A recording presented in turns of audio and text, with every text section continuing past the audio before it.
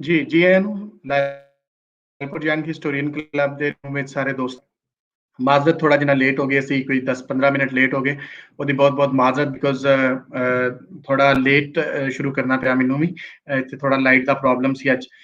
ਬਹੁਤ ਮਾਜ਼ਰਤ ਉਸ ਵਾਸਤੇ। ਅੱਜ ਜਿਸ ਤਰ੍ਹਾਂ ਸਾਰੇ ਦੋਸਤਾਂ ਨੂੰ ਪਤਾ ਹੈ ਕਿ ਸਾਡੇ ਜਿਹੜੇ ਲਾਇਲਪੁਰ ਯੰਗ ਹਿਸਟੋਰੀਅਨ ਕਲੱਬ ਹੈ, ਇਹਦੇ ਹਵਾਲੇ ਨਾਲ ਮੈਂ ਜਿੰਨੀ ਦੇਰ ਤੱਕ ਸਾਰੇ ਦੋਸਤ ਆ ਰਹੇ ਨੇ, ਮੈਂ ਰਿਕੁਐਸਟ ਕਰਾਂਗਾ ਜਿਹੜੇ ਦੋਸਤ ਵੇਖ ਰਹੇ ਨੇ ਪਲੀਜ਼ ਇਹਨੂੰ ਸ਼ੇਅਰ ਕਰ ਦੇਣ ਤਾਂ ਕਿ ਬਾਕੀ ਦੋਸਤ ਵੀ ਇਹਦੇ ਵਿੱਚ ਸ਼ਾਮਲ ਹੋ ਜਾਣ ਔਰ ਅਸੀਂ ਫਿਰ ਅੱਜ ਬਕਾਇਦਾ ਜਿਹੜਾ ਉਹਦਾ ਗੱਲਬਾਤ ਦਾ ਆਗਾਜ਼ ਕਰ ਸਕੀਏ। ਉਸ ਤੋਂ ਪਹਿਲੇ ਮੈਂ ਥੋੜੀ ਜਿਹੀ ਆਪਣੀ ਦੋਸਤਾਂ ਦੇ ਨਾਲ ਗੱਲਬਾਤ ਕਰਨਾ ਚਾਹਾਂਗਾ ਕਲੱਬ ਦੇ ਹਵਾਲੇ ਨਾਲ ਕਿ ਲਾਇਲਪੁਰ ਯੰਗ ਹਿਸਟੋਰੀਅਨ ਕਲੱਬ ਦੇ 3 ਡਿਫਰੈਂਟ ਜਿਹੜੇ ਅਸੀਂ ਕੰਮ ਕਰ ਰਹੇ ਹਾਂ। ਇੱਕ ਹਿਸਟਰੀ ਲੈਕਚਰ ਸੀਰੀਜ਼ ਜਿਸ ਵਿੱਚ ਅਸੀਂ ਪੰਜਾਬ ਦੇ ਜਿਹੜੇ ਗ੍ਰੇ ਏਰੀਆਜ਼ ਨੇ ਹਿਸਟਰੀ ਦੇ ਹਵਾਲੇ ਨਾਲ ਉਹਨਾਂ ਦੇ ਉੱਪਰ ਜਿਹੜੀ ਰਿਸਰਚ ਹੈ ਉਹਨੂੰ ਅਸੀਂ ਕਲੈਕਟ ਕਰ ਰਹੇ ਹਾਂ ਇੰਟਰਵਿਊਜ਼ ਦੀ ਸ਼ਕਲ ਦੇ ਵਿੱਚ ਔਰ ਉਹਨੂੰ ਅਸੀਂ ਪੰਜਾਬੀ ਦੇ ਵਿੱਚ ਕਰ ਰਹੇ ਹਾਂ ਤਾਂ ਕਿ ਇੱਕ ਪੰਜਾਬੀ ਦੇ ਵਿੱਚ ਖੂਬਸੂਰਤ ਅੱਛਾ ਸਾਇੰਟੀਫਿਕ ਅਸੀਂ ਇੱਕ ਆਰਕਾਈਵ ਬਣਾ ਸਕੀਏ। ਦੂਸਰਾ ਅਸੀਂ ਕੰਮ ਕਰਨੇ ਸਿਟੀ ਐਜ਼ ਇਟ ਵਾਜ਼, ਸ਼ਹਿਰਾਂ ਦੀ ਤਾਰੀਖ ਨੂੰ ਅਸੀਂ ਵੇਖਦੇ ਹਾਂ। ਸ਼ਹਿਰ ਉਹ ਜਿਨ੍ਹਾਂ ਦਾ ਕੋਈ ਹਿਸਟੋਰੀਕਲ ਜਿਹੜਾ ਹੈ ਉਹ ਹਿਸਟਰੀ ਹੈ, ਕੋਈ ਜਿਸ ਤਰ੍ਹਾਂ ਉਹ ਅੱਜ ਛੋਟੇ ਰਹਿ ਗਏ ਨੇ ਜਾਂ ਵੱਡੇ ਸ਼ਹਿਰ ਬਣ ਗਏ ਨੇ, ਲੇਕਿਨ ਲੋਕਾਂ ਨੂੰ ਕਿਸ ਤਰ੍ਹਾਂ ਹੰਡਾਇਆ, ਲੋਕਾਂ ਨੂੰ ਕਿਸ ਤਰ੍ਹਾਂ ਵੇਖਿਆ। ਔਰ ਤੀਸਰਾ ਸਾਡਾ ਜਿਹੜਾ ਪ੍ਰੋਗਰਾਮ ਹੈ ਉਹ ਬੁੱਕ ਆਫ ਦਾ ਵਿੱਚ ਅਸੀਂ ਬੁੱਕ ਆਫ ਦਾ ਵੀਕ ਦੇ ਹਵਾਲੇ ਨਾਲ ਕਰਨੇ ਕਿਤਾਬਾਂ ਲੈ ਕੇ ਉਹਦੇ ਰਿਵਿਊ ਸਾਡੇ ਬਹੁਤ ਸੀਨੀਅਰ ਸਕਾਲਰਸ ਦੀਆਂ ਕਿਤਾਬਾਂ ਔਰ ਉਹਦੇ ਸੀਨੀਅਰ ਸਕਾਲਰਸ ਆ ਕੇ ਗੱਲਬਾਤ ਕਰਦੇ ਨੇ ਔਰ ਇਹਦੇ ਰਾਹੀਂ ਅਸੀਂ ਆਪਣੇ ਜਿਹੜੇ ਯੰਗ ਹਿਸਟੋਰੀਅਨਸ ਨੇ, ਜਿਹੜੇ ਸਾਡੇ ਸੋਸ਼ਲ ਸਾਇੰਟਿਸਟ, ਜਿਹੜੇ ਬੱਚੇ ਸਟੂਡੈਂਟਸ ਜਿਹੜੇ ਪੜ੍ਹ ਰਹੇ ਨੇ, ਪਰਿਹਾੜ ਨੇ, ਜਿਹੜੇ ਉਹ ਸਾਰੇ ਆ ਕੇ ਇਸ ਤਰ੍ਹਾਂ ਕਿਤਾਬਾਂ ਦੇ ਨਾਲ ਜੁੜਦੇ ਨੇ। ਔਰ ਅੱਜ ਕੱਲ੍ਹ ਕੋਵਿਡ ਦੇ ਦਿਨਾਂ ਦੇ ਵਿੱਚ ਜਦੋਂ ਅਸੀਂ ਘਰਾਂ 'ਚ ਬੰਦ ਹਾਂ ਤੇ ਸਾਡੇ ਕੋਲ ਇੱਕ ਮੌਕਾ ਹੈ ਕਿ ਅਸੀਂ ਕਨੈਕਟ ਹੋ ਕੇ ਆਪਣੇ ਜਿਹੜੇ ਦੋਸਤ ਨੇ, ਜਿਹੜੇ ਸਕਾਲਰਸ ਨੇ, ਉਹਨਾਂ ਨੂੰ ਅਸੀਂ ਆਪਣੇ ਜਿਹੜੇ ਸੀਨੀਅਰ ਸਕਾਲਰਸ਼ਿਪ ਹੈ ਉਹਨਾਂ ਦੀ ਜਿਹੜੀ ਕਿਤਾਬਾਂ ਨੇ ਉਹਨਾਂ ਦੇ ਨਾਲ ਜੋੜ ਸਕੀਏ। ਸੋ ਇੱਕ ਆਰ ਸੀ ਛੋਟਾ ਜਿਹਾ ਔਰ ਅਸੀਂ ਉਹਨੂੰ ਪੰਜਾਬੀ 'ਚ ਰਿਵਿਊ ਕਰ ਸਕੀਏ ਤਾਂ ਕਿ ਜਿਹੜੀ ਸਾਡੀ ਸਾਰੀ ਲੋਕਾਂ ਤੱਕ ਇਹ ਪਹੁੰਚ ਸਕੇ ਔਰ ਇਹਦੇ ਤੇ ਗੱਲਬਾਤ ਹੋ ਸਕੇ। ਸੋ ਅੱਜ ਦੀ ਕਿਤਾਬ ਦੇ ਹਵਾਲੇ ਨਾਲ ਗੱਲਬਾਤ ਕਰਨੇ। ਅੱਜ ਅਸੀਂ ਜਿਸ ਤਰ੍ਹਾਂ ਅਸੀਂ ਪਹਿਲੇ ਕਾਫੀ ਦਿਨ ਪਹਿਲੇ ਅਸੀਂ ਇਵੈਂਟ ਆਪਣਾ ਲਾਂਚ ਕਰ ਦਿੱਤਾ ਸੀ, ਅੱਜ ਅਸੀਂ ਬਹੁਤ ਖੁਸ਼ ਹਾਂ ਔਰ ਸਾਡੇ ਵਾਸਤੇ ਬੜੀ ਇੱਜ਼ਤ ਦਾ ਦੇਣ ਹੈ ਕਿ ਅੱਜ ਪ੍ਰੋਫੈਸਰ ਪ੍ਰੀਤਮ ਸਿੰਘ ਹੋਰਾਂ ਦੀ ਕਿਤਾਬ federalism, nationalism and development India and Punjab economy, ਅੱਜ ਅਸੀਂ ਇਸ ਤੇ ਗੱਲਬਾਤ ਕਰਨ ਵਾਸਤੇ ਉਹਨਾਂ ਕੁਝ ਰਿਵਿਊਵਰਸ ਨੂੰ ਬੁਲਾਇਆ ਜਿਨ੍ਹਾਂ ਦੇ ਵਿੱਚ ਮੈਂ ਸਭ ਤੋਂ ਪਹਿਲਾਂ ਤਾਰਫ ਕਰਵਾਉਣਾ ਚਾਹਾਂਗਾ। ਸਾਡੇ ਨਾਲ ਸਾਡੇ ਬਹੁਤ ਸੀਨੀਅਰ ਸਕਾਲਰ ਮੌਜੂਦ ਨੇ, ਪ੍ਰੋਫੈਸਰ ਸੁਚਾ ਸਿੰਘ ਗਿੱਲ ਹੁਣੀ। ਆਪ ਬੜੇ ਰਿਨੋਨਡ ਇਕੋਨੋਮਿਸਟ ਨੇ ਇੰਡੀਅਨ ਪੰਜਾਬ ਦੇ ਔਰ ਉਹਨਾਂ ਦਾ ਇਕੋਨਮੀ ਦੇ ਵਿੱਚ ਇੱਕ ਵੱਡਾ ਨਾਂ ਹੈ।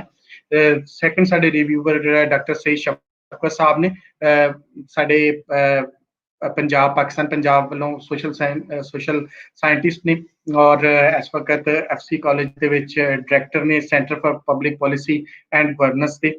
ਤੀਸਰੇ ਸਾਡੇ ਨਾਲ ਜਿਹੜੇ ਰਿਵਿਊਵਰ ਨੇ, ਸਾਨੂੰ ਬੜੀ ਖੁਸ਼ੀ ਹੈ ਕਿ ਅੱਜ ਸਾਡੇ ਨਾਲ ਪ੍ਰੋਫੈਸਰ ਅਤੁਲ ਸੂਦ ਜੀ ਮੌਜੂਦ ਨੇ।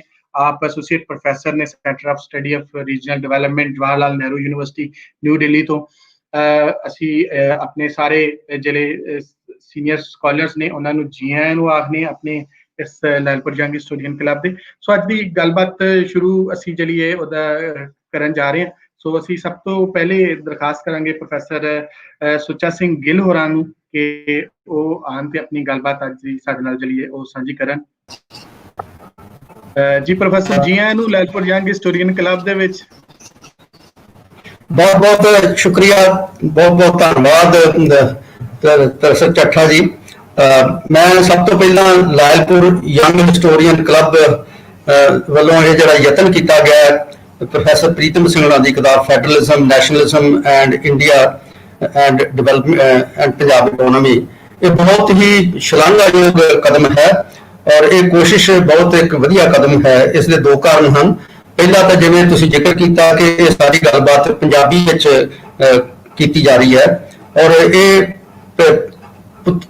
ईस्ट पंजाब और वैस्ट पंजाब के लोगों की मादरी भाषा है तो सांझी जुबान है तो माँ बोली में जी गल की जाती है बड़ी लोगों को जल्दी समझ आती है।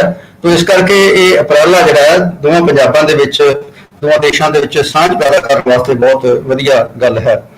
दूसरा है कि जी किताब का विषय है उहदे हवाले नाल जे मैं गल करां तो इस वक्त क्योंकि किताब जी इंडियन पंजाब के बारे फैडरलिज्म स्ट्रक्चर के नाल किहो जिहा रिलेशनशिप है गलबात करती है। ये इस वेले इंडियन पंजाब और खास करके हिंदुस्तान दे विच बड़ा भखिया मसला है फैडरलिज्म ਦਾ ਔਰ ਸਟੇਟਾਂ ਦਾ ਸੰਬੰਧ ਕੀ ਹੋਵੇ। ਇੱਕ ਤਾਂ ਕੋਵਿਡ ਦੇ ਹੁੰਦਿਆਂ ਹੋਇਆਂ ਬਹੁਤ ਸਾਰੇ ਰਾਜਾਂ ਦੀ ਜਿਹੜੀ GST ਹੈ, ਗੁੱਡਸ ਐਂਡ ਸਰਵਿਸਿਜ਼ ਟੈਕਸ ਜੋ ਹੈ, ਉਹਦੀ ਬਣਦੀ ਰਕਮ ਸੂਬਿਆਂ ਨੂੰ ਮਿਲ ਨਹੀਂ ਰਹੀ। ਇਸ ਕਰਕੇ ਬਹੁਤ ਔਖੇ ਨੇ ਔਰ ਕੁਝ ਸੂਬੇ ਜਿਹੜੇ ਨੇ ਉਹ ਸੁਪਰੀਮ ਕੋਰਟ ਜਾਣ ਦੀ ਸੋਚ ਰਹੇ ਨੇ ਕਿ ਇਸ ਸਮੇਂ ਦੇ ਵਿੱਚ ਸੈਂਟਰ ਤੋਂ ਕਿਵੇਂ ਪੈਸੇ ਲਏ ਜਾਣ। ਔਰ ਦੂਸਰੀ ਜਿਹੜੀ ਗੱਲ ਹੈ ਕਿ ਕੇਂਦਰ ਸਰਕਾਰ ਨੇ, ਯੂਨੀਅਨ ਗਵਰਨਮੈਂਟ ਨੇ ਤਿੰਨ ਆਰਡੀਨੈਂਸ ਪਾਸ ਕੀਤੇ ਨੇ ਔਰ ਇੱਕ ਬਿੱਲ, ਇਲੈਕਟ੍ਰਿਸਿਟੀ ਸੋਧ ਬਿੱਲ ਆਉਣ ਵਾਲੇ ਸੈਸ਼ਨ 'ਚ ਪਾਸ ਕਰਨਾ ਚਾਹੁੰਦੇ ਆ, ਜਿਹਦੇ ਤੋਂ ਕੁਝ ਸੂਬੇ ਕਾਫੀ ਔਖੇ ਨੇ। ਔਰ ਇਹ ਇੱਕ ਹਮਲਾ ਹੈ ਜਿਹੜੇ ਸਟੇਟਾਂ ਦੀ ਲਿਸਟ ਹੈ, ਜਿਹੜੀ ਫੈਡਰਲ ਸਟਰਕਚਰ ਦੇ ਵਿੱਚ ਸਟੇਟਾਂ ਦੇ ਅਧਿਕਾਰ ਨੇ ਉੱਤੇ ਐਨਕਰੋਚਮੈਂਟ ਦੀ ਗੱਲ ਚੱਲ ਰਹੀ ਹੈ। ਤੇ ਇਸ ਕਰਕੇ ਸੂਬਿਆਂ ਦੇ ਕੇਂਦਰ ਵਿੱਚ ਮਤਭੇਦ ਹੋਣ ਕਰਕੇ ਇਹ ਵਿਸ਼ਾ ਕਾਫੀ ਪੱਕਿਆ ਹੋਇਆ ਵਿਸ਼ਾ ਹੈ। ਇਸ ਕਰਕੇ ਜਿਹੜੀ ਸਾਡੀ ਗੱਲਬਾਤ ਹੈ ਅੱਜ ਕਰ ਰਹੇ ਹਾਂ ਜਿਸ ਦੇ ਬੁੱਕ ਦੇ ਉੱਤੇ, ਇਹ ਬਹੁਤ ਹੀ ਇੱਕ ਸਾਰਥਕ ਕੋਸ਼ਿਸ਼ ਹੈ ਔਰ ਸਮਝਦਾ ਕਿ ਮੁਲਕਾਂ ਦੇ ਵਿੱਚ ਡੈਮੋਕ੍ਰੇਸੀ ਨੂੰ ਸਮਝਣ ਵਾਸਤੇ, ਉਹਨਾਂ ਦੀ ਡਿਵੈਲਪਮੈਂਟ ਨੂੰ ਸਮਝਣ ਵਾਸਤੇ ਇਹ ਜਿਹੜੀ ਡਿਸਕਸ਼ਨ ਹੈ, ਬੁੱਕ ਜਿਹੜੀ ਹੈ ਕਾਫੀ ਸਹਾਈ ਹੋ ਸਕਦੀ ਹੈ। ਲੇਖਕ ਵੱਲੋਂ ਜਿਹੜੀ ਬੁੱਕ ਦੇ ਵਿੱਚ ਕੋਸ਼ਿਸ਼ ਕੀਤੀ ਗਈ ਹੈ ਕਿ ਫੈਡਰਲ ਜਾਂ ਸੰਘੀ ਢਾਂਚੇ ਬਾਰੇ ਬਹਿਸ ਜਿਹੜੀ ਹੈ, ਜਿਵੇਂ ਹਿੰਦੁਸਤਾਨ ਦੇ ਵਿੱਚ ਚੱਲਦੀ ਰਹੀ ਹੈ, ਖਾਸ ਕਰਕੇ ਹਿੰਦੁਸਤਾਨ ਦਾ ਕਨਸਟੀਟਿਊਸ਼ਨ 1950 ਤੋਂ ਬਾਅਦ ਲਾਗੂ ਹੋਣ ਤੋਂ ਬਾਅਦ ਇਹਨਾਂ ਦਾ ਖਿਆਲ ਹੈ ਕਿ ਇਹ ਫੈਡਰਲ ਸਟਰਕਚਰ ਹੈ ਹਿੰਦੁਸਤਾਨ ਦਾ ਕਨਸਟੀਟਿਊਸ਼ਨ, ਪਰ ਇਹ ਯੂਨਿਟਰੀ ਇਨ ਕਰੈਕਟਰ ਹੈ, ਭਾਵ ਕਿ ਕਨਸਟੀਟਿਊਸ਼ਨ ਦਾ ਢਾਂਚਾ ਸੰਘੀ ਹੈ ਪਰ ਇਸ ਦਾ ਸੁਭਾਅ ਤੇ ਨੇਚਰ ਜਿਹੜੀ ਹੈ ਯੂਨਿਟਰੀ ਹੈ, ਭਾਵ ਇਕਸਾਰ ਹੈ। ਕੇਂਦਰ ਨੂੰ ਵੱਧ ਅਧਿਕਾਰ ਹਨ, ਇਸ ਕਰਕੇ ਜਿਹੜੇ ਸੂਬੇ ਨੇ ਉਹਨਾਂ ਨੂੰ ਕਾਫੀ ਇਸ ਮਾਮਲੇ ਦੇ ਵਿੱਚ ਕੱਸਿਆ ਹੋਇਆ ਹੈ। ਤੇ ਇਸ ਕਰਕੇ ਜੇ ਦੇਖਿਆ ਜਾਏ ਮੌਜੂਦਾ ਕਨਸਟੀਟਿਊਸ਼ਨ ਦੀ ਪੋਜੀਸ਼ਨ ਜਿਹੜੀ ਸਟਰਕਚਰ ਨੂੰ ਡਿਫਾਈਨ ਕਰਦੀ ਹੈ, ਸਾਡੀਆਂ 3 ਲਿਸਟਾਂ ਹਨ ਜਿਹੜੀਆਂ ਇਹ ਡਿਫਾਈਨ ਕਰਦੀਆਂ ਨੇ ਕਿ ਕੇਂਦਰ ਦੇ ਕੋਲ ਕਿਹੜੇ ਅਧਿਕਾਰ ਨੇ, ਕਿਸ ਮਸਲੇ ਦੇ ਉੱਤੇ, ਮਾਮਲਿਆਂ ਦੇ ਉੱਤੇ ਉਹ ਕਾਨੂੰਨ ਬਣਾ ਸਕਦੇ ਨੇ ਔਰ ਸੂਬੇ ਕਿੰਨਾ ਮਾਮਲਿਆਂ ਤੇ ਉਹਨਾਂ ਦੀਆਂ ਲੈਜਿਸਲੇਟਿਵ ਕਾਨੂੰਨ ਬਣਾ ਸਕਦੀਆਂ ਨੇ। ਤੇ ਤੀਜੀ ਹੈ ਕੰਕਰੈਂਟ ਲਿਸਟ, ਜਿਨ੍ਹਾਂ ਤੇ ਦੋਵੇਂ ਕਾਨੂੰਨ ਬਣਾ ਸਕਦੇ ਨੇ, ਲੇਕਿਨ ਕਨਫਲਿਕਟ ਹੋਣ ਦੇ ਸਮੇਂ ਦੇ ਵਿੱਚ ਜੋ ਕੇਂਦਰੀ ਕਾਨੂੰਨ ਹੈ, ਯੂਨੀਅਨ ਕਾਨੂੰਨ ਹੈ, ਉਹ ਪ੍ਰਵੇਲ ਕਰੇਗਾ। ਸੋ ਪਹਿਲੀ ਲਿਸਟ ਜਿਹੜੀ ਕੇਂਦਰੀ ਲਿਸਟ ਹੈ, ਲਿਸਟ 1 ਜਿਹਨੂੰ ਕਹਿੰਦੇ ਆ, ਉਹ 'ਚ 97 ਮੱਦਾਂ ਦਰਜ ਕੀਤੀਆਂ ਗਈਆਂ ਨੇ, ਜਿਸ 'ਚ ਇੰਡਸਟਰੀ, ਕਮਰਸ ਨਾਲ ਰਿਲੇਟਡ ਜਿਹੜੀਆਂ ਬਹੁਤ ਸਾਰੀਆਂ ਮੱਦਾਂ ਨੇ ਔਰ ਡਿਫੈਂਸ ਹੈ, ਫਾਰਨ ਅਫੇਅਰ ਹੈ, ਇਹ ਸਾਰੇ ਇਹਦੇ 'ਚ ਦਰਜ ਕੀਤੇ ਗਏ ਨੇ। ਜਿਹੜੀ ਦੂਜੀ ਲਿਸਟ ਹੈ ਇਹਦੇ 'ਚ 66 ਮੱਦਾਂ ਦਰਜ ਨੇ, ਜਿਹਦੇ 'ਚ ਮੇਨਲੀ ਐਗਰੀਕਲਚਰ ਹੈ, ਲਾਅ ਐਂਡ ਆਰਡਰ ਹੈ, ਹੈਲਥ ਹੈ ਔਰ ਐਗਰੀਕਲਚਰ ਐਕਸਟੈਂਸ਼ਨ ਹੈ, ट्रेड ऑफ एग्रीकल्चर कमोडिटी है और बहुत सारिया इस तरह दी मदां ने और टैक्सेशन लाउण दी पावर है और खास करके कॉन्स्टिट्यूशन ने दिखा दिता गया ते 3-4 मदां जिहड़ियां ने ਉਹਦੇ ਤੇ ਸਿਰਫ ਸਟੇਟਾਂ ਹੀ ਕਾਨੂੰਨ ਬਣਾ ਸਕਦੀਆਂ ਨੇ, ਜਿਵੇਂ ਐਗਰੀਕਲਚਰ ਇਨਕਮ ਟੈਕਸ ਹੈ ਸਟੇਟ ਦਾ ਸਬਜੈਕਟ ਹੈ, ਫਿਊਲ ਉੱਤੇ ਟੈਕਸ ਹੈ ਇਹ ਸਟੇਟ ਦਾ ਸਬਜੈਕਟ ਹੈ, ਰੇਤਾ ਬਜਰੀ ਜਿਹੜਾ ਲੋਕਲ ਮਿਨਰਲਸ ਨੇ, ਛੋਟੇ ਮਿਨਰਲ ਨੇ, ਇਹ ਸਟੇਟ ਦਾ ਸਬਜੈਕਟ ਹੈ, ਲਿਕਰ ਸਟੇਟ ਦਾ ਸਬਜੈਕਟ ਹੈ, ਇਸ ਕਰਕੇ ਇਹਨਾਂ ਨੂੰ GST ਤੋਂ ਬਾਹਰ ਰੱਖਿਆ ਗਿਆ। ਤੀਸਰੀ ਜਿਹੜੀ ਲਿਸਟ ਹੈ ਜਿਹਦੇ ਵਿੱਚ ਕਾਫੀ ਮੱਦਾਂ ਦਰਜ ਨੇ, ਇਹਦੇ ਵਿੱਚ ਜਿਹੜਾ ਕੇਂਦਰ ਕਾਨੂੰਨ ਬਣਾ ਕੇ ਪਰ ਉਹਦੀ ਜਿਹੜੀ ਪਾਵਰ ਹੈ ਸਭ ਤੋਂ ਜ਼ਿਆਦਾ ਹੈ। ਇਸ ਤੋਂ ਇਲਾਵਾ ਜੋ ਮੱਦਾਂ ਇਹਨਾਂ 3 ਲਿਸਟਾਂ ਦੇ ਵਿੱਚ ਸ਼ਾਮਲ ਨਹੀਂ, ਜਿਹਨੂੰ ਰੈਜ਼ੀਡੂਅਰੀ ਮੈਟਰਸ ਕਹਿੰਦੇ ਨੇ, ਉਹ ਸਾਰੇ ਕੇਂਦਰ ਸਰਕਾਰ ਦੇ ਕੋਲ ਨੇ ਔਰ ਇਸ ਕਰਕੇ ਕੇਂਦਰ ਸਰਕਾਰ ਜਿਹੜਾ ਹੈ ਉਹ ਉਹਦੇ ਕੋਲ ਕਾਫੀ ਵੱਧ ਅਧਿਕਾਰ ਨੇ। ਇਸ ਤੋਂ ਇਲਾਵਾ 8ਵੀਂ ਸ਼ਡਿਊਲ ਹੈ ਜਿਹਦੇ ਚ ਭਾਸ਼ਾਵਾਂ 18 ਭਾਸ਼ਾਵਾਂ ਦਾ ਜ਼ਿਕਰ ਕੀਤਾ ਗਿਆ, ਪੰਜਾਬੀ ਇਹਦੇ ਚ ਇੱਕ ਹੁੰਦੀ ਹੈ। ਇਸ ਤੋਂ ਬਾਅਦ 9ਵੀਂ ਸ਼ਡਿਊਲ ਹੈ ਜਿਹਦੇ ਚ ਲੈਂਡ ਰਿਫਾਰਮ ਦੇ 84 ਐਕਟ ਜਿਹੜੇ ਸਟੇਟਾਂ ਨੇ ਪਾਸ ਕੀਤੇ ਨੇ ਉਹਨਾਂ ਨੂੰ ਸ਼ਿਫਟ ਕਰ ਲਿਆ ਗਿਆ ਔਰ ਉਹਨਾਂ 'ਚ ਕੋਈ ਵੀ ਤਬਦੀਲੀ ਕਰਨ ਵਾਸਤੇ ਜਿਹੜੇ ਸੂਬਿਆਂ ਦੀਆਂ ਸਰਕਾਰਾਂ ਨੇ ਉਹਨਾਂ ਨੂੰ ਕੇਂਦਰ ਤੋਂ ਪ੍ਰਵਾਨਗੀ ਲੈਣੀ, ਮਨਜ਼ੂਰੀ ਲੈਣੀ ਜ਼ਰੂਰੀ ਹੈ। ਤੇ ਇਸ ਤਰ੍ਹਾਂ ਜਿਹੜਾ ਇਹ ਇੱਕ ਸਟਰਕਚਰ ਹੈ ਜਿਹੜਾ ਕਿ ਸੰਘੀ ਹੈ, ਫੈਡਰਲ ਹੈ, ਇਨ ਸਟਰਕਚਰ ਇਹਦਾ ਫੈਡਰਲ ਹੈ, ਲੇਕਿਨ ਇਹਦੇ 'ਚ ਯੂਨਿਟਰੀ ਭਾਵਨਾਵਾਂ ਜਿਹੜੀਆਂ ਨੇ ਉਹ ਜ਼ਿਆਦਾ ਭਰ ਨੇ। ਇਸ ਕਰਕੇ ਜਿਹੜੇ ਕੇਂਦਰ ਤੇ ਸੈਂਟਰ ਸਰਕਾਰ ਹੈ ਉਹਨਾਂ ਦੇ ਵਿੱਚ ਬਹੁਤ ਸਾਰੇ ਕਿਸਮ ਦੀਆਂ ਸਮੱਸਿਆਵਾਂ ਚੱਲਦੀਆਂ ਰਹਿੰਦੀਆਂ ਨੇ ਔਰ ਤੁਹਾਨੂੰ ਯਾਦ ਹੋਵੇਗਾ ਕਿ 80s ਵਿੱਚ ਪੰਜਾਬ ਦੇ ਵਿੱਚ ਕਾਫੀ ਵੱਡੀ ਪ੍ਰੋਬਲਮ ਆਈ ਇਸ ਮਸਲੇ ਨੂੰ ਲੈ ਕੇ ਔਰ ਉਸ ਤੋਂ ਬਾਅਦ ਸਰਕਾਰੀਆ ਕਮਿਸ਼ਨ ਜਸਟਿਸ ਸਰਕਾਰੀਆ ਦੀ ਪ੍ਰਧਾਨਗੀ ਵਿੱਚ ਕਮਿਸ਼ਨ ਕਾਇਮ ਕੀਤਾ ਗਿਆ ਜਿਹਨੂੰ ਸਰਕਾਰੀਆ ਕਮਿਸ਼ਨ ਕਹਿੰਦੇ ਨੇ। ਉਹਨੇ 1987 ਵਿੱਚ ਰਿਪੋਰਟ ਦਿੱਤੀ ਜਿਸ 'ਚ ਉਹਨਾਂ ਨੇ ਕਿਹਾ ਕਿ ਕਾਫੀ ਸੈਂਟਰਲਾਈਜ਼ਡ ਕਨਸਟੀਟਿਊਸ਼ਨ ਹੋਣ ਕਰਕੇ ਸਟੇਟਾਂ ਨੂੰ ਵੱਧ ਅਧਿਕਾਰ ਦੇਣ ਦੀ ਲੋੜ ਹੈ। ਇਸ ਤੋਂ ਬਾਅਦ ਵਾਜਪਾਈ ਦੀ ਗਵਰਨਮੈਂਟ ਸਮੇਂ ਵੈਂਕਟਾ ਚਲਈਆ ਕਮਿਸ਼ਨ ਬਣਿਆ, ਉਹਨੇ ਵੀ ਇਸ ਤਰ੍ਹਾਂ ਦੀਆਂ ਸਿਫਾਰਸ਼ਾਂ ਦਿੱਤੀਆਂ ਪਰ ਇਹਨਾਂ ਦੇ ਬਹੁਤਾ ਅਮਲ ਨਹੀਂ ਹੋ ਸਕਿਆ। ਜਿਹੜੀ ਮੌਜੂਦਾ ਬੁੱਕ ਹੈ ਜਿਹਦੇ ਬਾਰੇ ਅਸੀਂ ਗੱਲ ਕਰ ਰਹੇ ਹਾਂ, federalism, nationalism and development, India and Punjab economy, ਇਹ ਮੁੱਖ ਰੂਪ ਵਿੱਚ 7 ਚੈਪਟਰਸ ਵਿੱਚ ਵੰਡੀ ਹੋਈ ਹੈ, ਜਿਸ 'ਚ ਪਹਿਲਾ ਚੈਪਟਰ ਇੰਟਰੋਡਕਸ਼ਨ ਦਾ ਹੈ, ਭੂਮਿਕਾ ਦਿੰਦਾ ਹੈ ਕਿ ਇਹ ਬੁੱਕ ਦੇ ਵਿੱਚ ਕੀ ਲਿਖਿਆ ਗਿਆ। ਦੂਜਾ ਚੈਪਟਰ ਜੋ ਹੈ ਪੰਜਾਬ ਦੀ ਜੀਓਗ੍ਰਾਫੀ ਤੇ ਪੋਲੀਟੀਕਲ ਇਕੋਨਮੀ ਹੈ ਦਿੱਤਾ ਗਿਆ ਹੈ। ਇਹਦੇ ਵਿੱਚ ਸੈਂਟਰ ਸਟੇਟ ਰਿਲੇਸ਼ਨ ਦਾ ਜਿਹੜਾ ਜ਼ਿਕਰ ਹੈ ਉਹ ਬੜੇ ਵਿਸਥਾਰ ਨਾਲ ਹਿਸਟੋਰੀਕਲ ਕੰਟੈਕਸਟ ਵਿੱਚ ਕੀਤਾ ਗਿਆ ਹੈ। ਇਸ ਜਿਹੜਾ ਜ਼ਿਕਰ ਹੈ ਇਹ ਰਾਈਜ਼ ਆਫ ਸਿੱਖ ਪਾਵਰ ਤੋਂ ਲੈ ਕੇ 1708 1799, then Sikh empire 1799-1949, then Punjab under British rule 1849 ਤੋਂ 1947, then struggle for separate state 1947 ਤੋਂ 1966, ਫਿਰ ਪੰਜਾਬ ਡਿਊਰਿੰਗ 1966 ਤੋਂ 91। ਸੋ ਇਹ ਚੈਪਟਰ ਜਿਹੜਾ 91 ਤੇ ਬੰਦ ਹੋਇਆ ਕਿਉਂਕਿ ਜਿਹੜੀ ਸਟੱਡੀ ਦਾ ਪੀਰੀਅਡ ਹੈ ਮੇਨਲੀ ਉਹ 1966 ਤੋਂ ਲੈ ਕੇ 91 ਸਟੱਡੀ ਕੀਤਾ ਗਿਆ ਹੈ ਡਿਟੇਲ ਦੇ ਵਿੱਚ, ਬਾਕੀ ਹਿੱਸਾ ਜਿਹੜਾ ਹਿਸਟੋਰੀਕਲ ਹੈ। ਤੀਸਰਾ ਚੈਪਟਰ ਜਿਹੜਾ federalism, nationalism, Indian development strategy ਦੀ ਹੈ, ਇਹ ਜਿਹੜਾ ਐਕਚੁਅਲੀ 1966 ਤੋਂ ਲੈ ਕੇ 71 ਤੱਕ ਹੈ ਤੇ ਪੰਜਾਬ ਦੇ ਕੇਂਦਰ ਸਰਕਾਰ ਨਾਲ ਸੰਬੰਧਾਂ ਦਾ ਇਤਿਹਾਸ ਦਾ ਜ਼ਿਕਰ ਕੀਤਾ ਗਿਆ ਇਹਦੇ ਵਿੱਚ। ਚੌਥਾ ਚੈਪਟਰ ਜਿਹੜਾ ਫਾਈਨੈਂਸ਼ੀਅਲ ਰਿਲੇਸ਼ਨ ਆਫ ਪੰਜਾਬ, ਇਹਦੇ ਗੱਲਬਾਤ ਕੀਤੀ ਗਈ ਹੈ। ਇਹਦੇ ਵਿੱਚ ਸੈਂਟਰ ਸਟੇਟ ਰਿਲੇਸ਼ਨਸ ਤੇ ਇਹਨਾਂ ਦੀਆਂ ਜਿਹੜੇ ਕੰਟਰਡਿਕਸ਼ਨਸ ਨੇ ਉਹਨਾਂ ਦੀ ਗੱਲਬਾਤ ਕੀਤੀ ਗਈ ਹੈ। ਇਹਦੇ ਵਿੱਚ ਸਾਡੇ ਕਨਸਟੀਟਿਊਸ਼ਨ ਦੇ, ਹਿੰਦੁਸਤਾਨ ਦੇ ਕਨਸਟੀਟਿਊਸ਼ਨ ਦੇ ਵਿੱਚ ਹਰ ਸਾਲ 5 ਸਾਲਾਂ ਬਾਅਦ ਫਾਈਨਾਂਸ ਕਮਿਸ਼ਨ ਬਣਾਇਆ ਜਾਂਦਾ ਹੈ ਜਿਹੜਾ ਇਹ ਤੈਅ ਕਰਦਾ ਹੈ ਕਿ ਕਿੰਨਾ ਹਿੱਸਾ ਜਿਹੜਾ ਸੈਂਟਰਲ ਟੈਕਸਸ ਦਾ ਉਹ ਸਟੇਟਸ ਨੂੰ ਦਿੱਤਾ ਜਾਏਗਾ, ਔਰ ਉਹ ਸਟੈਚੂਟਰੀ ਹੈ। ਕਮਿਸ਼ਨ ਦੀਆਂ ਸਿਫਾਰਿਸ਼ਾਂ ਜਿਹੜੀਆਂ ਨੇ ਉਹ ਸਰਕਾਰ ਨੂੰ ਮੰਨਣੀਆਂ ਪੈਂਦੀਆਂ ਨੇ। ਇਹਨਾਂ ਦਾ ਡਿਟੇਲ ਵਿੱਚ ਇਹਨਾਂ ਨੇ ਐਨਾਲਿਸਿਸ ਕੀਤਾ ਹੈ। 9ਵੇਂ ਚੈਪਟਰ ਦੇ ਵਿੱਚ ਉਹਨਾਂ ਨੇ centre state relations, implication for Punjab agriculture, Punjab agriculture ਦੇ ਵਿੱਚ ਉਹਨਾਂ ਨੇ ਕਾਫੀ ਡਿਟੇਲ 'ਚ ਜ਼ਿਕਰ ਕੀਤਾ ਹੈ ਕਿ ਕਿਵੇਂ ਪੰਜਾਬ ਨੂੰ ਇੱਕ ਐਗਰੀਕਲਚਰਲ ਡਿਵੈਲਪਡ ਸਟੇਟ ਬਣਾਉਣ ਵਾਸਤੇ ਸੈਂਟਰ ਨੇ ਕਾਫੀ ਕੋਸ਼ਿਸ਼ ਕੀਤੀ, ਔਰ ਇਹ ਕੋਸ਼ਿਸ਼ ਦੇ ਨਤੀਜੇ ਵੱਲੋਂ ਪੰਜਾਬ ਜਿਹੜਾ ਹੈ ਉਹ ਹਿੰਦੁਸਤਾਨ ਦੀ ਗ੍ਰੀਨਰੀ ਵੱਲੋਂ ਉੱਭਰਿਆ।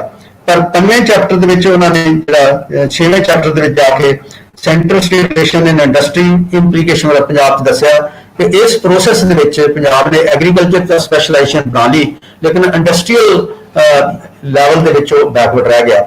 ਇਹਦੇ ਵਿੱਚ ਉਹਨਾਂ ਨੇ 2 ਕਿਸਮ ਦੀਆਂ ਸੰਸਥਾਵਾਂ ਦਾ ਜ਼ਿਕਰ ਬੜੇ ਡਿਟੇਲ 'ਚ ਕੀਤਾ ਹੈ, ਔਰ ਸਾਡਾ ਗੌਰ ਮੰਗਦਾ, ਸਾਡਾ ਧਿਆਨ ਮੰਗਦਾ ਹੈ। ਇੱਕ ਤਾਂ ਹੈ ਕਿ ਲਾਇਸੈਂਸਿੰਗ ਸਿਸਟਮ ਜਿਹੜਾ 1950s ਤੋਂ ਸ਼ੁਰੂ ਕੀਤਾ ਗਿਆ ਕਿ ਜੇ ਇੰਡਸਟਰੀ, ਵੱਡੀ ਇੰਡਸਟਰੀ ਕਿਸੇ ਸੂਬੇ 'ਚ ਲਾਉਣੀ ਹੈ ਤੇ ਕੇਂਦਰ ਤੋਂ ਉਹਦੇ ਵਾਸਤੇ ਲਾਇਸੈਂਸ ਲੈਣਾ ਪਏਗਾ, ਤੇ ਲਾਇਸੈਂਸਾਂ ਦੀ ਐਲੋਕੇਸ਼ਨ ਵਾਸਤੇ ਕੇਂਦਰ ਦੀ ਮਨਜ਼ੂਰੀ ਜਿਹੜੀ ਹੈ ਬਹੁਤ ਜ਼ਰੂਰੀ ਹੈ। ਤੇ ਉਹਦੇ 'ਚ ਇੱਕ ਕਿਸਮ ਦਾ ਬਾਇਸ ਬਣਿਆ ਕਿ ਪੰਜਾਬ ਦੇ ਵਿੱਚ ਵੱਡੇ ਪ੍ਰੋਜੈਕਟ ਨਹੀਂ ਲਾਏ ਗਏ ਤੇ ਇਹ ਪ੍ਰੋਜੈਕਟ ਜਿਹੜੇ ਨੇ ਹੋਰਨਾਂ ਸੂਬਿਆਂ ਵਿੱਚ ਲਾਏ ਗਏ ਨਾਲ, ਕਿਉਂਕਿ ਇੱਕ ਸਟ੍ਰੈਟਜੀ ਦਿੱਤੀ ਗਈ ਜਿਹਨੂੰ ਬੈਲੈਂਸਡ ਰੀਜਨਲ ਡਿਵੈਲਪਮੈਂਟ ਕਹਿੰਦੇ ਆ, ਤੇ ਬੈਕਵਰਡ ਥਾਵਾਂ ਸਟੇਟ ਸੂਬਿਆਂ ਦੇ ਵਿੱਚ ਕਾਫੀ ਵੱਡੇ ਪ੍ਰੋਜੈਕਟ ਲਾਏ ਗਏ, ਲੇਕਿਨ ਪੰਜਾਬ ਨੂੰ ਕਾਫੀ ਇਹਦੇ ਵਿੱਚ ਇਗਨੋਰ ਕੀਤਾ ਗਿਆ। ਉਸ ਤੋਂ ਬਾਅਦ ਹੈਗਾ 7ਵਾਂ ਚੈਪਟਰ ਜੋ ਹੈ ਇਹ ਡੀਲਸ ਵਿਦ ਸਮਰੀ ਐਂਡ ਕਨਕਲੂਸ਼ਨ, ਜਿਹੜੀਆਂ ਇਹਦੀਆਂ ਇੰਪਲੀਕੇਸ਼ਨ ਹੈ ਉਹਦੀ ਡਿਟੇਲ ਦੇ ਵਿੱਚ ਸਟੱਡੀ ਕਰਦਾ ਹੈ। ਇਸ ਤੋਂ ਬਾਅਦ ਮੈਂ ਕੁਝ ਕਮੈਂਟ ਇਹਦੇ ਤੇ ਦੇਣਾ ਚਾਹੁੰਦਾ ਹਾਂ। ਪਹਿਲਾ ਹੈ ਕਿ ਪਰਸਪੈਕਟਿਵ ਕੀ ਹੈ ਇਸ ਕਿਤਾਬ ਦਾ, ਜਿਵੇਂ ਆਥਰ ਨੇ ਜ਼ਿਕਰ ਕੀਤਾ ਉਹਦੇ ਵਿੱਚ ਕਿ ਇਹਨਾਂ ਨੇ ਇਸ ਗੱਲ ਤੇ ਜ਼ੋਰ ਦਿੱਤਾ ਹੈ ਕਿ ਜਿਹੜੀਆਂ ਸਬ ਨੈਸ਼ਨਲ ਨੇ, ਜਿਨ੍ਹਾਂ ਨੂੰ ਅਸੀਂ ਸੂਬੇ ਕਹਿੰਦੇ ਆ, ਜਿਹੜੇ ਕਿ ਭਾਸ਼ਾ ਦੇ ਆਧਾਰ ਤੇ ਔਰ ਜੀਓਗ੍ਰਾਫਿਕ ਲੋਕੇਸ਼ਨ ਦੇ ਆਧਾਰ ਤੇ ਜਿਹੜਾ ਸੱਭਿਆਚਾਰ ਕਲਚਰ ਨੂੰ ਧਿਆਨ 'ਚ ਰੱਖ ਕੇ ਪ੍ਰਫੁੱਲਿਤ ਕੀਤੇ ਗਏ ਨੇ, ਉਹਨਾਂ ਨੂੰ ਸਬ ਨੈਸ਼ਨਲ ਕਿਹਾ ਗਿਆ ਹੈ। ਔਰ ਇਹਨਾਂ ਦਾ ਖਿਆਲ ਹੈ ਕਿ ਸਬ ਨੈਸ਼ਨਲ ਜਿਹੜੇ ਖੰਡ ਨੇ ਜਾਂ ਰੀਜਨਸ ਨੇ, ਜਿਨ੍ਹਾਂ ਨੂੰ ਅਸੀਂ ਸੂਬੇ ਕਹਿੰਦੇ ਆ, ਉਹਨਾਂ ਨੂੰ ਸਟਰੈਂਥਨ ਕਰਨਾ ਬਹੁਤ ਹੀ ਜ਼ਰੂਰੀ ਹੈ। ਔਰ ਇਸ ਪਰਸਪੈਕਟਿਵ ਤੋਂ ਉਹਨਾਂ ਨੇ 1966 ਤੋਂ 91 ਤੱਕ ਪੰਜਾਬ ਪੋਲੀਟੀਕਲ ਬੇਸ। ਦੂਸਰੀ ਗੱਲ ਇਹਦੇ ਵਿੱਚ ਜੋ ਪ੍ਰਮੁੱਖ ਹੈ ਉਹ ਇਹ ਆਉਂਦੀ ਹੈ ਕਿ ਜੋ ਇਹਨੂੰ ਐਗਜ਼ਾਮਨ ਕਰਨ ਦਾ ਇਹਨਾਂ ਨੇ ਪਰਸਪੈਕਟਿਵ ਬਣਾਇਆ ਹੈ ਉਹ ਬੜਾ ਦਿਲਚਸਪ ਹੈ। ਇਹਨਾਂ ਦਾ ਪਰਸਪੈਕਟਿਵ ਹੈ ਕਿ ਪੰਜਾਬ ਦੀ ਡਿਵੈਲਪਮੈਂਟ ਨੂੰ ਸੈਂਟਰ ਸਟੇਟ ਪਰਸਪੈਕਟਿਵ ਦੇ ਐਂਗਲ ਤੋਂ ਓਵਰਆਲ GDP ਜਾਂ ਸਟੇਟ ਗ੍ਰਾਸ ਡੋਮੈਸਟਿਕ ਪ੍ਰੋਡਕਟ ਦੇ ਐਂਗਲ ਤੋਂ ਮੇਜ਼ਰ ਕਰਨ ਦੀ ਬਜਾਏ ਇਹਨੂੰ ਸਾਨੂੰ ਬੈਲੈਂਸ ਬਿਟਵੀਨ ਐਗਰੀਕਲਚਰ ਤੇ ਇੰਡਸਟਰੀ ਦੇ ਹਿਸਾਬ ਕਿਤਾਬ ਨਾਲ ਅਧਿਐਨ ਕਰਨਾ ਚਾਹੀਦਾ ਹੈ। ਔਰ ਇਹਦੇ ਸੰਬੰਧ ਦੇ ਵਿੱਚ ਹੀ transfer of resources from centre and states and ਇਹਦੇ ਨਾਲ ਹੀ ਜਿਹੜੀਆਂ ਵਰਕਿੰਗ ਆਫ ਫਾਈਨੈਂਸ਼ੀਅਲ ਇੰਸਟੀਟਿਊਸ਼ਨਸ ਨੇ। ਇੱਕ ਤਾਂ ਫਾਈਨਾਂਸ ਕਮਿਸ਼ਨ ਜਿਹੜਾ ਮੈਂ ਜ਼ਿਕਰ ਕੀਤਾ ਹੈ, ਇਹਦੇ ਨਾਲ ਪਲਾਨਿੰਗ ਕਮਿਸ਼ਨ ਜਿਹੜਾ ਬਹੁਤ ਵੱਡਾ ਸੋਰਸ ਹੈ ਜਿਹਦੇ 'ਚ ਸੂਬਿਆਂ ਨੂੰ ਫੰਡ ਟ੍ਰਾਂਸਫਰ ਕੀਤੇ ਜਾਂਦੇ ਸੀਗੇ। ਔਰ ਤੀਸਰਾ ਹੈ ਸਾਡੀਆਂ ਫਾਈਨੈਂਸ਼ੀਅਲ ਇੰਸਟੀਟਿਊਸ਼ਨ ਜਿਹਦੇ 'ਚ ਬੈਂਕ ਆਉਂਦੇ ਨੇ। ਇਹਨਾਂ ਨੇ ਕਾਫੀ ਡਿਟੇਲ 'ਚ ਅਧਿਐਨ ਕੀਤਾ ਹੈ ਤੇ ਬੈਂਕਾਂ ਵੱਲੋਂ ਜਿਹੜੀ ਡਿਪੋਜ਼ਿਟ ਐਡਵਾਂਸ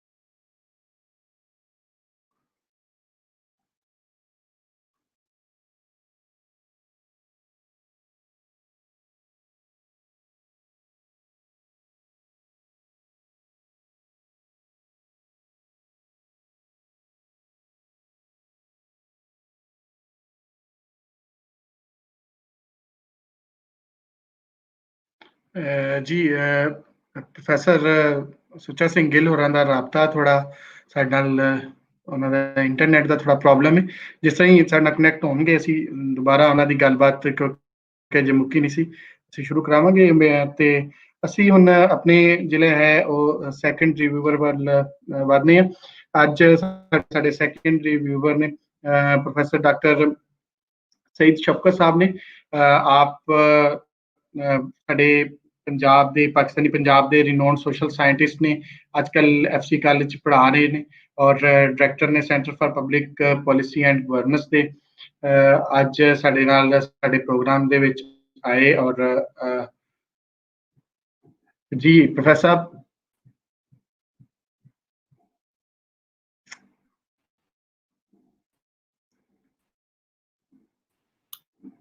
जी हेलो जी डॉक्टर साहब मेरी आवाज आ रही है? जी मैंने थोड़ी आवाज आ गई और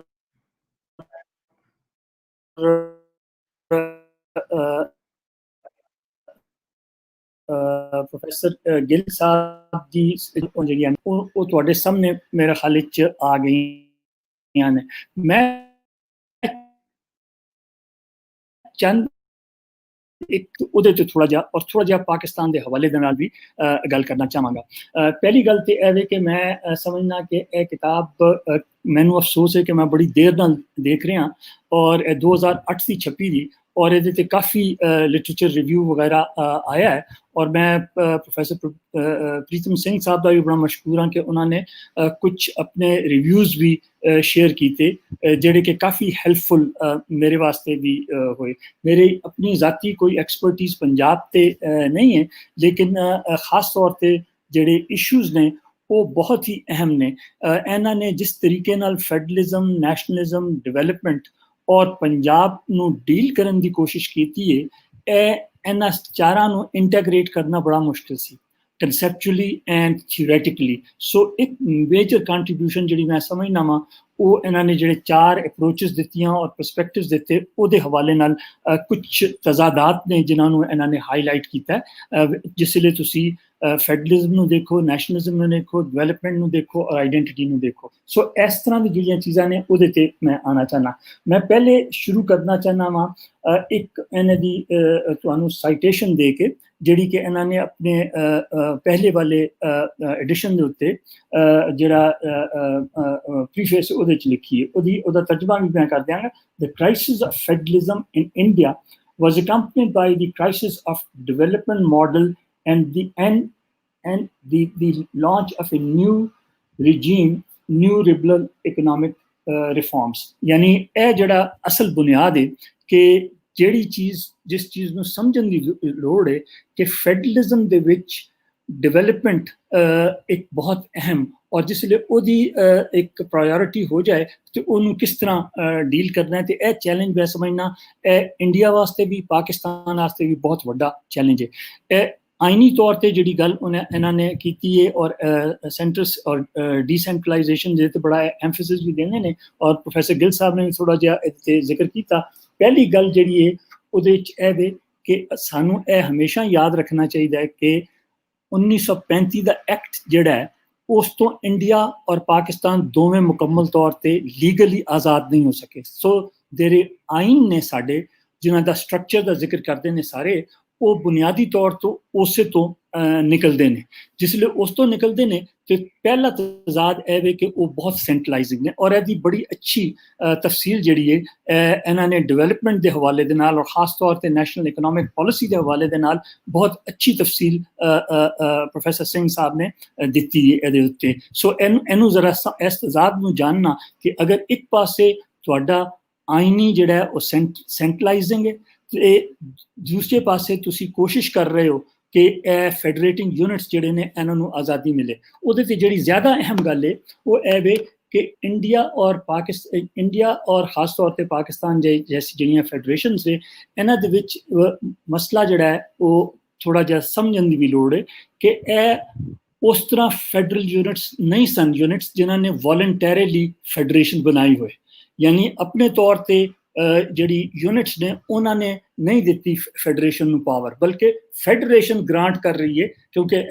1935 के एक्ट तो चल रहा है कि वो फैडरेशन जिहड़ी है जिहड़ा सेंट्रल गवर्नमेंट है वो कह रही है कि तुहानूं सूबे असी मराद देने वास्ते तैयार है, economics, financial, political and others. तो उस दे हवाले दे नाल इस तजाद नूं जिहड़ा है वो बहुत उन्होंने अच्छा मैं समझना कि हाईलाइट किया कि चैलेंज की है फैडरल स्ट्रक्चर दे विच, खास तौर पर इहो जिहा फैडरल स्ट्रक्चर। तो जिहड़ी बुनियादी गल मैं कहना चाहता वो अगर तुसी अमरीकी सिस्टम नूं देखो तो उहदे विच वे कि यूनिट्स वॉलंटरीली एग्री करदियां ने कि फैडरेशन दे कोल होएगा, साडे कोल जिहड़ा है वो उत्तों आ रहा है। तो इसलिए इत्थे मॉडल जिहड़ा है वो किस तरह इकट्ठा रखा जाए, होल्डिंग टुगैदर, ठीक है, और getting together, two different things कि तुसी इकट्ठे किवें हुंदे हो और तुहानूं इकट्ठा रखिया किस तरह जा सकता है। तो यह गल जिहड़ी है इहदा तजाद उन्होंने खास तौर पर दस्सिया। दूजी गल जो मैं समझना बहुत ही अहम है और मैं इससे खास तौर पर थोड़ा जिहा पाकिस्तान के हवाले नाल भी कहना चाहना वा कि पंजाबी आइडेंटिटी एक पासे और पंजाबी नैशनलिज्म और उसकी बहुत अच्छी जड़ा चैप्टर जिहदा जिक्र किया प्रोफैसर साहब ने पहले भी खास तौर पर सैकेंड चैप्टर जिहदे geography, history, political economy, it's a complete मतलब है तुहानूं तफसीली कि पंजाब है की और खास तौर पर वो पंजाब जिहड़ा सिख दे हवाले दे नाल और सिखिज्म के हवाले दे नाल। सो उस तरीके की जिहड़ी आइडेंटिटी है उहदे विच एक बहुत तजाद भी है कि जी मुस्लिम रूल और खास तौर पर मुगल रूल के खिलाफ जिहड़ा सी वो कॉन्ट्रडिक्शन सामने आती है। तो इत्थे लैंग्वेज इन्होंने बड़ा एम्फेसिस दिता है कि लैंग्वेज आइडेंटिटी वास्ते और नैशनलिज्म वास्ते बहुत जरूरी है और वो इसलिए अहम है खास तौर पर सिखिज्म कि सिखिज्म की जिहड़ी लैंग्वेज सेक्रेड है वो पंजाबी है। पंजाब जिहड़ा पाकिस्तानी और लार्जर उन्हें सूबे की पूरी तफसील भी दी गई है, यह भी दस्सिया है कि 1860 के विच कितनी आबादी सी, मेजोरिटी मुसलमानों की सी, रूलर किस तरह सी, इस सारी कहानी के बाद एक ही रूलर जिहड़ा पंजाब दे विच पंजाबी आंदा है वो महाराजा रणजीत सिंह का है जिक्र, उसकी जिहड़ी दस्सण के बाद linguistic identity is a very important dimension.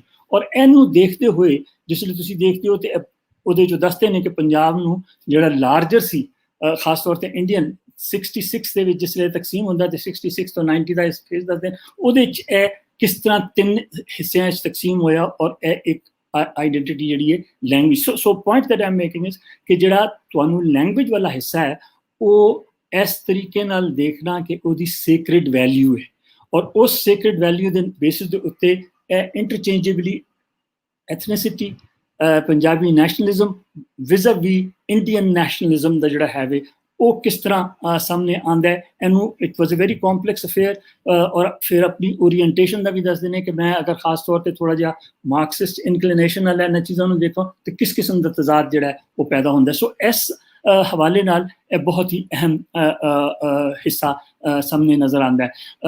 मैं समझना कि इहो जी स्टडीज़ जिहड़ियां ने वो कोई ज़्यादा नहीं हुई, चूँकि नहीं हुई इसलिए तुहानूं थोड़ा जिहा पूरी तरह का एहदा एहसास या मौका नहीं मिलता। मैं ਇਹਦੇ ਤੇ ਜਿਹੜੀ ਦੂਸਰੀ ਗੱਲ ਇਹਨਾਂ ਦੇ ਨਾਲ ਰੇਜ਼ ਵੀ ਕਰਨਾ ਚਾਹਾਂਗਾ ਔਰ ਪੁੱਛਣਾ ਵੀ ਚਾਹਾਂਗਾ, ਉਹ ਖਾਸ ਤੌਰ ਤੇ ਵੀ ਅਨੰਦਪੁਰ ਸਾਹਿਬ ਰੈਜ਼ੋਲੂਸ਼ਨ ਅਕਤੂਬਰ 1973 ਜਿਹਦਾ ਇਹ ਜ਼ਿਕਰ ਕਰਦੇ ਨੇ, ਔਰ ਮੈਂ ਸਮਝਦਾ ਬਹੁਤ ਹੀ ਅਹਿਮ ਹੈ ਕਿ ਜਿਹਦੇ ਚ ਇੱਕ ਜਿਹੜਾ ਫੈਸਲਾ ਹੁੰਦਾ ਹੈ ਕਿ ਜੀ ਸਿੱਖ ਨੇਸ਼ਨ ਹੈ, ਠੀਕ ਹੈ। ਦੂਜੇ ਪਾਸੇ ਪੋਲੀਟੀਕਲ ਸਿਸਟਮ ਜਿਹੜਾ ਇੰਡੀਆ ਦਾ ਰਿਫਾਰਮ ਹੋਣਾ ਚਾਹੀਦਾ, ਕਿਉਂਕਿ ਇਹ ਸਾਰਾ ਝਗੜਾ ਜਿਹੜਾ ਉਹ ਐਸੇ ਦੇ ਉੱਤੇ ਵੇ ਕਿ ਸਿਰਫ ਫੈਡਰੇਸ਼ਨ ਔਰ ਆਈਨੀ ਪਾਵਰਸ ਦੇ ਉੱਤੇ ਗੌਰ ਨਾ ਕਰੋ ਕਿ ਕੀ ਮਿਲ ਰਿਹਾ, ਬਲਕਿ ਇਹ ਦੇਖੋ ਕਿ ਡਿਵੈਲਪਮੈਂਟ ਵਾਸਤੇ ਕੀ ਹੋ ਰਿਹਾ। ਅਗਰ ਤੁਹਾਡਾ ਡਿਵੈਲਪਮੈਂਟ ਮਾਡਲ ਸੈਂਟਰਲਾਈਜ਼ਿੰਗ ਹੈ, which was the case in case of India and which has been the case in Pakistan also, ਕਿ ਇਹ ਮਾਡਲ ਸੈਂਟਰਲਾਈਜ਼ਿੰਗ ਹੈ। ਜਿਸ ਲਈ ਮਾਡਲ ਸੈਂਟਰਲਾਈਜ਼ਿੰਗ ਹੋਏਗਾ ਤੇ ਨਤੀਜਤਨ ਤੁਹਾਡੇ ਸਾਹਮਣੇ ਇੱਕ ਡਿਸਕੰਟੈਂਟ ਆਏਗੀ। ਔਰ ਇਹ ਬੜਾ ਅੱਛਾ ਤਜ਼ਾਦ ਇਹਨਾਂ ਨੇ ਆਪਣੇ ਉਸ ਐਨਾਲਿਸਿਸ ਦੇ ਵਿੱਚ ਪੇਸ਼ ਕੀਤਾ ਹੈ ਕਿ ਐਗਰੀਕਲਚਰ ਪੰਜਾਬ ਦੇ ਵਿੱਚ ਕਿਉਂ ਐਕਸਪੈਂਡ ਕੀਤੀ ਗਈ, ਕਿਉਂਕਿ ਪੰਜਾਬ ਦਾ ਇੱਕ ਸਟਰੋਂਗਰ ਐਗਰੀਕਲਚਰ ਬੇਸ ਸੀ, ਲੇਕਿਨ ਉਹਦੇ ਨਤੀਜੇ ਦੇ ਵਿੱਚ ਡਿਲਿਬਰੇਟਲੀ, ਕੌਨਸ਼ੀਅਸਲੀ, ਡਿਸਕ੍ਰਿਮੀਨੇਟਲੀ, ਜਿਸ ਤਰ੍ਹਾਂ ਵੀ ਤੁਸੀਂ ਸਮਝੋ, ਇਹ ਇੰਡਸਟਰੀ ਉਧਰ ਨਹੀਂ ਆ ਸਕੀ ਔਰ ਉਹ ਬੇਸ ਨਹੀਂ ਬਣ ਗਿਆ। ਸੋ ਲਿਹਾਜ਼ਾ ਉਹ ਕਹਿੰਦੇ ਨੇ ਕਿ Punjab is rich but backward. ਤੋ ਇਹ ਜਿਹੜਾ ਹੈ ਤਜ਼ਾਦ, ਇਹ ਇੱਥੇ ਵੀ ਸਮਝਣ ਵਾਲਾ ਹੈ ਕਿ ਸਾਡੇ ਵੀ ਜਿਹੜੀ ਸਿਚੁਏਸ਼ਨ ਹੈ ਕਿ ਪੰਜਾਬ ਮੇ ਬੀ ਰਿਚ, ਲੇਕਿਨ ਬੈਕਵਰਡਨੈਸ ਜਿਹੜੀ ਹੈ ਤੁਸੀਂ ਇੰਡਸਟਰੀਲਾਈਜੇਸ਼ਨ ਦੇ ਹਵਾਲੇ ਨਾਲ ਦੇਖੋ, ਅਰਬਨਾਈਜੇਸ਼ਨ ਦੇ ਹਵਾਲੇ ਨਾਲ ਦੇਖੋ, ਤਰੱਕੀ ਦੇ ਹਵਾਲੇ, ਤੇ ਇਸ ਤਰ੍ਹਾਂ ਦਾ ਜਿਹੜਾ ਹੈ ਇਹਦੇ ਉੱਤੇ ਖਾਸ ਤੌਰ ਤੇ ਜ਼ੋਰ ਹੈ। ਔਰ ਖਾਸ ਤੌਰ ਤੇ ਉਸੇ ਤਰ੍ਹਾਂ ਹੀ ਹੈ ਇਸ ਦੇ ਵਿੱਚ ਕਿਹਾ ਗਿਆ ਕਿ ਬਈ ਤੁਸੀਂ ਸਿਆਸੀ ਨਿਜ਼ਾਮ ਦੇ ਅੰਦਰ ਰੀਸਟਰਕਚਰਿੰਗ ਕਰੋ ਤਾਂ ਕਿ ਸੂਬਿਆਂ ਨੂੰ ਜਿਹੜਾ ਮਸਾਵੀ ਹੱਕ ਮਿਲੇ। ਜਿਸ ਤਰ੍ਹਾਂ ਸਾਡੇ ਇੱਥੇ ਹੁਣ 18ਵੀਂ ਤਰਮੀਮ ਦੇ ਹਵਾਲੇ ਨਾਲ ਹੋ ਰਿਹਾ ਕਿ ਤੁਸੀਂ ਸਿਰਫ डिवॉल्व नहीं करो, जिहदा मतलब यह नहीं है कि तुसी सिर्फ इंतजामी अमूर थले देंदे जाओ, बल्कि डिसेंट्रलाइज और डिसेंट्रलाइज इसलिए करोगे तो फिर तुसी मुकम्मल तौर पे यानी वो चीज़ां मरकजीयत जिहड़ी है उन्होंने छड्डना पैगा। और इत्थे यह भी पैगाम बड़ा स्ट्रॉन्ग है इन्हां दा कि मरकजीयत नूं छड्डना इन्ना आसान काम नहीं है, ते अगर मरकजीयत नूं तुसी घट करना है तो तुसी सूबियां दी जिहड़ी है वे अपनी सलाहियत जिहड़ी के आईनी है, लैजिस्लेटिव, जिहड़ी के डिवेलपमेंटल है यानी इकोनॉमिक, और जिहड़ी के नैशनलिस्टिक है वे उन्होंने तस्लीम करना और उन्होंने अगे वधन वास्ते रस्ता देना होएगा। और अगर तुसी वो रस्ता नहीं देंदे तो इस किस्म का काम अगे नहीं चल सकता। और खास तौर पर मैं समझना कि साढ़े इत्थे, और मैं तुहाडा लायलपुर ग्रुप ऑफ हिस्टोरियंस बड़ा मशहूर हाँ कि इस किस्म का काम जिहदे उत्ते पंजाब दे विच पंजाबी लैंग्वेज वाला काम इसलिए नहीं हो सकता अहम कि साढ़े इत्थे खास तौर पर लैंग्वेज जिहड़ी है वो सिर्फ और सिर्फ खास जिहड़ी है पंजाबी वो कुछ सेक्रेड जुबान के हवाले नाल नहीं है, अरबी इत्थे सेक्रेड, और लिहाजा जिहड़ी तुहाडी आइडेंटिटी है और आइडेंटिटी फॉर्मेशन है वो उस तरह नहीं बन पाती। यानी मैं अगर तुहानूं यह कहां कि ईस्ट पंजाब दे विच सिखिज़म दी बुनियाद ते और लैंग्वेज की बुनियाद ते उत्थे नैशनलिज्म ज़्यादा स्ट्रोंगर और नैशनल आइडेंटिटी ज़्यादा मीनिंगफुल है as compared to Punjabi Punjab विच Pakistan where it is a very जिथे कि तादाद मेजोरिटी वाली है, उत्थे माइनॉरिटी वाला इत्थे पंजाब पाकिस्तानी पंजाब विच माइनॉरिटी वाला खौफ नहीं है। लिहाजा जुबान दी वो अहमियत जिहड़ी कि ए उजागर कर रहे हैं और दस रहे हैं और क्यों उहदे बेसिस दे उत्ते तुसीं अहमियत अख्तियार करो, वो उस तरह साडे कोल नहीं आंदी। इस स्टडी की खास तौर पर मैं एक होर चीज़ जिहड़ी तुहानूं शेयर करना चाहना वो इस तरह है कि मैं कुछ छोटी जी स्टडीज़ देखियां कि गई पाकिस्तान के उत्ते पंजाब ते की लिखा गया। मैं एक किताब ज़किया एगलर दी पंजाबी विलेज के हवाले नाल मेरे जहन च आई। दूसरा बहुत अच्छी किताब एक टॉम किसिंजर दी विलायतपुर जिहड़ी कि हिस्टोरिकल एंथ्रोपोलॉजिकल स्टडी, जिहड़ा जिस चीज़ का एक होर पहलू जिहड़ी अहमियत वाला है वो है कि सिख कॉन्शियसनैस के विच ना सिर्फ इंटरनल स्ट्रगल है बल्कि एक लार्ज डायस्पोरा का भी अमल दखल है कि खास तौर पर जिहड़ा 1897 के बाद और एक पीरियड है जिहदे कि लार्ज नंबर ऑफ सिक्स जिहड़े ने अनडिवाइडेड इंडिया तो माइग्रेट करते हैं और फिर उन्होंने जिहड़ी कॉन्शियसनैस है और वो लैंग्वेज का जिहड़ा है कि चूँकि लैंग्वेज सेक्रेड है लिहाजा उसकी आइडेंटिटी उस तरीके दे नाल दोबारा वापस आती है। तो मैं जिसलिए कहना इस तरह का तो ये बहुत घट जिहड़ी कि पाकिस्तान के हवाले नाल कोई काम की चीज़ नज़र आए। यानी अगर उर्दू देखिए तो हनीफ रामे का पंजाब का मुकदमा, जिहदे कि तुसी सिर्फ वजाहत ही कर रहे हो कि बई तुसी क्यों इस हैसियत दे उच्च और जुबान की की है अहमियत। सो मैं समझना कि जिहड़ा इन्हां दा खास तौर पर किताब के हवाले नाल है वो इन्हां इशूज़ के उत्ते जिन्हां दे उत्ते असी ज़्यादा तवज्जो नहीं दिता और हिंदुस्तान दे विच भी उस तरह तवज्जो नहीं दी गई, सिवाय एहदे कि थोड़ा जिहा कम जिहड़ा है वो तमिलनाडु वगैरह ते जिथे कि सैपरेट लैंग्वेज के बेस ते उत्ते मूवमेंट शुरू हुई, वो इंटैग्रेट हो गई। इत्थे भी जिहड़ा एक चैलेंज है कि फेडरेशन दे अंदर क्या मल्टीपल नैशनल आइडेंटिटीज़ मर्ज हो सकदियां ने। इन्होंने बड़ा कोशिश करके दसिया कि जी प्लूरलिस्ट कैरेक्टर सी पंजाब दा वो है वे, वो दीनी एतबार दे नाल भी है और उन्होंने अगर तुसी लार्जर पिक्चर देखो तो अगे की तरफ जा सकता है। सो मैं समझना कि इस किस्म दी जिहड़ियां चीज़ां ने जिहड़ियां कि नैशनलिज्म और सोशो पोलिटिकल एनवायरनमेंट और एस्पिरेशनस नूं रिफ्लैक्ट करन दे हवाले नाल देतियां ने, उन्हां दी जिहड़ियां कुछ तजादात ने वो उन्होंने इन्होंने हाईलाइट किया। नाल ही मैं एक होर चीज़ जी थोड़ी जी खास तौर पर जो लोग रिसर्च कर रहे हैं उन्होंने हवाले नाल कहना चाहना कि इन्होंने अपना डाटा किस तरह कलैक्ट किया, किन लोगों को इंटरव्यू किया और वो इंटरव्यूज़ जिहड़े ने उन्हों की इनसाइट के बेसिस के उत्ते किस तरह इन्होंने इशूज़ को खास तौर पर हैंडल किया और आइडेंटिफाई किया और ਉਹਦੇ बेसिस ਦੇ ਉੱਤੇ ਕੰਕਲੂਡ ਕਰਨ ਦੀ ਕੋਸ਼ਿਸ਼ ਕੀਤੀ ਹੈ। ਸੋ ਜਿਹੜੀ ਮੈਂ ਸਮਝਣਾ ਵਾ ਕਿ ਮੇਰੇ ਸਾਹਮਣੇ ਜਿਹੜੀ ਗੱਲ ਆਂਦੀ ਹੈ ਉਹ ਇਹਨਾਂ ਨੇ ਉਹ ਪ੍ਰੈਡਿਕਮੈਂਟ यानी वो तजाद वो कॉन्फ्लिक्ट ਜਿਹੜਾ कि फैडरेशन और एक सूबे की एस्पिरेशन ਦੇ ਵਾਸਤੇ ਹੁੰਦਾ ਹੈ ਉਹਨੂੰ ਹਾਈਲਾਈਟ ਕਰਨ ਦੀ ਕੋਸ਼ਿਸ਼ ਕੀਤੀ ਹੈ और खास तौर ਤੇ एग्रीकल्चर इंडस्ट्री और अदर एरियाज जिहड़े ने जिन्हां दी बड़ी तफसील इन्होंने अच्छी दी दी है कि किस तरह हिंदुस्तान दे विच ये चीज़ां हुईयां और उन्हां दे जिहड़े नताइज ने वो कोई इन्ने उस तरह दे नहीं ने। सो अगर मैं इनू कंक्लूडिंग फिक्रे कहना चाहां तो वो वे कि बड़ी जामे वसी और कंसैप्चुअली और थियोरेटिकली बड़ी रिगरस स्टडी है और इन्हें बहुत सारिया वो चीज़ां हाईलाइट कीतियां ने जिहड़ियां कि हाले भी मजीद तहकीक के हवाले नाल अगे लिहाइयां जा सकदियां ने और उन्हां ते गौर करन दी जरूरत है।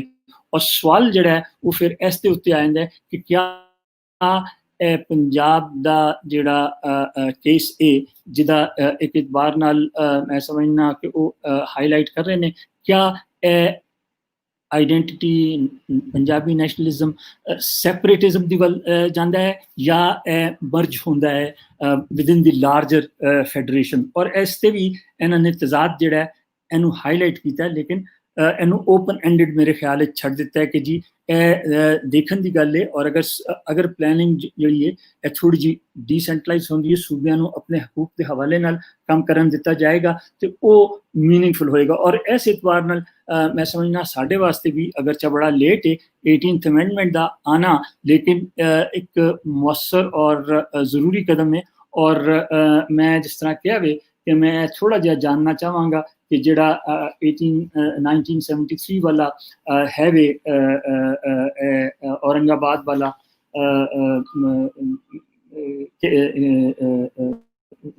केस जिहड़ा इन्होंने हाईलाइट किया है अनंतपुर वाला, उहदे ते कुछ थोड़ा जिहा अगर मजीद दस सकन और गुफ्तगू के दौरान गल कर सकन। मैं इत्थे अपनी गल रोक देना चाहना। बड़ी मेहरबानी, बहुत बहुत शुक्रिया जी सर, बहुत शुक्रिया सर, तुसी साडे नाल ही रहना।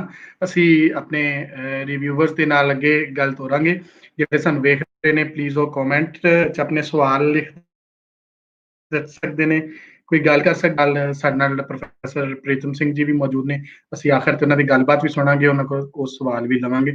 सो हुण असी अपने जिहड़े साडे नाल अज मौजूद ने प्रोफैसर डॉक्टर अतुल सूद जी जवाहर लाल नेहरू यूनिवर्सिटी तो साडे नाल मौजूद ने। अज असी उन्हां नू स्पैशली साडे नाल इस रिव्यू वास्ते सर तुहाडा लायलपुर यंग हिस्टोरियंस जी आए हो सर, तुहाडा असी ਖੁਸ਼ਾਮਦੀਦ ਕਹਿੰਦੇ ਸਰ ਤੁਹਾਨੂੰ। ਬਹੁਤ ਬਹੁਤ ਮਿਹਰਬਾਨੀ ਮੈਨੂੰ ਬੁਲਾ ਕੇ। ਮੈਂ ਇਹ ਪੁੱਛਣਾ ਚਾਹੁੰਦਾ ਸੀ ਕਿ ਤੁਸੀਂ ਸੁੱਚਾ ਸਿੰਘ ਗਿੱਲ ਜੀ ਨੂੰ ਦੁਬਾਰਾ ਇੱਕ ਵਾਰੀ ਟਰਾਈ ਕਰਨਾ ਚਾਹੁੰਦੇ ਹੋ, ਕਿਉਂਕਿ ਉਹ ਆਰਗੂਮੈਂਟ ਖਤਮ ਕਰ ਰਹੇ ਸੀ ਤੇ ਉਹ ਵਿੱਚ ਹੀ ਰਹਿ ਗਿਆ ਸੇ, ਤਾਂ ਅਸੀਂ ਵੇਟ ਕਰ ਸਕਦੇ ਹਾਂ ਜੇ ਤੁਸੀਂ ਟਰਾਈ ਕਰਨਾ ਚਾਹੁੰਦੇ ਹੋ। ਸਰ ਉਹਨਾਂ ਦੀ ਗੱਲ ਮੈਂ ਸ਼ੁਰੂ ਕਰਾਂ? ਜੀ ਮੇਰੇ ਕੋਲੋਂ ਮੌਜੂਦ ਨੇ, ਅਗਰ ਜੀ ਠੀਕ ਹੈ ਉਹਨਾਂ ਦਾ ਆਰਗੂਮੈਂਟ, ਕਿਉਂਕਿ ਉਹ ਮਿਡ ਸੀਗੇ, ਉਹਨਾਂ ਦਾ ਆਰਗੂਮੈਂਟ ਖਤਮ ਹੋ ਜਾਏ ਤੇ ਫਿਰ ਬੈਟਰ ਹੈ ਜੇ ਤੁਹਾਨੂੰ ਠੀਕ ਲੱਗੇ ਜੀ। ਓਕੇ ਜੀ, ਨਹੀਂ ਸਰ ਬਿਲਕੁਲ ਉਹਨਾਂ ਦਾ ਹੋ ਜਾਏਗਾ। ਸੁੱਚਾ ਸਿੰਘ ਗਿੱਲ ਜੀ ਸਾਡੇ ਨਾਲ ਮੌਜੂਦ ਨੇ ਜੀ। ਪ੍ਰੋਫੈਸਰ ਤੁਹਾਡਾ ਮਾਈਕ, ਹਾਂਜੀ ਸਰ। ਸਰ ਮੇਰੀ ਆਵਾਜ਼ ਆ ਰਹੀ? ਕੈਨ ਯੂ ਹੀਅਰ ਮੀ? ਮੈਨੂੰ ਸੁਣ ਸਕਦੇ ਜੇ? ਯੈਸ। ਓਕੇ, ਮੈਂ ਜਿੱਥੇ ਗੱਲ ਰੁਕ ਗਈ, ਕਨੈਕਸ਼ਨ ਖਤਮ ਹੋਣ ਤੇ ਉੱਥੇ ਗੱਲ ਸ਼ੁਰੂ ਕਰਨੀ ਚਾਹੁੰਦਾ। ਇਹ ਕਿਤਾਬ ਬਹੁਤ ਮਹੱਤਵਪੂਰਨ ਹੈ, ਇੰਪੋਰਟੈਂਟ ਹੈ। ਇਹਨੇ ਪਹਿਲੀ ਦਫਾ ਕੋਈ ਇੰਪੀਰੀਕਲ ਐਂਗਲ ਤੋਂ ਸਟੇਟ ਨੂੰ ਇੱਕ ਬੇਸ ਬਣਾ ਕੇ ਅਧਿਐਨ ਕੀਤਾ ਹੈ। ਔਰ ਇਹਦੇ ਕੰਕਲੂਜਨ ਬੜੇ ਇੰਪੋਰਟੈਂਟ ਨੇ ਕਿ ਜੇ ਡਿਵੈਲਪਮੈਂਟ ਦਾ ਪ੍ਰੋਸੈਸ ਡੀਸੈਂਟਰਲਾਈਜ਼ ਕਰਤਾ ਜਾਏ, ਸੂਬਿਆਂ ਨੂੰ ਵੱਧ ਅਧਿਕਾਰ ਦਿੱਤੇ ਜਾਣ, ਤਾਂ ਉਹ ਬੈਟਰ ਪਰਫਾਰਮ ਕਰ ਸਕਦੇ ਆ। ਔਰ ਇਹ ਜਿਹੜੀ ਕਿਤਾਬ ਹੈ, ਇਹ ਕਿਉਂਕਿ ਕਾਨੂੰਨ ਤੇ ਡੇਟਾ ਦਾ ਬੰਦ ਹੋ ਜਾਂਦਾ ਹੈ, ਤੇ ਉਦੋਂ ਬਾਅਦ 2-3 ਕਿਸਮ ਦੀਆਂ ਮਹੱਤਵਪੂਰਨ ਡਿਵੈਲਪਮੈਂਟਸ ਹੋਈਆਂ ਨੇ ਜਿਨ੍ਹਾਂ ਦਾ ਮੈਂ ਜ਼ਿਕਰ ਕਰਨਾ ਚਾਹਾਂਗਾ ਔਰ ਇਹਨਾਂ ਦਾ ਮੈਂ ਕਮੈਂਟ ਪ੍ਰੀਤਮ ਸਿੰਘ ਹੋਣਾ ਤੋਂ ਚਾਹਾਂਗਾ। ਜਿਹੜਾ ਇਹਨਾਂ ਨੇ ਸਟੱਡੀ ਪੀਰੀਅਡ ਕੀਤਾ ਹੈ, ਉਹਦੇ 'ਚ 2 ਇੰਸਟਰੂਮੈਂਟ ਸੈਂਟਰਲ ਗਵਰਨਮੈਂਟ ਦੇ ਬੜੇ ਇੰਪੋਰਟੈਂਟ ਸੀਗੇ, ਜਿਹਦੇ ਨਾਲ ਪੰਜਾਬ ਨਾਲ ਜਿਹੜਾ ਇੱਕ ਕਿਸਮ ਦਾ ਵਿਤਕਰਾ ਹੋਇਆ। ਇੱਕ ਤਾਂ ਇੰਸਟਰੂਮੈਂਟ ਸੀਗਾ ਜਿਹਨੂੰ ਪਲਾਨਿੰਗ ਕਮਿਸ਼ਨ ਕਹਿੰਦੇ ਆ। ਪਲਾਨਿੰਗ ਕਮਿਸ਼ਨ ਵੱਲੋਂ ਕਿਸ ਕੰਮ ਲਈ ਪੈਸਾ ਦਿੱਤਾ ਜਾਂਦਾ ਹੈ, ਕਿਸ ਕੰਮ ਲਈ ਪੈਸਾ ਨਹੀਂ ਦਿੱਤਾ ਜਾਂਦਾ। ਪਲਾਨਿੰਗ ਕਮਿਸ਼ਨ 2014 ਚ ਖਤਮ ਕਰ ਦਿੱਤਾ ਗਿਆ ਔਰ ਉਹਦੇ ਜਗ੍ਹਾ ਜਿਹੜਾ ਨੀਤੀ ਯੋਗ ਬਣਾਇਆ ਗਿਆ, national institution for transformation of India, ਉਹਦਾ ਮੈਂਡੇਟ ਉਹ ਨਹੀਂ ਹੈ ਜਿਹੜਾ ਪਲਾਨਿੰਗ ਕਮਿਸ਼ਨ ਦਾ ਸੀਗਾ। ਇਹਦੇ ਕੋਲ ਕੋਈ ਅਧਿਕਾਰ ਨਹੀਂ ਹੁਣ ਕਿ ਸੂਬਿਆਂ ਨੂੰ ਫੰਡ ਐਲੋਕੇਟ ਕਰਨ ਦੇ। ਇਸ ਕਰਕੇ ਜਿਹੜੇ ਸੂਬੇ ਨੇ ਉਹਨਾਂ ਨੇ ਜੇ ਫੰਡ ਲੈਣੇ ਆ ਤਾਂ ਉਹਨਾਂ ਨੂੰ ਮਿਨਿਸਟਰੀ ਫਾਈਨਾਂਸ ਕੋਲ ਜਾਣਾ ਪੈਂਦਾ ਹੈ। ਸੋ ਇਹ ਇੰਸਟਰੂਮੈਂਟ ਖਤਮ ਹੋ ਗਿਆ। ਤੇ ਇੱਕ ਤੇ ਇਹ ਜਿਹੜੀ ਡਿਵੈਲਪਮੈਂਟ ਹੈ, ਇਹਨੂੰ ਵਿਚਾਰਨ ਦੀ ਲੋੜ ਹੈ ਕਿ ਇਹਦੇ ਬਾਅਦ ਜਿਹੜਾ ਪੰਜਾਬ ਦੇ ਵਿੱਚ ਡਿਵੈਲਪਮੈਂਟ ਹੋਈ ਹੈ, ਆਰਥਿਕ ਵਿਕਾਸ ਹੋਇਆ, ਦੇਖਣ ਚ ਆਇਆ ਕਿ ਲਾਇਸੈਂਸਿੰਗ ਖਤਮ ਹੋ ਗਿਆ। ਕੋਈ ਵੀ ਜਿਹੜਾ ਇੰਡਸਟਰੀਅਲਿਸਟ ਹੈ, ਕੋਈ ਸਟੇਟ ਗਵਰਨਮੈਂਟ ਆਪ ਇੱਥੇ ਕੋਈ ਇੰਡਸਟਰੀਅਲ ਯੂਨਿਟ ਸਥਾਪਿਤ ਕਰ ਸਕਦੀ ਹੈ, ਲੇਕਿਨ ਇਸ ਪੀਰੀਅਡ ਦੇ ਦੌਰਾਨ ਪੰਜਾਬ ਪਿਛੜ ਹੀ ਗਿਆ, ਹੋਰ ਪਿੱਛੇ ਚਲਾ ਗਿਆ। ਜਿਹੜਾ ਕਿ ਪੰਜਾਬ ਦਾ 92-93 ਤੱਕ ਪਰ ਕੈਪੀਟਾ ਨੰਬਰ 1 ਸੀਗਾ, ਹੁਣ 10ਵੇਂ ਜਾਂ ਇਸ ਤੋਂ ਵੀ ਅੱਗੇ ਪਿੱਛੇ ਪਛੜ ਗਿਆ ਹੈਗਾ। ਸੋ ਇਸ ਕਰਕੇ ਸਾਨੂੰ ਦੇਖਣ ਦੀ ਲੋੜ ਹੈ ਕਿ ਜਦੋਂ 2 ਇੰਸਟਰੂਮੈਂਟ ਖਤਮ ਹੋ ਗਏ ਨੇ, ਜਿਨ੍ਹਾਂ ਨਾਲ ਕੇਂਦਰ ਜਿਹੜਾ ਡਾਇਰੈਕਟਲੀ ਇੰਟਰਵੀਨ ਕਰਦਾ ਸੀਗਾ ਸਟੇਟਾਂ ਦੀ ਡਿਵੈਲਪਮੈਂਟ ਦੇ ਪ੍ਰੋਸੈਸ ਵਿੱਚ, ਫੰਡ ਐਲੋਕੇਸ਼ਨ ਦੇ ਹਿਸਾਬ ਕਿਤਾਬ ਦੇ ਨਾਲ, ਔਰ ਇਹ ਜਦੋਂ ਖਤਮ ਹੋ ਗਏ, ਲਾਇਸੈਂਸਿੰਗ ਸਿਸਟਮ ਵੀ ਖਤਮ ਹੋ ਗਿਆ 91 ਦੇ ਵਿੱਚ, ਤੇ ਪੰਜਾਬ ਨੂੰ ਇਹਦਾ ਜਿਹੜਾ ਬੈਨੀਫਿਟ ਹੋਣਾ ਚਾਹੀਦਾ ਸੀਗਾ ਉਹ ਬਿਲਕੁਲ ਨਹੀਂ ਹੋਇਆ। ਸਗੋਂ ਅਸੀਂ ਇੱਕ ਕ੍ਰਾਈਸਿਸ ਤੋਂ ਦੂਜੇ ਕ੍ਰਾਈਸਿਸ ਦੇ ਵਿੱਚ ਇੰਟਰ ਕਰਦੇ ਜਾ ਰਹੇ ਹਾਂ। ਇਹਨੂੰ ਦੇਖਣ ਦੀ ਲੋੜ ਹੈ। ਦੂਸਰਾ ਹੈ ਕਿ ਇਹਨਾਂ ਦਾ ਨਜ਼ਰੀਆ ਹੈ ਕਿ ਡਿਵੈਲਪਮੈਂਟ ਨੂੰ ਸਿਰਫ ਪਰ ਕੈਪੀਟਾ ਇਨਕਮ ਦੀ ਬਜਾਏ ਐਗਰੀਕਲਚਰ ਤੇ ਇੰਡਸਟਰੀ ਦੇ ਬੈਲੈਂਸ ਨਾਲ ਦੇਖਣ ਦੀ ਲੋੜ ਹੈ। ਇਹ ਮੈਂ ਸਮਝਦਾ ਕਿ ਲੇਟ 80s ਦੇ ਵਿੱਚ ਅਮਰਤਿਆ ਸੇਨ ਤੇ ਮਹਿਬੂਬੁਲ ਹੱਕ ਦੁਆਰਾ ਜੋ ਡਿਵੈਲਪਮੈਂਟ ਦਾ ਮੇਜਰ ਬਣਾਇਆ ਗਿਆ ਉਹ ਹੈ HDI, ਹਿਊਮਨ ਡਿਵੈਲਪਮੈਂਟ ਇੰਡੈਕਸ। ਮੈਂ ਸਮਝਦਾ ਕਿ ਇਹ ਜਿਹੜੀ ਸਟੱਡੀ ਹੈ ਇਹਨੂੰ ਅਪਡੇਟ ਕਰਨ ਦੀ ਲੋੜ ਹੈ। ਔਰ ਜੇ ਉਸ ਐਂਗਲ ਤੋਂ ਦੇਖਿਆ ਜਾਏ ਤੇ ਪੰਜਾਬ ਦਾ ਨਿਗਾਰ ਜਿਹੜਾ ਹੈ ਉਹ ਉਸ ਲੈਵਲ ਦਾ ਨਹੀਂ ਹੈ ਜਿਸ ਲੈਵਲ ਦਾ ਪਰ ਕੈਪੀਟਾ ਇਨਕਮ ਦੇ ਲੈਵਲ ਤੇ ਨਿਗਾਰ ਹੈ ਜਾਂ ਦੂਜੇ ਕਿਸਮ ਦੀਆਂ ਪ੍ਰੋਬਲਮਸ ਆ ਰਹੀਆਂ ਨੇ। तो इस एंगल तो एक मैं स्टडी ਨੂੰ ਅਪਡੇਟ ਕਰਨ ਦੀ ਲੋੜ ਹੈ। ਕਿਸੇ ਸਕਾਲਰ ਨੂੰ ਦੁਬਾਰਾ ਵਰਕ ਅੰਡਰਟੇਕ ਕਰਕੇ ਇਹਨਾਂ ਡਿਟੇਲਡ ਮੋਡਲਿਟੀਜ਼ ਜਿਹੜੀਆਂ ਉਹ ਸਟੱਡੀ ਕਰਨ ਦੀ ਲੋੜ ਹੈ, ਵਿਚ ਇਜ਼ ਵੈਰੀ ਇੰਪੋਰਟੈਂਟ। ਲਾਸਟਲੀ ਜਿਹੜੀ ਮੈਂ ਗੱਲ ਕਰਨੀ ਚਾਹੁੰਦਾ ਕਿ ਇੱਕ ਦੇਖਣ 'ਚ ਜਿਹੜੀ ਗੱਲ ਆਈ ਹੈ ਕਿ ਜਿਹੜੀ ਇਹ ਡੀਸੈਂਟਰਲਾਈਜੇਸ਼ਨ ਜਾਂ ਸੂਬਿਆਂ ਨੂੰ ਵੱਧ ਅਧਿਕਾਰ ਦੇਣ ਵਾਲੀ ਮੂਵਮੈਂਟ ਹੈ ਉਹ ਕੁਝ ਸੂਬਿਆਂ ਤੋਂ ਹੀ ਚੱਲਦੀ ਹੈ ਔਰ over the period of time ਉਹ ਮੂਵਮੈਂਟ ਦੇ ਵਿੱਚ ਕਾਫੀ ਕਮਜ਼ੋਰੀ ਆਈ ਹੈ। ਖਾਸ ਕਰਕੇ ਪੰਜਾਬ ਦੇ ਵਿੱਚ ਜਿਹੜੀ ਜਮਾਤ, ਜਿਹੜੀ ਪੋਲੀਟੀਕਲ ਸਿਆਸੀ ਪਾਰਟੀ ਇਸ ਨੂੰ ਅੱਗੇ ਲਿਜਾਣਾ ਚਾਹੁੰਦੀ ਸੀ ਉਹ ਬਿਲਕੁਲ ਹੀ ਇਸ ਮੁੱਦੇ ਨੂੰ ਛੱਡ ਕੇ ਇੱਕ ਜਿਹੜੀ ਕੇਂਦਰ 'ਚ ਰਾਜ ਕਰਦੀ ਪਾਰਟੀ ਹੈ ਉਹ ਨਾਲ ਜੁੜ ਗਈ ਹੈ। ਔਰ ਮੈਂ ਸਮਝਦਾ ਕਿ ਇਸ ਸੰਬੰਧ ਦੇ ਵਿੱਚ ਜਿਹੜਾ ਇੱਕ ਸਪੋਰਟ ਚਾਹੀਦੀ ਹੈ ਉਸ ਮੁੱਦੇ ਦੀ ਪੋਲੀਟੀਕਲ ਐਂਗਲ ਤੋਂ ਉਹ ਵੀਕਨ ਹੁੰਦੀ ਜਾ ਰਹੀ ਹੈ। ਇਹਦੇ ਤੇ ਮੈਂ ਡਾਕਟਰ ਪ੍ਰੀਤਮ ਸਿੰਘ ਹੋਣਾ ਦੇ ਕਮੈਂਟ ਜ਼ਰੂਰ ਚਾਹਾਂਗਾ ਜੇ ਉਹ ਸਮਾਂ ਹੋਏ ਤਾਂ ਦੇ ਸਕਦੇ ਹੋ। ਇਹਦੇ ਨਾਲ ਹੀ ਮੈਂ ਆਪਣੀ ਗੱਲ ਜਿਹੜੀ ਹੈ ਇੱਥੇ ਹੀ ਖਤਮ ਕਰਨੀ ਚਾਹਾਂਗਾ। ਬਹੁਤ ਬਹੁਤ ਸ਼ੁਕਰੀਆ। ਜੀ ਸਰ, ਬਹੁਤ ਸ਼ੁਕਰੀਆ ਗਿਲ ਸਾਹਿਬ, ਤੁਸੀਂ ਸਾਡੇ ਨਾਲ ਹੀ ਰਹਿਣਾ। ਅਸੀਂ ਕੁਝ ਜਿਹੜੇ ਸਵਾਲ ਲਵਾਂਗੇ ਫਿਰ ਉਹਨਾਂ 'ਚ ਤੁਸੀਂ ਜੀ ਪ੍ਰੋਫੈਸਰ ਅਤੁਲ ਸੂਦ ਜੀ। बहुत मेहरबानी जी सर। बहुत मेहरबानी। मैं ਲਾਇਲਪੁਰ ਯੰਗ ਹਿਸਟੋਰੀਅਨ ਕਲੱਬ ਦਾ ਬਹੁਤ ਸ਼ੁਕਰਗੁਜ਼ਾਰ ਹਾਂ। ਉਹਨਾਂ ਨੇ ਮੈਨੂੰ ਮੌਕਾ ਦਿੱਤਾ ਇਸ ਕਿਤਾਬ 'ਤੇ ਬੋਲਣ ਲਈ।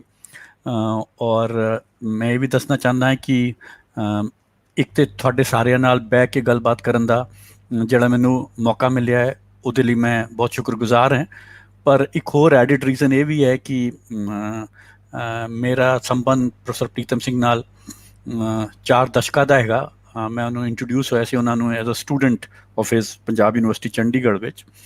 ਔਰ ਓਵਰ ਦੀ ਈਅਰਸ ਉਹ ਸਾਡੇ ਬਹੁਤ ਕਰੀਬੀ ਦੋਸਤ ਅਤੇ ਕਾਮਰੇਡ ਅਤੇ ਸਾਥੀ ਰਹੇ ਨੇ ਅਤੇ ਜ਼ਿੰਦਗੀ ਦੇ ਬਹੁਤ ਸਾਰੇ ਪੜਾਅ ਵਿੱਚ ਉਹਨਾਂ ਦਾ ਸਾਥ ਅਤੇ ਉਹਨਾਂ ਦੀ ਸਪੋਰਟ ਅਤੇ ਉਹਨਾਂ ਦੀ ਗੁੱਡਵਿਲ ਅਸੀਂ ਇਕੱਠੇ ਸ਼ੇਅਰ ਕੀਤੀ ਹੈ। ਸੋ ਉਹਨਾਂ ਦੀ ਕਿਤਾਬ 'ਤੇ ਗੱਲਬਾਤ ਕਰਨ ਲਈ ਤੁਸੀਂ ਮੈਨੂੰ ਬੁਲਾਇਆ, ਉਹਦੇ ਲਈ ਵੀ ਬਹੁਤ ਸ਼ੁਕਰਗੁਜ਼ਾਰ ਹੈ। ਸਾਡੀ ਗੱਲਬਾਤ ਇਸ ਕਿਤਾਬ 'ਤੇ ਅਤੇ ਇਸ ਕਿਤਾਬ ਦੇ ਵਿੱਚ ਜਿਹੜੇ ਮਸਲੇ ਨੇ ਇਸ ਨੂੰ ਲੈ ਕੇ ਆਪਸ ਵਿੱਚ ਕਈ ਵਾਰ ਹੋਈ ਹੈ। ਪਰ ਇੱਕ ਮੌਕਾ ਜਿੱਥੇ ਸਾਰੀ ਗੱਲ ਇੱਕ ਥਾਂ 'ਤੇ ਰੱਖੀ ਜਾ ਸਕੇ ਉਹ ਤੁਹਾਨੂੰ ਤੁਸੀਂ ਦਿੱਤਾ ਹੈ। ਦੂਜੀ ਗੱਲ ਇਹ ਵੀ ਹੈ ਕਿ ਪ੍ਰੋਫੈਸਰ ਸੁੱਚਾ ਸਿੰਘ ਗਿੱਲ ਜਿਨ੍ਹਾਂ ਦੇ ਨਾਲ ਮੈਂ ਬੋਲ ਰਿਹਾ, ਉਹਨਾਂ ਨੇ ਇੱਕ ਤਾਂ ਉਹ ਵੀ ਅਸੀਂ ਜਦ ਸਟੂਡੈਂਟ ਸੀਗੇ ਉਹਨਾਂ ਨੂੰ ਪੜ੍ਹ ਕੇ ਅਸੀਂ ਉਸ ਜ਼ਮਾਨੇ 'ਚੋਂ ਉਹਨਾਂ ਦੀ ਲਿਖ ਨੂੰ ਪੜ੍ਹਦੇ ਸੀ ਅਤੇ ਉਹਦੇ 'ਚੋਂ ਗਰੋ ਕੀਤੇ ਹੈ। ਅਤੇ ਉਹਨਾਂ ਨੇ ਬੁੱਕ ਦੀ ਅਤੇ ਜਿਹੜੇ ਇਸ਼ੂਜ਼ ਰੇਸ ਕੀਤੇ ਹੈ ਉਹ ਵੀ ਮੇਰੇ ਲਈ ਬੜਾ ਚੰਗਾ ਹੈ, ਕਿਉਂਕਿ ਮੈਨੂੰ ਇੱਕ ਮੌਕਾ ਦਿੰਦਾ ਹੈ ਕਿ ਮੈਂ ਗੱਲ ਨੂੰ ਥੋੜ੍ਹੀ ਅੱਗੇ ਵਧਾ ਸਕਾਂ। ਉਹਨਾਂ ਨੇ ਸਟਰਕਚਰ ਆਫ ਬੁੱਕ ਅਤੇ ਉਹਦੇ ਚੈਪਟਰਸ ਅਤੇ ਉਹਦੀ ਕੰਟੈਂਟ ਦੇ ਬਾਰੇ ਕਾਫੀ ਡਿਟੇਲ ਵਿੱਚ ਇਲੈਬੋਰੇਸ਼ਨ ਕੀਤਾ ਹੈ। ਸੋ ਮੈਨੂੰ ਉਸ ਚੀਜ਼ 'ਤੇ ਜਾਣ ਦੀ ਲੋੜ ਨਹੀਂ ਹੈ। ਮੇਰਾ ਜਿਹੜਾ ਅੱਜ ਦਾ ਇੰਟਰਵੈਂਸ਼ਨ ਹੈ, ਮੇਰਾ ਜਿਹੜਾ ਕਮੈਂਟ ਹੈ, ਜਿਹੜੀ ਮੈਂ ਗੱਲ ਰੱਖਾਂਗਾ ਤੁਹਾਡੇ ਅੱਗੇ, ਉਹ ਐਸੈਂਸ਼ਲੀ ਜਿਹੜੀ ਬੁੱਕ ਦੇ ਕੀ ਕਨਕਲੂਜਨਸ ਨੇ, ਬੁੱਕ ਦੀ ਜਿਹੜੇ ਕੀ ਨਿਚੋੜ ਨੇ, ਉਹਨਾਂ ਨਾਲ ਸਹਿਮਤ ਹੁੰਦੇ ਹੋਏ ਗੱਲ ਨੂੰ ਅੱਗੇ ਵਧਾਉਣ ਦੀ ਸਪਿਰਿਟ ਵਿੱਚ ਮੈਂ ਆਪਣੀ ਗੱਲ ਰੱਖਾਂਗਾ। ਸੋ ਜਿਹੜੇ ਕੀ ਡਾਇਮੈਂਸ਼ਨਸ ਤੇ ਕੀ ਕਨਕਲੂਜਨਸ ਨੇ ਬੁੱਕ ਦੇ, ਜਿਹੜੇ ਕਿ ਦੋਨੋਂ ਸਾਥੀ ਜਿਹੜੇ ਪਹਿਲੇ ਬੋਲੇ ਉਹਨਾਂ ਨੇ ਬਹੁਤ ਹੀ ਵਿਸਤਾਰ ਨਾਲ ਅਤੇ ਬਹੁਤ ਚੰਗੇ ਤਰੀਕੇ ਨਾਲ ਉਹਨਾਂ ਨੂੰ ਸਮਰਾਈਜ਼ ਕੀਤਾ ਹੈ। ਮੈਂ ਉਹ ਸਾਰੀ ਚੀਜ਼ਾਂ ਤੋਂ ਐਗਰੀ ਕਰਦਾ ਹੈ। ਇਹ ਕਿਤਾਬ ਹੈ ਜਿਹੜੀ ਫੈਡਰਲਿਜ਼ਮ, ਨੈਸ਼ਨਲਿਜ਼ਮ, ਡਿਵੈਲਪਮੈਂਟ ਨੂੰ ਰਿਲੇਟ ਕਰਦੀ ਹੈ ਪੰਜਾਬੀ ਸਿੱਖ ਨੈਸ਼ਨਲਿਜ਼ਮ ਨਾਲ, ਅਤੇ ਪੰਜਾਬੀ ਸਿੱਖ ਨੈਸ਼ਨਲਿਜ਼ਮ ਦੇ, ਸਿੱਖ ਨੈਸ਼ਨਲਿਜ਼ਮ ਦੇ ਜਿਹੜੇ ਸੰਘਰਸ਼ ਨੇ ਉਹਨਾਂ ਨੂੰ ਜੋੜਦੀ ਹੈ ਸੈਂਟਰ ਸਟੇਟ ਰਿਲੇਸ਼ਨ, ਜਿਹੜਾ ਸੰਘੀ ਢਾਂਚਾ ਹੈ ਹਿੰਦੁਸਤਾਨ ਦਾ ਪੰਜਾਬ ਦੇ ਕੰਟੈਕਸਟ ਵਿੱਚ, ਉਹਨੂੰ ਜੋੜਦੀ ਹੈ। ਦੂਜੇ ਸ਼ਬਦਾਂ 'ਚ ਕਿਹਾ ਜਾਏ ਤਾਂ ਇਹ ਕਿਤਾਬ ਇੱਕ ਮੈਕਰੋ ਫਰੇਮਵਰਕ ਦਿੰਦੀ ਹੈ ਪੰਜਾਬ ਨੂੰ ਸਮਝਣ ਦਾ, ਪੰਜਾਬ ਦੇ ਡਿਵੈਲਪਮੈਂਟ ਨੂੰ ਸਮਝਣ ਦਾ 1991 ਤੱਕ, ਅਤੇ ਜਿਹੜੇ ਉਸ ਡਿਵੈਲਪਮੈਂਟ ਪ੍ਰੋਸੈਸ ਤੋਂ ਉਭਰੇ ਡਾਇਮੈਂਸ਼ਨਸ ਹੈ ਡਿਵੈਲਪਮੈਂਟ ਦੇ, ਜਿਹੜਾ ਪੈਟਰਨ ਆਫ ਡਿਵੈਲਪਮੈਂਟ ਹੈ ਉਹਨੂੰ ਵੇਖਣ ਦੇ। ਜੋ ਮੂਲ ਗੱਲ ਕਹਿੰਦੀ ਹੈ ਕਿਤਾਬ ਉਹ ਕਿ ਜੇ ਅਸੀਂ ਸਪੈਸੀਫਿਕ ਡਿਵੈਲਪਮੈਂਟ ਟ੍ਰੈਜੈਕਟਰੀ ਦੇਖੀਏ 66 ਤੋਂ ਲੈ ਕੇ 91 ਤੱਕ ਪੰਜਾਬ ਵਿੱਚ, ਅਤੇ ਉਹਨੂੰ ਸਮਝਣ ਵਾਸਤੇ ਸਾਨੂੰ ਜਿਹੜਾ ਸੈਂਟਰਲਾਈਜ਼ਡ ਨੈਸ਼ਨਲਿਸਟ ਡਿਵੈਲਪਮੈਂਟ ਪਾਥ ਹੈ ਇੰਡੀਆ ਦਾ, ਉਹ ਜਿਹੜਾ ਅਡੋਪਟ ਕੀਤਾ ਗਿਆ ਹੈ, ਉਹਦੇ ਕੰਟੈਕਸਟ ਵਿੱਚ, ਉਹਦੇ ਸੰਦਰਭ ਵਿੱਚ ਸਾਨੂੰ ਪੰਜਾਬ ਦਾ ਵਿਕਾਸ ਦਾ ਪ੍ਰੋਸੈਸ ਦੇਖਣਾ ਪਏਗਾ।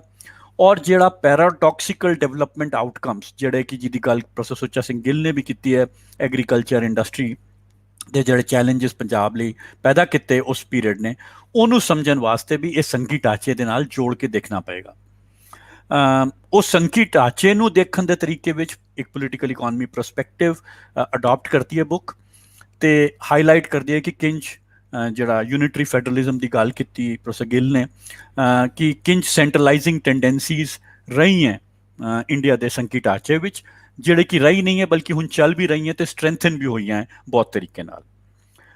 ਦੂਜਾ ਜਿਹੜੀ ਬੁੱਕ ਇੱਕ ਹੋਰ ਡਾਇਮੈਂਸ਼ਨ ਦੇ ਬਾਰੇ ਇਨਡਾਇਰੈਕਟਲੀ ਕਹਿ ਰਹੀ ਹੈ, ਅਤੇ ਪਰ ਔਰ ਬਾਅਦ ਵਿੱਚ ਜਿਹੜੇ ਰਿਵਿਊਜ਼ ਪ੍ਰੋਫੈਸਰ ਪ੍ਰੀਤਮ ਨੇ ਮੇਰੇ ਨਾਲ ਸ਼ੇਅਰ ਕੀਤੇ ਹੈ ਕਿ ਇਹਦੇ ਵਿੱਚ ਇੱਕ ਇਹ ਵੀ ਕਲੇਮ ਹੈ ਕਿ ਇੱਕ ਜਨਰਲ ਮਾਡਲ, ਇੱਕ ਜਨਰਲ ਟੈਂਪਲੇਟ, ਇੱਕ ਜਨਰਲ ਤਰੀਕਾ ਦਿੰਦੀ ਹੈ ਕਿ ਕਿੰਝ ਅਸੀਂ ਰੀਜਨਲ ਇੰਬੈਲੈਂਸਿਸ ਨੂੰ ਦੇਖੀਏ ਅਤੇ ਉਹਦੇ ਜਿਹੜੇ ਟੈਂਸ਼ਨਸ ਨੇ ਨੈਸ਼ਨਲ ਇਕੋਨਮੀਜ਼ ਦੇ ਨਾਲ, ਉਹਨੂੰ ਕਿੰਝ ਸਮਝੀਏ। ਯਾਨੀ ਇੱਕ ਲੈਵਲ 'ਤੇ ਜਿਹੜੇ ਕੰਪੀਟਿੰਗ ਨੈਸ਼ਨਲਿਜ਼ਮ ਹੈ ਅਤੇ ਉਹਦੇ ਡਿਵੈਲਪਮੈਂਟ ਚੈਲੰਜਸ ਹੈ ਕੰਪੀਟਿੰਗ ਨੈਸ਼ਨਲਿਜ਼ਮ ਦੇ, ਇਹਨੂੰ ਸਮਝਣ ਲਈ ਵੀ ਇੱਕ ਤਰੀਕਾ, ਇੱਕ ਸੋਚ, ਇੱਕ ਢਾਂਚਾ ਇੰਪਲੀਸਿਟਲੀ ਇਹ ਬੁੱਕ ਦਿੰਦੀ ਹੈ। ਇਹ ਦੋ ਮੇਨ ਪ੍ਰਪੋਜੀਸ਼ਨਸ ਨੇ ਬੁੱਕ ਤੇ।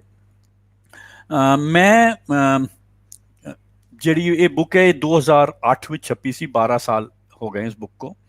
ਸੋ ਮੈਂ ਜਿਹੜੀ ਪਹਿਲੀ ਗੱਲ ਆਪਣੀ ਗੱਲ ਦੋ ਹਿੱਸਿਆਂ 'ਚ ਰੱਖਣਾ ਚਾਹੁੰਦਾ ਹੈ।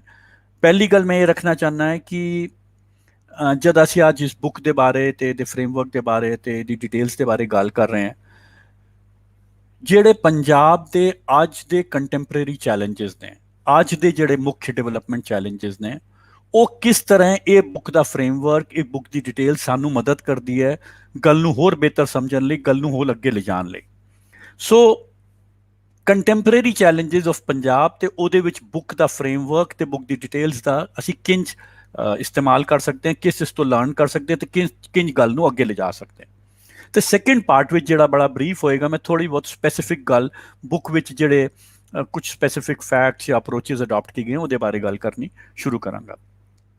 जैसा मैं किया बुक 2008 ਵਿੱਚ ਛਪੀ ਹੈ। ਮੇਨ ਪੀਰੀਅਡ ਜਿਹੜਾ ਐਨਾਲਿਸਿਸ ਦਾ ਖਾਸ ਤੌਰ ਸੇ ਇਕਨੋਮਿਕ ਡੇਟਾ ਵਿੱਚ ਹੈਗਾ ਉਹ ਹੈਗਾ 1966 to 1991।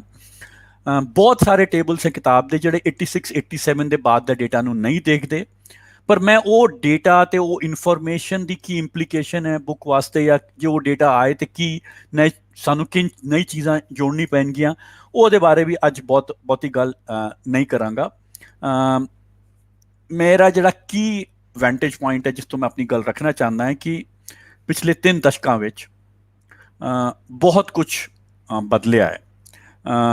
ਜੇ 91 ਤੋਂ ਹੀ ਅਸੀਂ ਗੱਲ ਕਰ ਰਹੇ ਹਾਂ ਤੇ ਜਿਹੜਾ ਕੀ ਆਰਗੂਮੈਂਟ ਹੈ ਬੁੱਕ ਦਾ ਉਹ ਹਾਲੇ ਵੀ ਵੈਲਿਡ ਹੈ, ਇਨ ਦਾ ਸੈਂਸ ਕਿ greater political cultural autonomy for Punjab ਉਹ ਕਿੰਜ ਪਰਸਿਊ ਕੀ ਜਾਏ, ਔਰ ਜਿਹੜੀ ਸੈਂਟਰਲਾਈਜ਼ਿੰਗ ਡਾਇਮੈਂਸ਼ਨ ਹੈ of the fiscal political institutional arrangements of India, ਇਹ ਦੋਨੋਂ ਜਿਹੜੇ ਆਸਪੈਕਟ ਨੇ ਹਾਲੇ ਵੀ ਸੈਂਟਰਲ ਹੈ ਇੰਡੀਆ ਦੇ ਕਿਸੇ ਵੀ ਡਿਵੈਲਪਮੈਂਟ ਡਿਬੇਟ ਲਈ।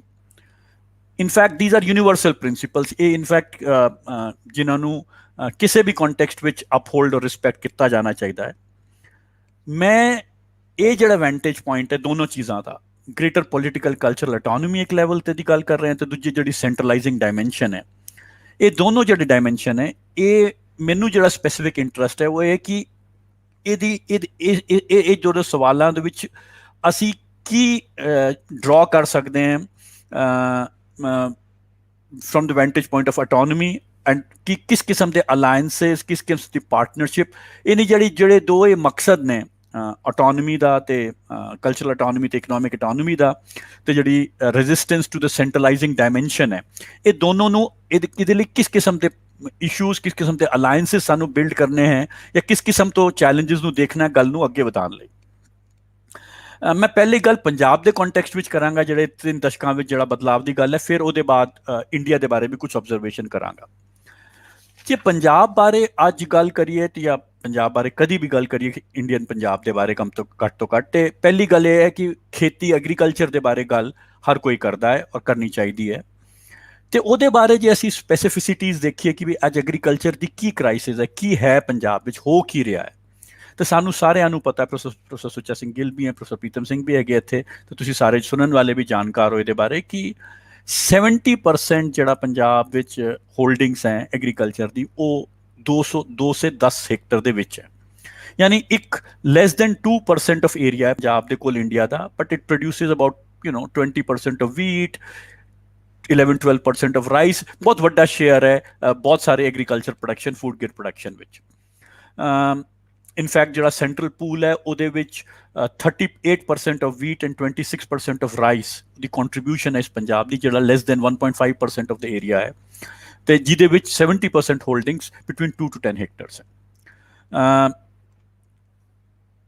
ਇਹ ਵੀ ਉਹ ਸਟੇਟ ਹੈ ਜਿਹਦੇ ਵਿੱਚ ਕ੍ਰੌਪਿੰਗ ਇੰਟੈਂਸਿਟੀ ਐਗਰੀਕਲਚਰ ਵਿੱਚ ਤੇ productivity of crops constantly increase ਕਰ ਰਹੀ ਹੈ। ਯਾਨੀ ਇੱਕ ਪਾਸੇ ਪੰਜਾਬ ਵਿੱਚ ਇਸ ਵੇਲੇ ਜਦ ਖੇਤੀ ਦੀ ਕ੍ਰਾਈਸਿਸ ਦੀ ਆਪਾਂ ਗੱਲ ਕਰਦੇ ਹਾਂ ਤੇ ਇੰਟੈਂਸਿਟੀ ਆਫ ਕ੍ਰੌਪਿੰਗ ਵੀ ਵੱਧ ਰਹੀ ਹੈ, ਪ੍ਰੋਡਕਟਿਵਿਟੀ ਵੀ ਵੱਧ ਰਹੀ ਹੈ, ਪਰ ਦੂਜੇ ਪਾਸੇ ਇਹ ਕਿਸੇ ਕਿਸਮ ਦੀ ਨਈ ਚੁਣੌਤੀਆਂ ਲੋਕਾਂ ਵਾਸਤੇ ਪੈਦਾ ਕਰ ਰਹੀ ਹੈ ਜਿਹੜੇ ਖੇਤੀ ਨਾਲ ਜੁੜੇ ਹੋਏ ਹੈ।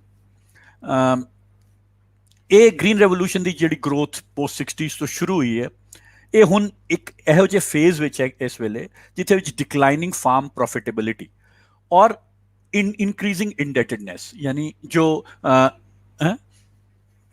ਇਨਕਰੀਜ਼ਿੰਗ ਇੰਡੈਟਡਨੈਸ। ਸੋ ਇੱਕ ਪਾਸੇ ਦੀ ਮਤਲਬ ਜਿਹੜੀ ਪੰਜਾਬ ਵਿੱਚ ਇਸ ਵੇਲੇ ਐਗਰੀਰੀਅਨ ਕ੍ਰਾਈਸਿਸ ਹੈ ਉਹਦੇ ਵਿੱਚ ਡਿਕਲਾਈਨਿੰਗ ਫਾਰਮ ਪ੍ਰੋਫਿਟੇਬਿਲਿਟੀ ਤੇ ਇਨਕਰੀਜ਼ਿੰਗ ਇੰਡੈਟਡਨੈਸ ਇਹਦੇ ਕੀ ਕੰਪੋਨੈਂਟਸ ਹੈ।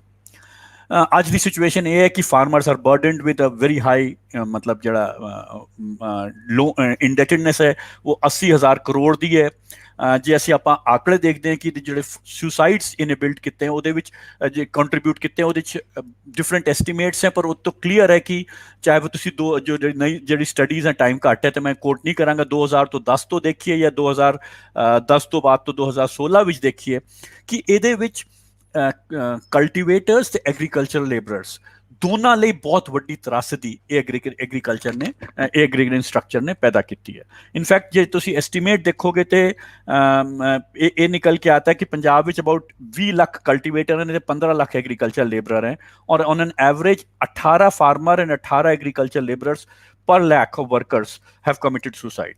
ਸੋ ਜਿਹੜਾ ਮੈਗਨੀਟਿਊਡ ਆਫ ਕ੍ਰਾਈਸਿਸ ਹੈ, ਜਿਹੜੀ ਕ੍ਰਾਈਸਿਸ ਦਾ ਡੈਪਥ ਹੈ ਉਹ ਫਾਰਮਰਸ ਕਲਟੀਵੇਟਰਸ ਲਈ ਵੀ ਹੈ ਜਿਹੜੇ ਕਿ ਮੈਜੋਰਿਟੀ ਤੌਰ ਤੇ ਛੋਟੇ ਕਲਟੀਵੇਟਰਸ ਨੇ ਤੇ ਦੂਜੇ ਪਾਸੇ ਐਗਰੀਕਲਚਰ ਲੇਬਰਰਸ ਲਈ ਵੀ ਹੈ।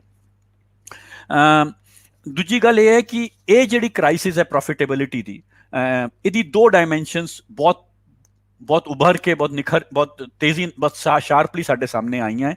ਇੱਕ ਆਈ ਹੈ ਇਨਕਮ ਦੀ ਡਾਇਮੈਂਸ਼ਨ ਜਿਹਦਾ ਮੈਂ ਜ਼ਿਕਰ ਕਰ ਰਿਹਾ ਹਾਂ, ਤੇ ਦੂਜੀ ਆਈ ਹੈ ਇੰਪਲੋਇਮੈਂਟ ਦੀ। ਮੈਂ ਇਹ ਤਾਂ ਇਸ ਗੱਲ ਦਾ ਜ਼ਿਕਰ ਇਸ ਕਰਕੇ ਕਰ ਰਿਹਾ ਕਿ ਜਿਹੜੀ ਅਸੀਂ ਫਰੇਮਵਰਕ ਡਿਵੈਲਪ ਕਰ ਰਹੇ ਹਾਂ, ਜਿਹੜਾ ਢਾਂਚਾ ਬਣਾ ਰਹੇ ਸੋਚਣ ਦਾ, ਉਹਨੂੰ ਅਸੀਂ ਇਹ ਦੇਖਣਾ ਹੈ ਕਿ ਅੱਜ ਦੇ ਬਾਰੇ ਜਿਹੜੇ ਚੈਲੰਜਸ ਹੈ ਉਹਦੇ ਵਿੱਚ ਉਹ ਕਿੰਝ ਕੰਟਰੀਬਿਊਟ ਕਰਦਾ। ਸੋ ਮੈਂ 5 ਮਿੰਟ ਹੋਰ ਲਵਾਂਗਾ ਇਸ ਗੱਲ ਨੂੰ ਅੱਗੇ ਵਧਾਉਣ ਦੇ ਵੇ ਕਿ ਜੇ ਤੁਸੀਂ ਅੱਜ ਐਨੂਅਲ ਇਨਕਮ ਦੀ ਫਾਰਮਰ ਦੀ ਗੱਲ ਕਰਦੇ ਹੋ ਤੇ ਸਾਨੂੰ ਪਤਾ ਹੈ ਕਿ ਉਹ ਐਡਿਕੁਏਟ ਨਹੀਂ ਹੈ ਉਹਨਾਂ ਦੀ ਐਕਸਪੈਂਡੀਚਰ ਨੀਡਸ ਤੋਂ। ਦੈਟ ਇਜ਼ ਵਾਈ ਉਹਨਾਂ ਦਾ ਡੈਟ ਸਰਵਿਸਿੰਗ ਇੰਨੀ ਜ਼ਿਆਦਾ ਵੱਧ ਗਈ ਹੈ। ਆંકੜੇ ਮੈਂ ਬਹੁਤ ਥੋੜੇ ਜਿਹੇ ਕੋਟ ਕਰਾਂਗਾ ਕਿ ਇੱਕ ਐਵਰੇਜ ਫਾਰਮ ਹਾਊਸ ਹੋਲਡ ਲਈ ਕ੍ਰੌਪ ਫਾਰਮਿੰਗ ਤੋਂ ਜਿਹੜੀ ਇਨਕਮ ਹੈ ਉਹ 5 ਲੱਖ 5.5 ਲੱਖ ਦੇ ਕਰੀਬ ਹੈ, ਜਿਹੜਾ ਕਿ ਡੈਟ ਬਰਡਨ 8 ਲੱਖ ਦੇ ਕਰੀਬ ਹੈ 2016-17 ਦੀ ਜੇ ਆਪਾਂ ਗੱਲ ਕਰੀਏ। ਜੇ ਅਸੀਂ ਇਸੇ ਚੀਜ਼ ਨੂੰ ਮਾਰਜਨਲ ਤੇ ਸਮਾਲ ਫਾਰਮਰਸ ਦੀ ਦੇਖਣ ਲੱਗਾਂਗੇ ਤੇ ਹੋਰ ਜ਼ਿਆਦਾ that burden the aspect dimension ਸਾਡੇ ਅੱਗੇ ਉਭਰ ਕੇ ਆ ਜਾਂਦਾ ਹੈ। ਜਿਹੜਾ ਇਹ ਮਿਸਮੈਚ ਹੈ ਬਿਟਵੀਨ ਇਨਕਮ ਐਂਡ ਜਿਹੜੇ ਫਾਰਮਰ ਨੂੰ ਪ੍ਰਾਈਸਿਸ ਮਿਲ ਰਹੇ ਹੈ, ਇਹਦੇ ਵਿੱਚ ਜਿਹੜੀ ਕੀ ਡਾਇਮੈਂਸ਼ਨ ਹੈ ਉਹ ਹੈਗੀ ਜਿਹੜੀ ਅਨਫੇਵਰੇਬਲ ਟਰਮਸ ਆਫ ਟ੍ਰੇਡ ਹੈ ਐਗਰੀਕਲਚਰ ਵਾਸਤੇ। ਪੰਜਾਬ ਵਿੱਚ ਮੈਕਸਿਮਮ ਸਪੋਰਟ ਪ੍ਰਾਈਸ ਮਿਲਦਾ ਹੈ ਜਿਹੜੀ ਮੇਨ ਕ੍ਰੌਪਸ ਹੈ ਵੀਟ ਐਂਡ ਪੈਡੀ ਲਈ, ਔਰ ਉਹ ਪਿਛਲੇ ਜੇ ਸਮੇਂ ਤੁਸੀਂ ਆંકੜੇ ਦੇਖੋਗੇ ਤੇ ਉਹ 2% ਪਰ ਐਨਮ ਤੋਂ ਮਿਨੀਮਮ ਸਪੋਰਟ ਪ੍ਰਾਈਸ ਵਧਿਆ ਹੈ, ਵੱਧ ਕਿ ਕਾਸਟ ਆਫ ਕਲਟੀਵੇਸ਼ਨ ਜਿਹੜੀ ਹੈ ਉਹ ਕਰੀਬ 8% ਤੋਂ ਵਧੀ ਹੈ।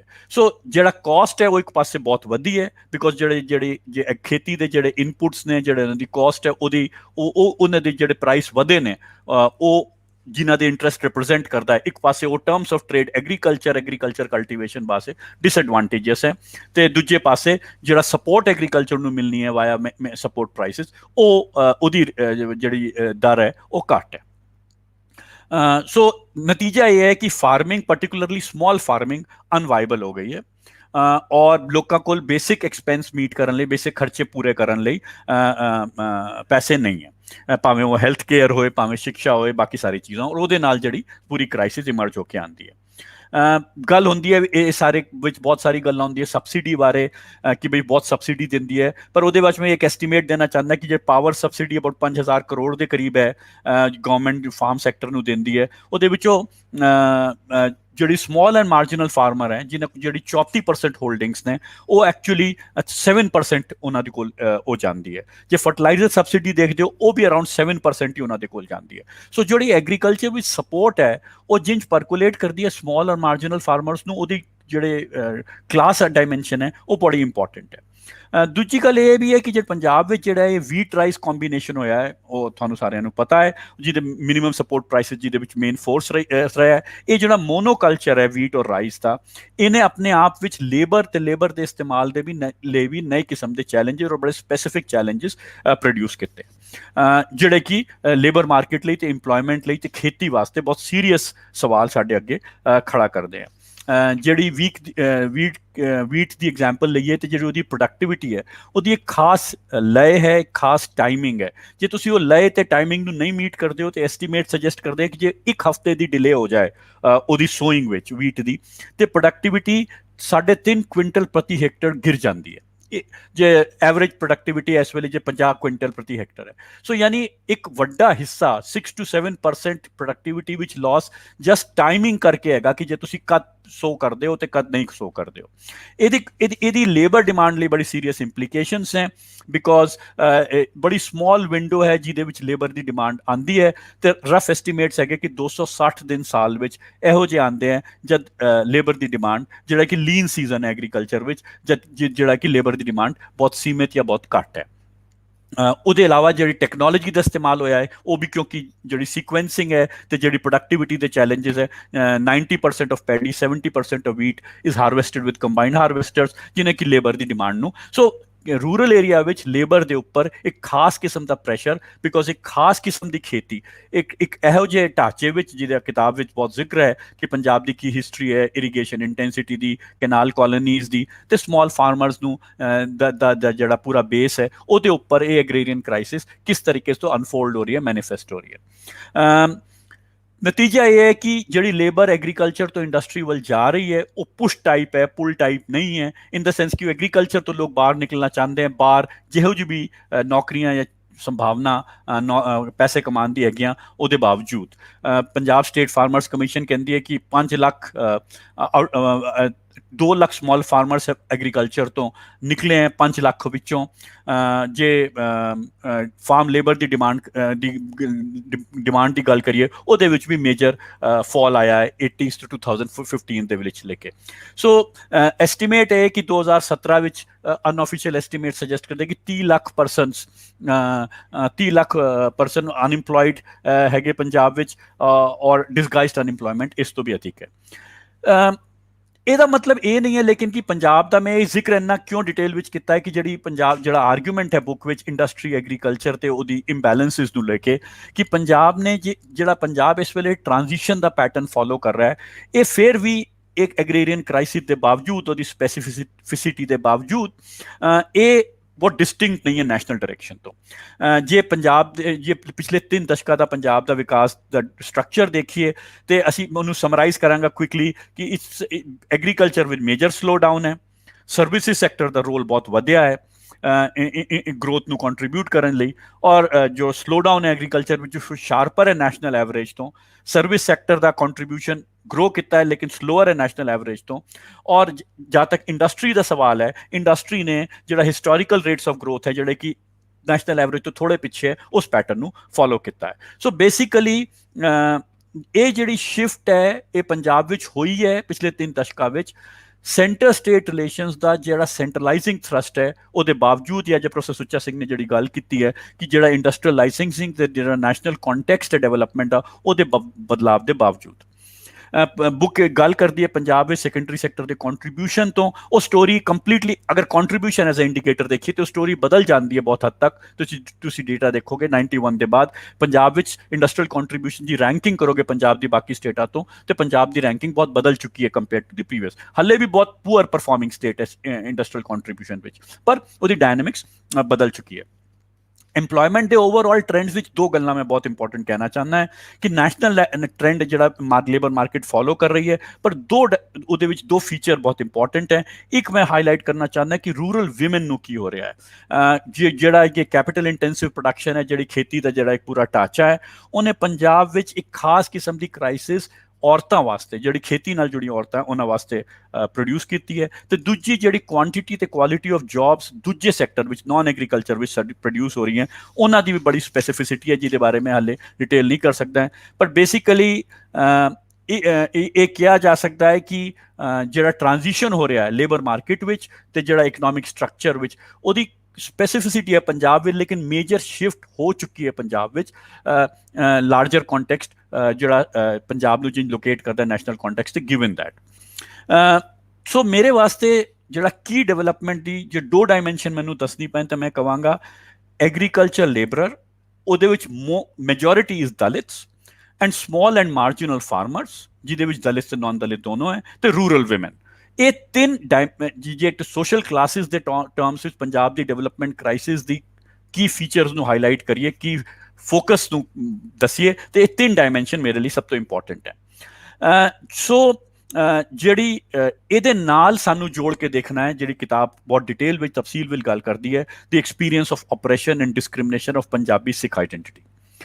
ਸੋ ਜੇ ਕੁਐਸਚਨ ਜਿਹੜਾ ਮੈਂ ਸਵਾਲ ਜਿਹੜਾ ਬੁੱਕ ਪੜ੍ਹ ਕੇ ਮੈਂ ਪੁੱਛ ਰਿਹਾ ਸੀ ਕਿ ਜਿਹੜਾ ਸਾਨੂੰ ਇਮੈਂਸੀਪੇਟਰੀ ਪ੍ਰੋਜੈਕਟ ਜਿਹੜਾ ਸਾਨੂੰ ਅੱਗੇ ਡਿਵੈਲਪਮੈਂਟ ਦੇ ਚੈਲੰਜਸ ਹੈਗੇ ਰੂਰਲ ਵਿਮਨ ਵਾਸਤੇ, ਐਗਰੀਕਲਚਰ ਦਲਿਤ ਐਗਰੀਕਲਚਰ ਲੇਬਰਰ ਵਾਸਤੇ ਤੇ ਸਮਾਲ ਤੇ ਮਾਰਜਨਲ ਫਾਰਮਰ ਵਾਸਤੇ, ਜਿਹੜਾ ਪੰਜਾਬ ਦੀ ਆਬਾਦੀ ਦਾ ਮੇਜਰ ਹਿੱਸਾ ਹੈ ਲੋਕਾਂ ਦੇ ਵਿੱਚ, ਉਹ किस किस्म का, और एक पासे जड़ा ये डिस्क्रिमिनेटरी एक्सपीरियंस ऑफ ऑपरेशन है of as Punjabi Sikh identity, ये जेडी दोनों चीज़ां है, इनू जोड़ के असी किस किस्म की पॉलिटिक्स, किस किस्म की लड़ाई रीजनल ऑटोनॉमी में लई ਇਹੋ ਜਿਹੀ ਲੜੀਏ ਜਾਂ ਇਹੋ ਜਿਹੇ ਸਵਾਲ ਖੜਾ ਕਰੀਏ ਜਾਂ ਇਹੋ ਜਿਹੇ ਐਨਾਲਿਸਿਸ ਕਰੀਏ ਜਿਹੜੇ ਇਸ ਆਪਰੇਸ਼ਨ ਨੂੰ, ਇਸ ਡਿਵੈਲਪਮੈਂਟ ਦੇ ਚੈਲੰਜਸ ਨੂੰ, ਜਿਹਨੂੰ ਮੈਂ ਅੰਡਰਲਾਈਨ ਕੀਤਾ ਹੈ, ਉਹਨੂੰ ਐਡਰੈਸ ਕਰ ਸਕੇ। ਬਿਕੋਜ਼ ਜੇ ਅਸੀਂ ਇਹ ਆਪਰੇਸ਼ਨ ਦੇ ਚੈਲੰਜਸ ਨੂੰ ਅਸੀਂ ਨਹੀਂ ਐਨਾਲਾਈਜ਼ ਕਰਾਂਗੇ ਜਾਂ ਇਹਨੂੰ ਨਹੀਂ ਹਾਈਲਾਈਟ ਕਰਾਂਗੇ ਤਾਂ ਮੈਨੂੰ ਲੱਗਦਾ ਹੈ ਕਿ ਜਿਹੜੀ ਇੰਡੀਅਨ ਸਟੇਟ, ਜਿਹੜੀ ਕਿ ਬਹੁਤ ਪਾਵਰਫੁਲ ਸਟੇਟ ਹੈ, ਬਹੁਤ ਸੈਂਟਰਲਾਈਜ਼ਿੰਗ ਸਟੇਟ ਹੈ, ਉਹਨੂੰ ਉਹਦੀ ਪਾਵਰ ਤੇ ਸਟਰੈਂਥ ਨੂੰ ਸਾਨੂੰ ਚੈਲੰਜ ਕਰਨ ਲਈ ਬਹੁਤ ਮੁਸ਼ਕਿਲ ਹੋਏਗੀ। और मेरा ये हंबल सजेशन है कि आज जेड़े एक्सिस, जेड़ी डायनेमिक्स, जेड़े फोर्सेस इस किस्म के ऑपरेशन, इस किस्म के पंजाब के डिवेलपमेंट क्राइसिस नू क्रिएट कर रहे हैं, साडे अगे रख रहे हैं, ओ जोड़े हैगे ओ साडे अगे रख रहे हैं, ओदे विच की एक्सिस सेंटर स्टेट रिलेशंस नहीं है। ਇਹਦਾ ਮਤਲਬ ਮੈਂ ਇਹ ਨਹੀਂ ਕਹਿ ਰਿਹਾ ਕਿ ਕੁਐਸਚਨ ਆਫ ਰੀਜਨਲ ਆਟੋਨੋਮੀ ਨਹੀਂ ਹੈ। ਪ੍ਰੋਫੈਸਰ ਪ੍ਰੀਤਮ ਸਿੰਘ ਦੀ ਕਿਤਾਬ, ਪ੍ਰੋਫੈਸਰ ਸੁੱਚਾ ਸਿੰਘ ਦੀ ਆਬਜ਼ਰਵੇਸ਼ਨਸ, ਸ਼ਕਵਤ ਸਾਦ ਦੀ ਆਬਜ਼ਰਵੇਸ਼ਨਸ ਪਾਕਿਸਤਾਨ ਦੇ ਪੰਜਾਬ ਦੇ ਬਾਰੇ ਕਲੀਅਰਲੀ ਹਾਈਲਾਈਟ ਕਰਦੀਆਂ ਕਿ ਰੀਜਨਲ ਆਟੋਨੋਮੀ ਦਾ ਸਵਾਲ ਤੇ ਰੀਜਨਲ ਆਈਡੈਂਟੀਟੀ ਦਾ ਸਵਾਲ ਬਹੁਤ ਇੰਪੋਰਟੈਂਟ ਹੈ, ਪਰ ਕੀ ਐਕਸੈਸ, ਕੀ ਡਾਇਨਾਮਿਕਸ, ਕੀ ਪ੍ਰੋਸੈਸਿਸ ਜਿਹੜੇ ਇਸ ਵੇਲੇ ਦੀ ਡਿਵੈਲਪਮੈਂਟ ਕ੍ਰਾਈਸਿਸ ਨੂੰ ਸਾਡੇ ਅੱਗੇ ਰੱਖ ਰਹੇ ਨੇ, ਉਹਦੇ ਵਿੱਚ ਫਲਕਰਮ ਜਿਹੜਾ ਹੈਗਾ ਉਹ ਸੈਂਟਰ ਸਟੇਟ ਰਿਲੇਸ਼ਨ ਨਹੀਂ ਹੈ।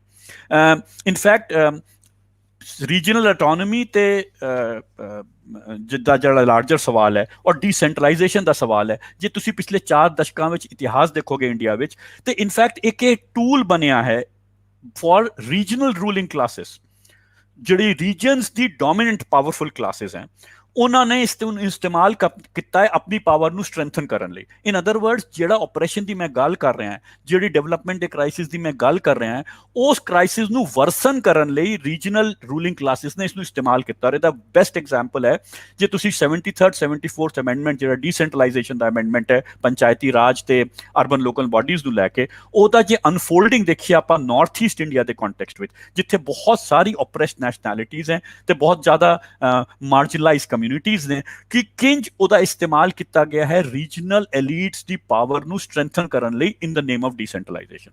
ਪ੍ਰੋਫੈਸਰ ਸੁੱਚਾ ਸਿੰਘ ਗਿੱਲ ਨੇ ਇਹ ਜਿਹੜਾ ਪੰਜਾਬ ਦਾ ਤੇ ਜਿੱਤੇ ਐਗਰੀਕਲਚਰ ਦੇ ਆਰਡੀਨੈਂਸਿਸ, ਜਿਹਦੇ ਵਿੱਚ ਸਟੇਟਸ ਦੀ ਖੁਦ ਮੁਖਤਿਆਰੀ ਨੂੰ ਮੇਜਰ ਡੈਮੇਜ ਕੀਤਾ ਗਿਆ ਹੈ, ਇਹ ਪੂਰੀ ਕੰਟਰੀ ਦੇ ਉੱਪਰ ਇਹ ਆਰਡੀਨੈਂਸਿਸ ਇੰਪੋਜ਼ ਕਰਨ ਲਈ। ਇਹ ਆਰਡੀਨੈਂਸਿਸ ਜਿਹੜੇ ਐਗਰੀਕਲਚਰ ਦੇ 3 ਚੇਂਜਸ ਆਏ, ਇਹਦਾ ਕੀ ਐਸੈਂਸ ਹੈ ਕਿ ਕਾਰਪੋਰੇਟਾਈਜ਼ ਕਰ ਰਿਹਾ ਐਗਰੀਕਲਚਰ ਨੂੰ ਕਾਰਪੋਰੇਟਸ ਦੇ ਹੱਥ ਵਿੱਚ ਹੈਂਡਓਵਰ ਕਰਨਾ ਚਾਹੁੰਦਾ ਹੈ। ਇਹਦੇ ਵਿੱਚ ਪੰਜਾਬ ਦੇ ਕੰਟੈਕਸਟ ਵਿੱਚ ਜਿਹੜਾ ਡੋਮੀਨੈਂਟ ਰੀਜਨਲ ਫੋਰਸ ਹੈ, ਜਿਹਨੇ ਰੀਜਨਲ ਆਟੋਨੋਮੀ ਦੀ ਇਤਿਹਾਸਿਕ ਲੜਾਈ ਲੜੀ ਹੈ, ਉਹ ਹੁਣ ਉਹਦੀ ਪੋਜੀਸ਼ਨ ਕੁਐਸਚਨ ਮਾਰਕ ਹੈ, ਉਹਦੀ ਪੋਜੀਸ਼ਨ ਕਲੀਅਰ नहीं है कि वो इस लड़ाई विच रीजनल ऑटोनॉमी दे नाल खड़ा होएगा या कॉर्पोरेटाइजेशन दे नाल जाएगा। जिन्ना हुण तक हिंट है, क्लीयर है कि वो कॉर्पोरेटाइजेशन दे नाल जाएगा। ਇਹਦਾ मतलब ये है कि ਜਿਹੜੀ रीजनल डोमिनेंट फोर्सेस हैं, रीजनल डोमिनेंट क्लासेस हैं, वो रीजनल ऑटोनॉमी ਦੇ ਸਵਾਲ ਨੂੰ ਵੀ ਸਿਲੈਕਟਿਵਲੀ ਇਸਤੇਮਾਲ ਕਰਦੇ हैं। ਔਰ ਉਹ ਜਿਹੜਾ ਫੇਜ਼ ਹੈ ਇਸ ਵੇਲੇ, ਉਹਨੂੰ ਇਸ ਰੀਜਨਲ ऑटोनॉमी ਦੇ ਸਵਾਲ ਨੂੰ ਦੇਖਣ ਦਾ ਤੇ ਉਹਦੇ ਅੰਦਰ ਆਪਣੇ ਆਪ ਨੂੰ ਲੋਕੇਟ ਕਰਨ ਦਾ, ਉਹਦੇ ਵਿੱਚ ਉਹ कद अलायंसिस बिल्ड करती है डोमिनेंट क्लासेस रीजन्स विच, ते कद अपोजिशन बिल्ड करती है, और अलग अलग फेजेस है। सो किताब एक पासे बहुत ही सॉलिड फ्रेमवर्क दे रही है सवाल नू, पर ये स्टैटिक नहीं है, ये बदल रहा है। वो ਜਿਹੜਾ 90s ਦੇ ਦੌਰ ਵਿੱਚ ਜਿਹੜੇ ਰੀਜਨਲ ਫੋਰਸਿਸ ਦੀ ਅਲਾਈਨਮੈਂਟ ਹੈ with the national forces, the dominant regional forces ਦੀ, ਉਹ ਡਾਇਨਾਮਿਕਸ ਡਿਫਰੈਂਟ ਹੈ ਜੋ ਡਾਇਨਾਮਿਕਸ ਅੱਜ ਹੈ, ਔਰ ਇਹ ਡਾਇਨਾਮਿਕਸ ਨੂੰ ਇਨਕੋਰਪੋਰੇਟ ਕਰਨਾ ਪਏਗਾ। ਇਸ ਤੋਂ ਮੇਰਾ ਬਿਲਕੁਲ ਵੀ ਭਾਵ ਇਹ ਨਹੀਂ ਹੈ ਕਿ ਇਹਨੂੰ ਅੰਡਰਮਾਈਨ ਕਰਨ ਦੀ ਗੱਲ ਹੈ ਜਾਂ ਇਹਨੂੰ ਇੰਪੋਰਟੈਂਸ ਦੇਣ ਦੀ ਗੱਲ ਨਹੀਂ ਹੈ। ਇਹ ਅਲਾਇੰਸਿਸ ਦਾ ਡਿਫਰੈਂਸਿਸ ਦਾ ਪ੍ਰੋਸੈਸ ਜਿਹੜਾ ਹੈਗਾ, ਇਹ ਬਹੁਤ ਸਮਝਣਾ ਪਏਗਾ। ਮੈਂ ਕੁਇਕਲੀ 2-3 ਹੋਰ ਗੱਲਾਂ ਕਹਿਣਾ ਚਾਹੁੰਦਾ ਕਿ ਜੇ ਅੱਜ ਦੇ ਕੰਟੈਂਪਰੇਰੀ ਪ੍ਰੋਸੈਸ ਵਿੱਚ ਜਿਹੜਾ ਮੈਂ ਆਪਰੇਸ਼ਨਸ ਦੀ ਜਾਂ ਡਿਵੈਲਪਮੈਂਟ ਚੈਲੰਜਸ ਦੀ ਬਾਤ ਕੀਤੀ ਹੈ, ਉਹ ਕੀ ਪ੍ਰੋਸੈਸਿਸ ਹੈ ਜਿਹੜੇ ਕੰਟਰੀਬਿਊਟ ਕਰ ਰਹੇ ਆ। ਉਹਦੇ ਵਿੱਚ ਫਿਸਕਲ ਟ੍ਰਾਂਸਫਰ ਜਿਹੜੇ ਬੁੱਕ ਦਾ ਕੀ ਥੀਮ ਹੈ, ਉਹ ਪਲੈਨਿੰਗ ਕਮਿਸ਼ਨ, ਫਾਈਨੈਂਸ ਕਮਿਸ਼ਨ ਉਹ ਡਿਟੇਲ ਵਿੱਚ, ਉਹ ਇਸ ਵੇਲੇ ਰਿਲੇਟਿਵਲੀ ਬੈਕ ਸੀਟ ਤੇ ਹੈ। ਜਿਹੜੇ ਡਰਾਈਵਰਸ ਆਫ ਗਰੋਥ ਇਸ ਵੇਲੇ ਜਿਹੜੀ ਇੰਡੀਅਨ ਸਟੇਟਸ ਦੀ ਡਿਵੈਲਪਮੈਂਟ ਦੇ ਢਾਂਚੇ ਨੂੰ ਇਨਫਲੂਐਂਸ ਕਰ ਰਹੇ ਨੇ, ਉਹਦੇ ਵਿੱਚ ਸ਼ਿਫਟ ਸਾਨੂੰ ਸਾਰਿਆਂ ਨੂੰ ਪਤਾ ਹੈ। ਉਹ ਸ਼ਿਫਟ ਨੂੰ ਬੁੱਕ ਦੇ ਫਰੇਮਵਰਕ ਦੇ ਅੰਦਰ ਐਮਬੈਡ ਕਰਨ ਦੀ ਲੋੜ ਹੈ, ਉਹਨੂੰ ਲਾਉਣ ਦੀ ਲੋੜ ਹੈ। ਜਿਹੜਾ ਸ਼ਿਫਟ ਹੋਇਆ ਟੂਵਰਡਸ ਫਾਈਨੈਂਸ, ਤੇ ਸ਼ਿਫਟ ਹੋਇਆ service sector, from industry to agriculture, from shift ਹੋਇਆ from public capital to private capital, shift hoya from domination of public finance to domination of private finance, shift hoya with greater instrumentality of monetary policy compared to fiscal policy. So tusi shift hoya ki kis qisam di ਜਿਹੜੀ ਇਹ regional capital ਹੈ ਤੇ national capital ਹੈ, ਇਹ international global capital ਨਾਲ ਕਿਸ ਤਰ੍ਹਾਂ partnership ਦਾ role, ਸਬਸਰਵੀਐਂਟ role play ਕਰਨ ਨੂੰ ਤਿਆਰ ਹੈ। ਫਿਸਕਲ ਪਾਲਿਸੀ ਦੇ ਨਏ ਟੂਲਸ ਇਸਤੇਮਾਲ ਹੋ ਰਹੇ ਨੇ, ਭਾਵੇਂ ਉਹ GST ਨੂੰ ਲੈ ਕੇ ਹੋਏ, ਭਾਵੇਂ ਜਿਸ ਤਰ੍ਹਾਂ ਸੇ ਇਹ ਆਰਡੀਨੈਂਸਿਸ ਦਾ ਫਰੇਮਵਰਕ ਇਵੋਲਵ ਹੋ ਰਿਹਾ ਉਹਨੂੰ ਲੈ ਕੇ ਹੋਣ, ਨਏ ਟੂਲਸ ਫਿਸਕਲ ਦੇ ਇਸਤੇਮਾਲ ਹੋ ਰਹੇ ਜਿਹਦੇ ਵਿੱਚ ਜਿਹੜੇ ਰੀਜਨਲ ਫੋਰਸਿਸ ਨੇ ਉਹ ਡਿਫਰੈਂਟਲੀ ਆਪਣੇ ਆਪ ਨੂੰ ਲੋਕੇਟ ਕਰ ਰਹੇ ਹਨ। ਸੋ ਡਾਇਨੇਮਿਕ ਸੈਕਿੰਡ ਗੱਲ ਮੈਂ ਇਹ ਕਹਿਣਾ ਚਾਹੁੰਦਾ ਕੁਇਕਲੀ ਕਿ ਜਿਹੜੀ ਐਕਿਊਮੂਲੇਸ਼ਨ ਦੀ ਡਾਇਨੈਮਿਕਸ ਹੈ ਇਸ ਵੇਲੇ, ਉਹਦੇ ਜਿਹੜੇ ਟੂਲਸ ਇਸਤੇਮਾਲ ਹੋ ਰਹੇ ਨੇ ਉਹਦੇ ਵਿੱਚ ਮੇਰੇ ਹਿਸਾਬ ਨਾਲ ਡੀਰੈਗੂਲੇਟਿੰਗ ਐਂਡ ਰੀਰੈਗੂਲੇਟਿੰਗ ਕੈਪੀਟਲ ਲੇਬਰ ਰਿਲੇਸ਼ਨਸ, ਯਾਨੀ ਪੂੰਜੀ ਤੇ ਲੇਬਰ ਦੇ ਜਿਹੜੇ ਸੰਬੰਧ ਨੇ ਉਹਨਾਂ ਨੂੰ ਪਰਿਵਰਤਿਤ ਕਰਨ ਲਈ ਜਿਹੜੇ ਮੈਕੈਨਿਜ਼ਮ ਇਸਤੇਮਾਲ ਹੋ ਰਹੇ ਨੇ, ਮੇਰੇ ਹਿਸਾਬ ਨਾਲ ਉਹ ਕੀ ਮੈਕੈਨਿਜ਼ਮ ਹੈ ਜਿਹਦੇ ਨਾਲ ਇਸ ਵੇਲੇ ਰੀਜਨਲ ਡਿਵੈਲਪਮੈਂਟ ਇਨਫਲੂਐਂਸ ਹੋ ਰਹੇ ਨੇ। Sectoral policies on relative importance less ਹੈਗੀਆਂ। ਨੈਸ਼ਨਲ ਕੰਸੈਂਸਸ ਜਿਹੜਾ ਸੈਕਟੋਰਲ ਪਾਲਿਸੀਜ਼ ਦਾ ਉਹ ਬ੍ਰੇਕ ਹੋ ਚੁੱਕਿਆ ਹੈ। ਹੁਣ ਜਿਹੜਾ ਕੈਪੀਟਲ ਐਂਡ ਲੇਬਰ ਨੂੰ ਲੈ ਕੇ ਜਿਹੜਾ ਨੈਸ਼ਨਲ ਕੰਸੈਂਸਸ ਸੀਗਾ ਪਾਰਟੀਸ਼ਨ ਦੇ ਬਾਅਦ ਦੇ ਫਰੇਮਵਰਕ ਦਾ, ਉਹਨੂੰ ਬ੍ਰੇਕ ਕਰਨ ਦਾ ਪ੍ਰਯਾਸ ਹੈ, ਉਹਦੀ ਲੜਾਈ ਲੜੀ ਜਾ ਰਹੀ ਹੈ। ਲਾਸਟ ਪੁਆਇੰਟ ਕਿ ਜਿਹੜੀ ਟ੍ਰੈਜੈਕਟਰੀ ਆਫ ਨੇਸ਼ਨ ਬਿਲਡਿੰਗ ਹੈ ਇਸ ਵੇਲੇ ਜਿਹੜੀ ਆਪਾਂ ਗੱਲ ਕਰ ਰਹੇ ਹਾਂ, ਉਹਦਾ ਜਿਹੜਾ ਇੰਸਟੀਟਿਊਸ਼ਨਲ ਫਰੇਮਵਰਕ ਹੈ ਆਫ ਨੈਸ਼ਨਲਿਸਟ ਡਿਵੈਲਪਮੈਂਟ, ਉਹਦੇ ਵਿੱਚ ਇੱਕ ਨਈ ਕਿਸਮ ਦੀ ਕਾਮਨ ਸੈਂਸ ਲਾਈ ਗਈ ਹੈ। ਉਹਦੇ ਵਿੱਚ notion of equity, notion of justice, notion of rights, notion of entitlements, ਇਹ ਸਾਰੇ ਬਦਲੇ ਜਾ ਰਹੇ ਨੇ। ਉਹਦੀ ਇੱਕ ਨਈ ਨੈਸ਼ਨਲ ਕਾਮਨ ਸੈਂਸ ਬਿਲਡ ਕਰਨ ਦਾ ਪ੍ਰਯਾਸ ਹੈ। ਜਿਹੜਾ ਸੈਂਟਰਲਾਈਜ਼ਿੰਗ ਪ੍ਰੋਜੈਕਟ ਹੈ ਇੰਡੀਅਨ ਸਟੇਟ ਦਾ, ਉਹਦੇ ਵਿੱਚ ਜਿਹੜੇ ਉਹ ਟੂਲਸ ਇਸਤੇਮਾਲ ਕਰ ਰਹੀ ਹੈ, ਉਹ ਟੂਲਸ ਜਿਵੇਂ ਮੈਂ ਪਹਿਲੇ ਜ਼ਿਕਰ ਕੀਤਾ ਉਹ ਬਦਲ ਚੁੱਕੇ ਹਨ। mid-90s ਵਿੱਚ ਸਟੇਟਸ ਨੂੰ ਤਿਆਰੀ ਕੀਤੀ ਗਈ ਸੀ ਕਿ ਉਹਨਾਂ ਨੂੰ ਇੰਟਰਨੈਸ਼ਨਲ ਫਾਈਨੈਂਸ ਵਿੱਚ ਡਾਇਰੈਕਟ ਐਕਸੈਸ ਦੀ ਜਾਏ। ਵਰਲਡ ਬੈਂਕ ਦੇ ਨਾਲ ਜਿਹੜਾ ਇੰਸਟੀਟਿਊਸ਼ਨਲ ਅਰੇਂਜਮੈਂਟ ਹੈ ਉਹ mid-90s ਵਿੱਚ ਬਦਲ ਗਿਆ ਸੀ। ਸੋ ਅੱਜ ਉਹਦੇ ਵਿੱਚ ਬਹੁਤ ਸਾਰੀ ਸਟੇਟਸ ਨੇ ਡਾਇਰੈਕਟ ਐਗਰੀਮੈਂਟਸ ਕੀਤੇ ਹਨ। ਸੋ ਉਹ ਡਾਇਨਾਮਿਕਸ ਜਿਹੜੀ ਇੰਟਰਨੈਸ਼ਨਲ ਫਾਈਨੈਂਸ ਨਾਲ ਰੀਜਨ ਨੂੰ ਇੰਟੀਗ੍ਰੇਟ ਕਰਨ ਦੀ ਹੈ, ਉਹ ਬਹੁਤ ਮੇਜਰ ਤੌਰ ਤੇ ਸ਼ਿਫਟ ਹੋਈ ਹੈ, ਜਿਹਨੂੰ ਇਨਕੋਰਪੋਰੇਟ ਕਰਕੇ ਹੀ ਅੱਜ ਅਸੀਂ ਰੀਜਨਲ ਡਿਵੈਲਪਮੈਂਟ ਤੇ ਰੀਜਨਲ ਇਕਨੋਮੀ ਦੀ ਬਾਤ ਕਰ ਸਕਦੇ ਹਾਂ। ਇਹ ਨੇਚਰ ਆਫ ਡਿਵੈਲਪਮੈਂਟ ਸਾਨੂੰ ਆਪਣੇ ਫਰੇਮਵਰਕ ਵਿੱਚ ਆਪਣੀ ਸਮਝ ਵਿੱਚ ਲਾਣਾ ਪਏਗਾ, ਬੁੱਕ ਦੇ ਲਾਰਜਰ ਆਰਗੂਮੈਂਟ ਨੂੰ ਅੱਗੇ ਲਿਜਾਣ ਲਈ। ਤੇ ਦੂਜੀ ਮੇਰੀ ਜਿਹੜੀ ਗੱਲ ਕਹਾਂਗਾ ਕਿ ਜਿਹੜਾ ਕੀ ਪਰਪਸ ਹੈ, ਕੀ ਗੋਲਸ ਨੇ, ਕਿ ਉਹ ਜਿਹੜੇ ਮੈਂ ਬੁੱਕ ਸ਼ੁਰੂ ਵਿੱਚ ਹਾਈਲਾਈਟ ਕਰਤੇ ਸੀਗੇ ਦੋ, ਉਹਨਾਂ ਨੂੰ ਸਟਰੈਂਥਨ ਕਰਨ ਲਈ, ਉਸ ਗੋਲ ਤੱਕ ਪਹੁੰਚਣ ਲਈ ਹੋਰ ਵੀ ਇੰਪੋਰਟੈਂਟ ਹੈ ਕਿ ਇਹ ਡਾਇਮੈਂਸ਼ਨਸ ਨੂੰ ਲਾਇਆ ਜਾਏ ਤੇ ਦੇਖਿਆ ਜਾਏ ਕਿ ਕਿੰਜ ਆਰਗੂਮੈਂਟ ਨੂੰ ਮੋਡੀਫਾਈ ਕਰਨ ਦੀ ਲੋੜ ਹੈ, ਕਿਸ ਆਰਗੂਮੈਂਟ ਨੂੰ ਸਟਰੈਂਥਨ ਕਰਨ ਦੀ ਲੋੜ ਹੈ, ਕਿੰਜ ਆਰਗੂਮੈਂਟ ਨੂੰ ਹੋਰ ਐਨਰਿਚ ਕਰਨ ਦੀ ਲੋੜ ਹੈ।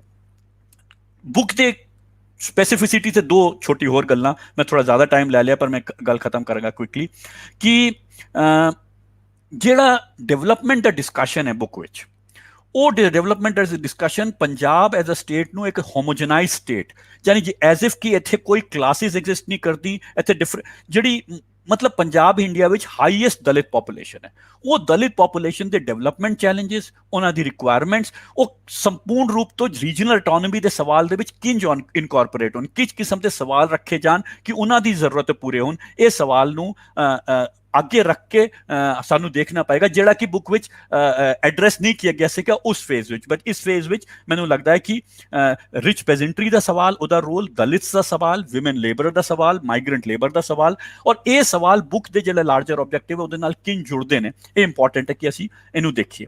ਜਿਹੜਾ ਫੂਡ ਸੈਲਫ ਸਫੀਸ਼ੀਐਂਸੀ ਦਾ ਫਰੇਮਵਰਕ ਬਿਲਡ ਕੀਤਾ ਗਿਆ ਸੀ ਔਰ ਇੰਡਸਟਰੀ ਦਾ ਨਿਗਲੈਕਟ ਦਾ ਆਰਗੂਮੈਂਟ ਜਿਹੜਾ ਬੁੱਕ ਵਿੱਚ ਬਿਲਡ ਕੀਤਾ ਗਿਆ, ਕਲੀਅਰਲੀ ਉਹਦੇ ਗੇਨਰਸ ਹੈ, ਉਹਦੇ ਲੂਜ਼ਰਸ ਹੈ, ਉਹਦੇ ਪਾਰਟਨਰਸ ਹੈ, ਉਹਦੇ ਅਪੋਨੈਂਟਸ ਹੈ ਸੈਂਟਰ ਦੇ ਵਿੱਚ, ਔਰ ਉਹ ਪਾਰਟਨਰਸ, ਅਪੋਨੈਂਟਸ, ਗੇਨਰਸ, ਲੂਜ਼ਰਸ ਨੂੰ ਸਾਨੂੰ ਦੇਖਣਾ ਪਏਗਾ also in terms of the social classes and in terms of the social identities, ਔਰ ਉਹਦੇ ਲਈ ਰੀਜਨਲ ਆਟੋਨੋਮੀ ਲਈ ਤੇ ਰੀਜਨਲ ਆਈਡੈਂਟੀਟੀ ਲਈ ਕੀ ਇੰਪਲੀਕੇਸ਼ਨ ਹੈ ਪੁੱਛਣਾ ਪਏਗਾ।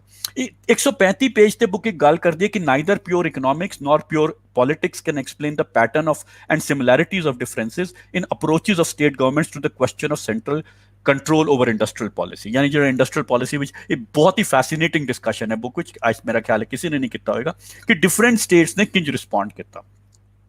ਜਿਹੜਾ ਲਾਇਸੈਂਸਿੰਗ ਦੀ ਗੱਲ ਪ੍ਰੋਫੈਸਰ ਸੱਚਾ ਸਿੰਘ ਗਿੱਲ ਨੇ ਵੀ ਕੀਤੀ ਸੀ। ਬੁੱਕ ਕਨਕਲੂਡ ਕਰਦੀ ਹੈ ਕਿ ਇਹ ਇਸ ਤੋਂ ਵੀ ਕੋਈ ਵੀ clear neither pure economic not pure political ਕੋਈ ਵੀ ਪੈਟਰਨ ਕੋਈ ਸਿਮਿਲੈਰਿਟੀਜ਼ ਡਿਫਰੈਂਸਿਸ ਨਹੀਂ ਹੈ। ਹਰ ਸਟੇਟਸ ਦੀ ਅਲੱਗ ਡਾਇਨਾਮਿਕਸ ਹੈ, ਅਲੱਗ ਕੰਸੀਡरेशंस ਨੇ। ਪਰ ਜਦ ਉਹਨੂੰ ਕਨਕਲੂਡ ਕਰਦੀ ਹੈ पेज 171 पे वो कंक्लूजन ਜਿਹੜਾ ਹੈਗਾ ਉਹ ਡਿਫਰੈਂਟ ਹੈ from acknowledging the fact there is similarities and differences। तो ਮੈਨੂੰ ਲੱਗਦਾ ਹੈ ਕਿ ਉਹ ਜਿਹੜਾ ਆਰਗੂਮੈਂਟ ਬਿਲਡ ਕੀਤਾ ਹੈ ਕੰਕਲੂਜਨ ਵਿੱਚ ਉਹਦੇ ਲਈ ਕਿਸੇ ਕਿਸਮ ਦੀ ਹੋਰ ਕਿਸਮ ਦੀ ਡਿਟੇਲ ਹੋਰ ਕਿਸਮ ਦੀ ਰਿਚਨੈਸ ਖਾਸ ਤੌਰ ਸੇ ਹੁਣ ਕਿਉਂਕਿ ਅੱਜ ਤੇ ਇੰਡਸਟਰੀਅਲ ਪਾਲਿਸੀ ਬਿਲਕੁਲ ਬਦਲ ਗਈ ਹੈ ਤੇ ਉਹਦਾ ਇੰਪੈਕਟ ਵੀ ਪੂਰਾ ਬਦਲ ਗਿਆ ਹੈ। ਉਹ ਦੇਖਣਾ ਪਏਗਾ ਬਿਕੋਜ਼ ਉੱਥੇ ਗੱਲ ਹੁੰਦੀ ਹੈ ਪੇਜ 71 ਤੇ ਕਿ ਜਿਹੜਾ ਸਟੇਟਸ ਵਿੱਚ ਕਿਹਨੂੰ ਕੌਣ ਇਹਨੂੰ ਸਪੋਰਟ ਕਰਦਾ ਹੈ ਕੌਣ ਉਹਨੂੰ ਅਪੋਜ਼ ਕਰਦਾ ਹੈ। ਇਹਦੇ ਵਿੱਚ ਇੰਡਸਟਰੀਅਲ ਡਿਵੈਲਪਮੈਂਟ ਇੱਕ ਫੈਕਟਰ ਹੈ along with the factor of whether किस स्टेट ਵਿੱਚ ਡਿਵੈਲਪਡ ਨੈਸ਼ਨਲਿਜ਼ਮ ਸੀਗਾ ਕਿ ਕਿਸ ਵਿੱਚ ਡਿਵੈਲਪਡ ਨੈਸ਼ਨਲਿਜ਼ਮ ਨਹੀਂ ਸੀਗਾ। ਹਾਲਾਂਕਿ ਉਹ ਖੁਦ ਹੀ ਕਹਿੰਦੀ ਹੈ ਕਿ ਉਹਦਾ ਕੋਈ ਪੈਟਰਨ ਨਹੀਂ ਹੈ। ਸੋ ਅਸਾਮ ਕਿੰਜ ਰਿਐਕਟ ਕਰਦਾ ਹੈ, ਹਰਿਆਣਾ ਕਿੰਜ ਰਿਐਕਟ ਕਰਦਾ ਹੈ, ਉਹਦੇ ਵਿੱਚ ਕੋਈ ਡਿਵੈਲਪਡ ਅੰਡਰ ਡਿਵੈਲਪਡ ਜਾਂ ਉੜੀਸਾ ਕਿੰਜ ਰਿਐਕਟ ਕਰਦਾ ਹੈ। ਸੋ ਬੇਸਿਕਲੀ ਸਟੇਟਸ ਉਸ ਵੇਲੇ ਪੋਲੀਟੀਕਲੀ ਕਿੰਜ ਅਲਾਈਨ ਨੇ, ਪੋਲੀਟੀਕਲ ਓਰੀਐਂਟੇਸ਼ਨ ਕੀ ਹੈ, ਬਹੁਤ ਸਾਰੇ ਡਾਇਮੈਂਸ਼ਨ ਹੈ ਜਿੱਥੇ ਸਟੇਟ ਪੋਜੀਸ਼ਨ ਲੈਂਦੀ ਹੈ। ਉਹੀ ਮੈਂ ਗੱਲ ਕਹਿ ਰਿਹਾ ਕਿ ਅੱਜ ਜਿਹੜੀ ਅਕਾਲੀ ਪਾਰਟੀ ਹੈ ਜਿਹੜੀ ਕਿ ਨੈਸ਼ਨਲ ਜਿਹੜੀ ਸੈਂਟਰਲਾਈਜ਼ਿੰਗ ਫੋਰਸ ਹੈ ਜਿਹੜੀ ਇਸ ਵੇਲੇ ਪਾਵਰ ਵਿੱਚ ਹੈ ਬੀਜੇਪੀ ਉਹਦੀ ਅਲਾਇੰਸ ਪਾਰਟਨਰ ਹੈ, ਉਹਦੀ ਪੋਲੀਟੀਕਲ ਪਾਰਟਨਰ ਹੈ। ਉਹਦੇ ਨਾਲ ਆਪਣਾ ਵਿਜ਼ਨ ਆਪਣਾ ਪਰਸਪੈਕਟਿਵ ਸ਼ੇਅਰ ਕਰਦੀ ਹੈ। ਸੋ ਜਿਹੜਾ ਰੀਜਨਲ ਆਟੋਨੋਮੀ ਦਾ ਸਵਾਲ ਹੈ ਤੇ ਰੀਜਨਲ ਕੁਐਸਚਨ ਦਾ ਸਵਾਲ ਹੈ ਤੇ ਪੋਲੀਟੀਕਲ ਫੋਰਸਿਸ ਦਾ ਸਵਾਲ ਹੈ ਰੀਜਨਲ ਕੰਟੈਕਸਟ ਵਿੱਚ ਜਿਹਨੂੰ ਅਸੀਂ ਸਾਰੇ ਸਟਰੈਂਥਨ ਕਰਨ ਦੀ ਗੱਲ ਕਰ ਰਹੇ ਹਾਂ ਉਹਨੂੰ ਇੱਕ ਨਏ ਪੈਮਾਨੇ ਤੋਂ ਦੇਖਣਾ ਪਏਗਾ ਕਿਉਂਕਿ ਰੀਜਨਲ ਫੋਰਸਿਸ ਵੀ ਆਪਣੇ ਆਪ ਨੂੰ ਰੀਅਲਾਈਨ ਕਰ ਚੁੱਕੇ ਹਨ ਜਿੰਜੀ ਸੈਂਟਰਲਾਈਜੇਸ਼ਨ ਡੀਸੈਂਟਰਲਾਈਜੇਸ਼ਨ ਦੀ ਡਾਇਨਾਮਿਕਸ ਬਦਲੀ ਹੈ ਪਿਛਲੇ 3 ਦਸ਼ਕਾਂ ਵਿੱਚ। ਇਸ ਕਰਕੇ ਮੈਨੂੰ ਲੱਗਦਾ ਹੈ ਕਿ ਬੁੱਕ ਬਹੁਤ ਹੀ ਵੈਲਿਊਬਲ ਬੁੱਕ ਹੈ, ਬਹੁਤ बेहतरीन परस्पेक्टिव देंदी है। मैनू टाइम नहीं मिले सैकेंड पार्ट ते इलैबोरेट करन दा कि जनरल इंप्लीकेशंस की हैं रीजनल इंबैलेंसिस नू समझण दे, पर उहदे विच अद्धी लाइन कहांगा कि ग्लोबलाइजेशन और रीजनल डेवलपमेंट दोनों they are two sides of the same coin, right. So मतलब सो किंज ये a larger philosophically part and the whole the question है region is part of the globe but region is also exist outside, so there is a dynamics happening here। ਉਹਦੇ regional ਨੂੰ ਸਮਝਣ ਲਈ framework ਨੂੰ ਕਿੰਜ enrich ਕਰਨ ਦੀ ਲੋੜ ਹੈ। ਉਹਦੇ ਵਿੱਚ ਕੁਝ dimensions ਮੈਂ ਤੁਹਾਡੇ ਅੱਗੇ ਰੱਖੀ ਹੈ। ਸੌਰੀ ਮੈਂ ਜ਼ਿਆਦਾ ਟਾਈਮ ਲਿੱਤਾ, ਬਾਕੀ conversation ਵਿੱਚ ਜ਼ਿਆਦਾ ਟਾਈਮ ਲੈਣ ਲਈ ਮਾਫੀ ਮੰਗਦਾ। ਸਰ ਲਾਸਟ ਤੇ ਜਿਹੜੇ 2-3 ਮਿੰਟ ਦੀ ਗੱਲ ਹੈ ਸਰ ਉਹ ਅਸੀਂ ਨਹੀਂ ਸੁਣ ਸਕੇ। ਅਗਰ ਕਾਈਂਡਲੀ ਸਰ ਥੋੜਾ ਜਿਹਾ ਦੱਸ ਦਿਓ ਦੁਬਾਰਾ ਕਿਉਂਕਿ ਉਸ ਦੌਰਾਨ ਕੋਈ ਇੰਟਰਨੈਟ ਦਾ ਪ੍ਰੋਬਲਮ ਸੀ। ਕੋਈ ਗੱਲ ਨਹੀਂ, ਹੁਣ ਆਪਾਂ ਗੱਲਬਾਤ ਕਰਦੇ ਹਾਂ ਜਿੰਨੀ ਗੱਲ ਹੋਈ ਹੈ ਫਿਰ ਕੋਈ ਕਹਿਣੀ ਹੋਏਗੀ ਸਵਾਲ ਜਵਾਬ ਚ ਕਰ ਲਵਾਂਗੇ, ਰਿਪੀਟ ਕੀ ਕਰਨਾ। ਜੀ ਜੀ ਜੀ ਸਰ ਠੀਕ ਹੈ ਜੀ ਅਸੀਂ ਆਪਣਾ ਪ੍ਰੋਗਰਾਮ ਨੂੰ ਅੱਗੇ ਵਧਾਉਂਦੇ ਹਾਂ। ਅੱਜ ਜਿਸ ਤਰ੍ਹਾਂ ਮੈਂ ਪਹਿਲੇ ਦੱਸਿਆ ਕਿ ਸਾਡੇ ਇਸ ਬੁੱਕ ਰਿਵਿਊ ਦੇ ਵਿੱਚ ਅੱਜ ਸਾਡੇ ਵਾਸਤੇ ਇੱਕ ਵੱਡਾ ਦਿਨ ਹੈ ਕਿ ਪ੍ਰੋਫੈਸਰ ਪ੍ਰੀਤਮ ਸਿੰਘ ਹੋਰਾਂ ਦੀ ਕਿਤਾਬ ਦੇ ਉੱਪਰ ਅਸੀਂ ਅੱਜ ਰਿਵਿਊ ਕਰ ਰਹੇ ਹਾਂ ਔਰ ਸਾਡੇ ਕੋਲ ਬਹੁਤ ਸੀਨੀਅਰ ਸਕਾਲਰ ਅੱਜ ਆਏ ਨੇ ਸਾਡੇ ਇਸ ਲੈਲਪੁਰ ਯੰਗ ਹਿਸਟੋਰੀਅਨ ਕਲੱਬ ਵੱਲ। ਸੋ ਅਸੀਂ ਅੱਜ ਜਿਨ੍ਹਾਂ ਦੀ ਅੱਜ ਸਾਡੇ ਸਮਝ ਲਓ ਕਿ ਜਿਹੜੇ ਚੀਫ ਗੈਸਟ ਨੇ ਉਹ ਪ੍ਰੋਫੈਸਰ ਪ੍ਰੀਤਮ ਸਿੰਘ ਜੀ ਨੇ। ਸਾਡੇ ਇਸ ਪੰਜਾਬ ਦੇ ਵਿੱਚ ਸੋਸ਼ਲ ਸਾਇੰਸਿਸ ਹੋਵੇ ਜਾਂ ਇਕਨੋਮਿਕਸ ਦੇ ਜਿਹੜੇ ਲੋਕੀ ਇੱਥੇ ਸਾਡੇ ਮੌਜੂਦ ਨੇ ਉਹਨਾਂ ਦੇ ਵਿੱਚ ਬੜੇ ਫੇਮਸ ਨੇ ਸਰ, ਪਾਕਿਸਤਾਨ ਆਏ ਵੀ ਸਾਡੇ ਨਾਲ ਵੀ। ਔਰ ਮੈਂ ਜਦੋਂ ਉਹਨਾਂ ਦੀ ਕਿਤਾਬ ਦੇ ਉੱਪਰ ਕਰਨ ਦੀ ਗੱਲ ਆਈ ਤਾਂ ਅਸੀਂ ਕਾਫੀ ਦੇਰ ਇੱਥੇ ਗੱਲਬਾਤ ਕੀਤੀ ਔਰ ਉਸ ਤੋਂ ਬਾਅਦ ਜਦੋਂ ਅਸੀਂ ਇਹਨੂੰ ਫਾਈਨਲ ਤੇ ਜਿੱਦਾਂ ਅਸੀਂ ਇਵੈਂਟ ਲਾਇਆ ਉਹਦੇ ਤੋਂ ਬਾਅਦ ਵੀ ਬਹੁਤ ਸਾਰੇ ਲੋਕਾਂ ਨੇ ਆ ਕੇ ਜਿਹੜਾ ਇਹਨਾਂ ਖੁਸ਼ੀ ਦਾ ਇਜ਼ਹਾਰ ਵੀ ਕੀਤਾ ਕਿ ਸਾਨੂੰ ਇੱਕ ਵਾਰ ਕਿਤਾਬ ਦੇ ਉੱਪਰ ਰਿਵਿਊ ਵੀ ਮਿਲੇਗਾ ਔਰ ਇਸ ਤਰ੍ਹਾਂ ਹੀ ਚਲੇਗੀ। ਸੋ ਮੈਂ ਸਰ ਨੂੰ ਰਿਕੁਐਸਟ ਕਰਾਂਗਾ ਕਿ ਉਹ ਆਉਣ ਸਾਡੇ ਨਾਲ। जी सर जी हैं Lyallpur young historian. Okay, thank you Tawhid for providing this platform to have a discussion on this book and also have the opportunity of my friends and also former student who's also a friend, he's already explained। Atul ਨੂੰ ਵੀ ਇੱਥੇ ਲਿਆਂਦਾ ਔਰ ਸੁੱਚਾ ਸਿੰਘ ਗਿੱਲ ਮੇਰੇ ਪੁਰਾਣੇ ਦੋਸਤ ਨੇ, ਮੈਂ ਤੋਂ senior C as a student ਤੇ ਸ਼ਫਾਕਤ ਸਾਹਿਬ ਨਾਲ ਮਿਲਣ ਦਾ ਮੌਕਾ ਮਿਲਿਆ। ਉਹਨਾਂ ਨੇ ਜੋ ਆਪਣੀਆਂ ਇਨਸਾਈਟ ਦਿੱਤੀਆਂ ਉਹ ਮੇਰੇ ਲਈ ਬਹੁਤ ਵੈਲਿਊਏਬਲ ਨੇ। ਇਹ ਬੁੱਕ ਬਹੁਤ ਰਿਵਿਊ ਹੋਈ ਹੈ ਔਰ ਇਹਦੇ ਤੇ ਇੱਕ ਪੈਨਲ ਡਿਸਕਸ਼ਨ ਵੀ ਹੋ ਚੁੱਕੀ ਹੈ ਇੱਕ ਜਰਨਲ ਦੇ ਵਿੱਚ, general of Sikh and Punjab studies. ਜਿਹੜੇ ਲੋਕੀ ਜ਼ਿਆਦਾ ਇੰਟਰਸਟਿਡ ਹੋਣਗੇ ਇਸ ਡਿਸਕਸ਼ਨ ਤੋਂ ਬਾਅਦ ਜੇ ਉਹ ਮੈਨੂੰ ਆਪਣਾ ਮੈਸੇਜ ਭੇਜ ਦੇਣ ਤਾਂ ਮੈਂ ਉਹ ਪੈਨਲ ਡਿਸਕਸ਼ਨ ਵੀ ਉਹਨਾਂ ਨੂੰ ਭੇਜ ਦਿਆਂਗਾ ਔਰ ਜਾਂ ਤੋਹਿਦ ਹੋਰਾਂ ਨੂੰ ਭੇਜ ਦਿਆਂਗਾ so that they have better information. ਉਹਦੇ 'ਚ 3 ਲੋਕਾਂ ਨੇ ਰਿਵਿਊ ਕੀਤੀ ਸੀ ਕਿਤਾਬ, ਫਿਰ ਮੈਂ ਉਹਦਾ ਜਵਾਬ ਦਿੱਤਾ ਸੀ। So in a way it's a continuation of that exercise. ਮੈਂ ਥੋੜ੍ਹਾ ਜਿਹਾ ਇਸ ਕਿਤਾਬ ਦੀ ਜਿਹੜੀ ਇੱਕ ਇਤਿਹਾਸਿਕ ਬੈਕਗਰਾਊਂਡ ਹੈ ਉਹ ਔਰ ਇਹਦਾ ਜਿਹੜਾ ਥਿਓਰੈਟੀਕਲ ਔਰ ਕਨਸੈਪਚੁਅਲ ਫਰੇਮਵਰਕ ਹੈ ਉਹਦੇ ਬਾਰੇ ਸ਼ੁਰੂ 'ਚ ਗੱਲ ਦੱਸਾਂਗਾ, ਜਿਹੜੀਆਂ ਆਪਸ 'ਚ ਜੁੜੀਆਂ ਹੋਈਆਂ ਨੇ। ਇਸ ਕਿਤਾਬ ਦਾ ਪਿਛੋਕੜ ਇਹ ਹੈ ਕਿ ਇਹ ਮੇਰੇ ਆਕਸਫੋਰਡ ਯੂਨੀਵਰਸਿਟੀ ਦੇ ਡੀਫਿਲ ਥੀਸਿਸ ਤੋਂ ਪੈਦਾ ਹੋਈ ਅੱਗੇ। ਮੈਂ ਆਕਸਫੋਰਡ ਯੂਨੀਵਰਸਿਟੀ 'ਚ ਆਪਣਾ ਡੀਫਿਲ ਥੀਸਿਸ ਕੀਤਾ ਸੀ, centre state economic relations in India, implications for Punjab economy 1966-1991। ਜਦੋਂ ਮੈਂ ਇਹ ਆਪਣਾ ਰਿਸਰਚ ਪ੍ਰਪੋਜ਼ਲ ਰੱਖਿਆ, ਬਾਕੀ ਯੂਨੀਵਰਸਿਟੀਆਂ 'ਚ ਵੀ ਹੈ, ਆਕਸਫੋਰਡ ਯੂਨੀਵਰਸਿਟੀ 'ਚ ਹੈ ਕਿ ਤੁਹਾਨੂੰ ਕਾਫੀ ਵੱਡਾ ਡਾਕੂਮੈਂਟ ਤਿਆਰ ਕਰਨਾ ਪੈਂਦਾ ਹੈ ਜਦੋਂ ਤੁਹਾਡੀ ਟ੍ਰਾਂਜੀਸ਼ਨ ਹੁੰਦੀ ਹੈ ਡੀਫਿਲ ਸਟੇਟਸ ਦੇ ਵਿੱਚ, ਕਨਫਰਮੇਸ਼ਨ ਹੁੰਦੀ ਹੈ ਕਿ ਤੁਸੀਂ ਡੀਫਿਲ ਕਰ ਸਕਦੇ। ਤਾਂ ਮੈਂ 90 ਪੇਜ ਦਾ ਇੱਕ ਲਿਖਿਆ ਇੱਕ ਡਾਕੂਮੈਂਟ। ਤਾਂ ਮੇਰੇ 2 ਮੇਨ ਸੁਪਰਵਾਈਜ਼ਰ ਸਨ, ਉਦੋਂ ਪ੍ਰੋਫੈਸਰ ਡੇਵਿਡ ਹਾਰਵੀ ਤੇ ਬਾਬਰਾ ਹੈਰਿਸ ਵਾਈਟ, ਦੋਨੇ ਪ੍ਰੋਫੈਸਰਸ ਨੇ। ਉਹਨਾਂ ਨੇ ਬਹੁਤ ਸਲਾਹਿਆ ਵੀ ਤੇ ਪਰ ਨਾਲ ਇਹ ਵੀ ਕਿਹਾ ਕਿ ਜ਼ਿਆਦਾ ਐਂਬੀਸ਼ੀਅਸ ਹੈ, ਇਟ ਇਜ਼ ਓਵਰ ਐਂਬੀਸ਼ੀਅਸ। ਉਹਦੇ ਵਿੱਚ ਮੇਰਾ ਜਿਹੜਾ ਐਂਬੀਸ਼ੀਅਸ ਦਾ ਕਾਰਨ ਇਹ ਸੀ ਕਿ ਮੈਂ ਮਾਰਕਸ ਦੇ ਕੰਮ ਤੋਂ ਸਭ ਤੋਂ ਜ਼ਿਆਦਾ ਪ੍ਰਭਾਵਿਤ ਹਾਂ ਕਿ ਮਾਰਕਸ ਨੇ ਕੈਪੀਟਲ ਕਿਵੇਂ ਲਿਖੀ, ਤਾਂ ਮਾਰਕਸ ਦਾ ਮੈਥਡ ਆਫ ਐਨਾਲਿਸਿਸ ਕੀ ਹੈ। ਤਾਂ ਜਿਹੜਾ ਉਹਦੇ ਮੈਥਡ ਆਫ ਐਨਾਲਿਸਿਸ ਦਾ ਕ੍ਰੂਸ਼ੀਅਲ ਐਸਪੈਕਟ ਹੈ ਐਬਸਟਰੈਕਟ ਟੂ ਕੰਕਰੀਟ, ਕਿ ਤੁਸੀਂ ਇੱਕ ਵੱਡੇ ਫਰੇਮਵਰਕ ਤੋਂ ਸ਼ੁਰੂ ਕਰੋ, ਉਹਨੂੰ ਸਕਸੈਸਿਵ ਅਪਰੋਕਸੀਮੇਸ਼ਨ ਦੇ ਥਰੂ ਜਿਹੜਾ ਕੰਕਰੀਟ ਤੱਕ ਲੈ ਕੇ ਆਓ। ਇਹ ਮੈਂ ਵਿਸ਼ਾ ਪੜ੍ਹਾਉਂਦਾ ਵੀ ਰਿਹਾ। ਪੌਲ ਐਮ ਸਵੀਜ਼ੀ ਦੀ ਕਿਤਾਬ ਹੈ ਥਿਊਰੀ ਆਫ ਕੈਪੀਟਲਿਸਟ ਡਿਵੈਲਪਮੈਂਟ, ਜਿਹੜੀ ਕਿ ਮਾਰਕਸ ਦੀ ਕੈਪੀਟਲ ਨੂੰ ਬਹੁਤ ਵਧੀਆ ਤਰੀਕੇ ਨਾਲ ਐਕਸਪਲੇਨ ਕਰਦੀ ਹੈ। ਮੈਂ ਪੜ੍ਹਾਉਂਦਾ ਵੀ ਰਿਹਾ, ਅਤੁਲ ਨੇ ਵੀ ਮੇਰੇ ਉਹ ਲੈਕਚਰ ਅਟੈਂਡ ਕੀਤੇ ਨੇ। ਤਾਂ ਮੈਂ ਉਹ ਮੈਥਡ ਅਡਾਪਟ ਕਰਨਾ ਚਾਹੁੰਦਾ ਸੀ ਕਿ ਮੈਂ ਜੇ ਪੰਜਾਬ ਨੂੰ ਅੰਡਰਸਟੈਂਡ ਕਰਨਾ ਹੈ ਤਾਂ ਮੈਂ ਜਿਹੜਾ ਉਹਨਾਂ ਨੂੰ ਸੁਜੈਸਟ ਕੀਤਾ ਸੀ ਟੌਪਿਕ, ਉਹ ਸੀ capital state and India in the making of Punjab economy.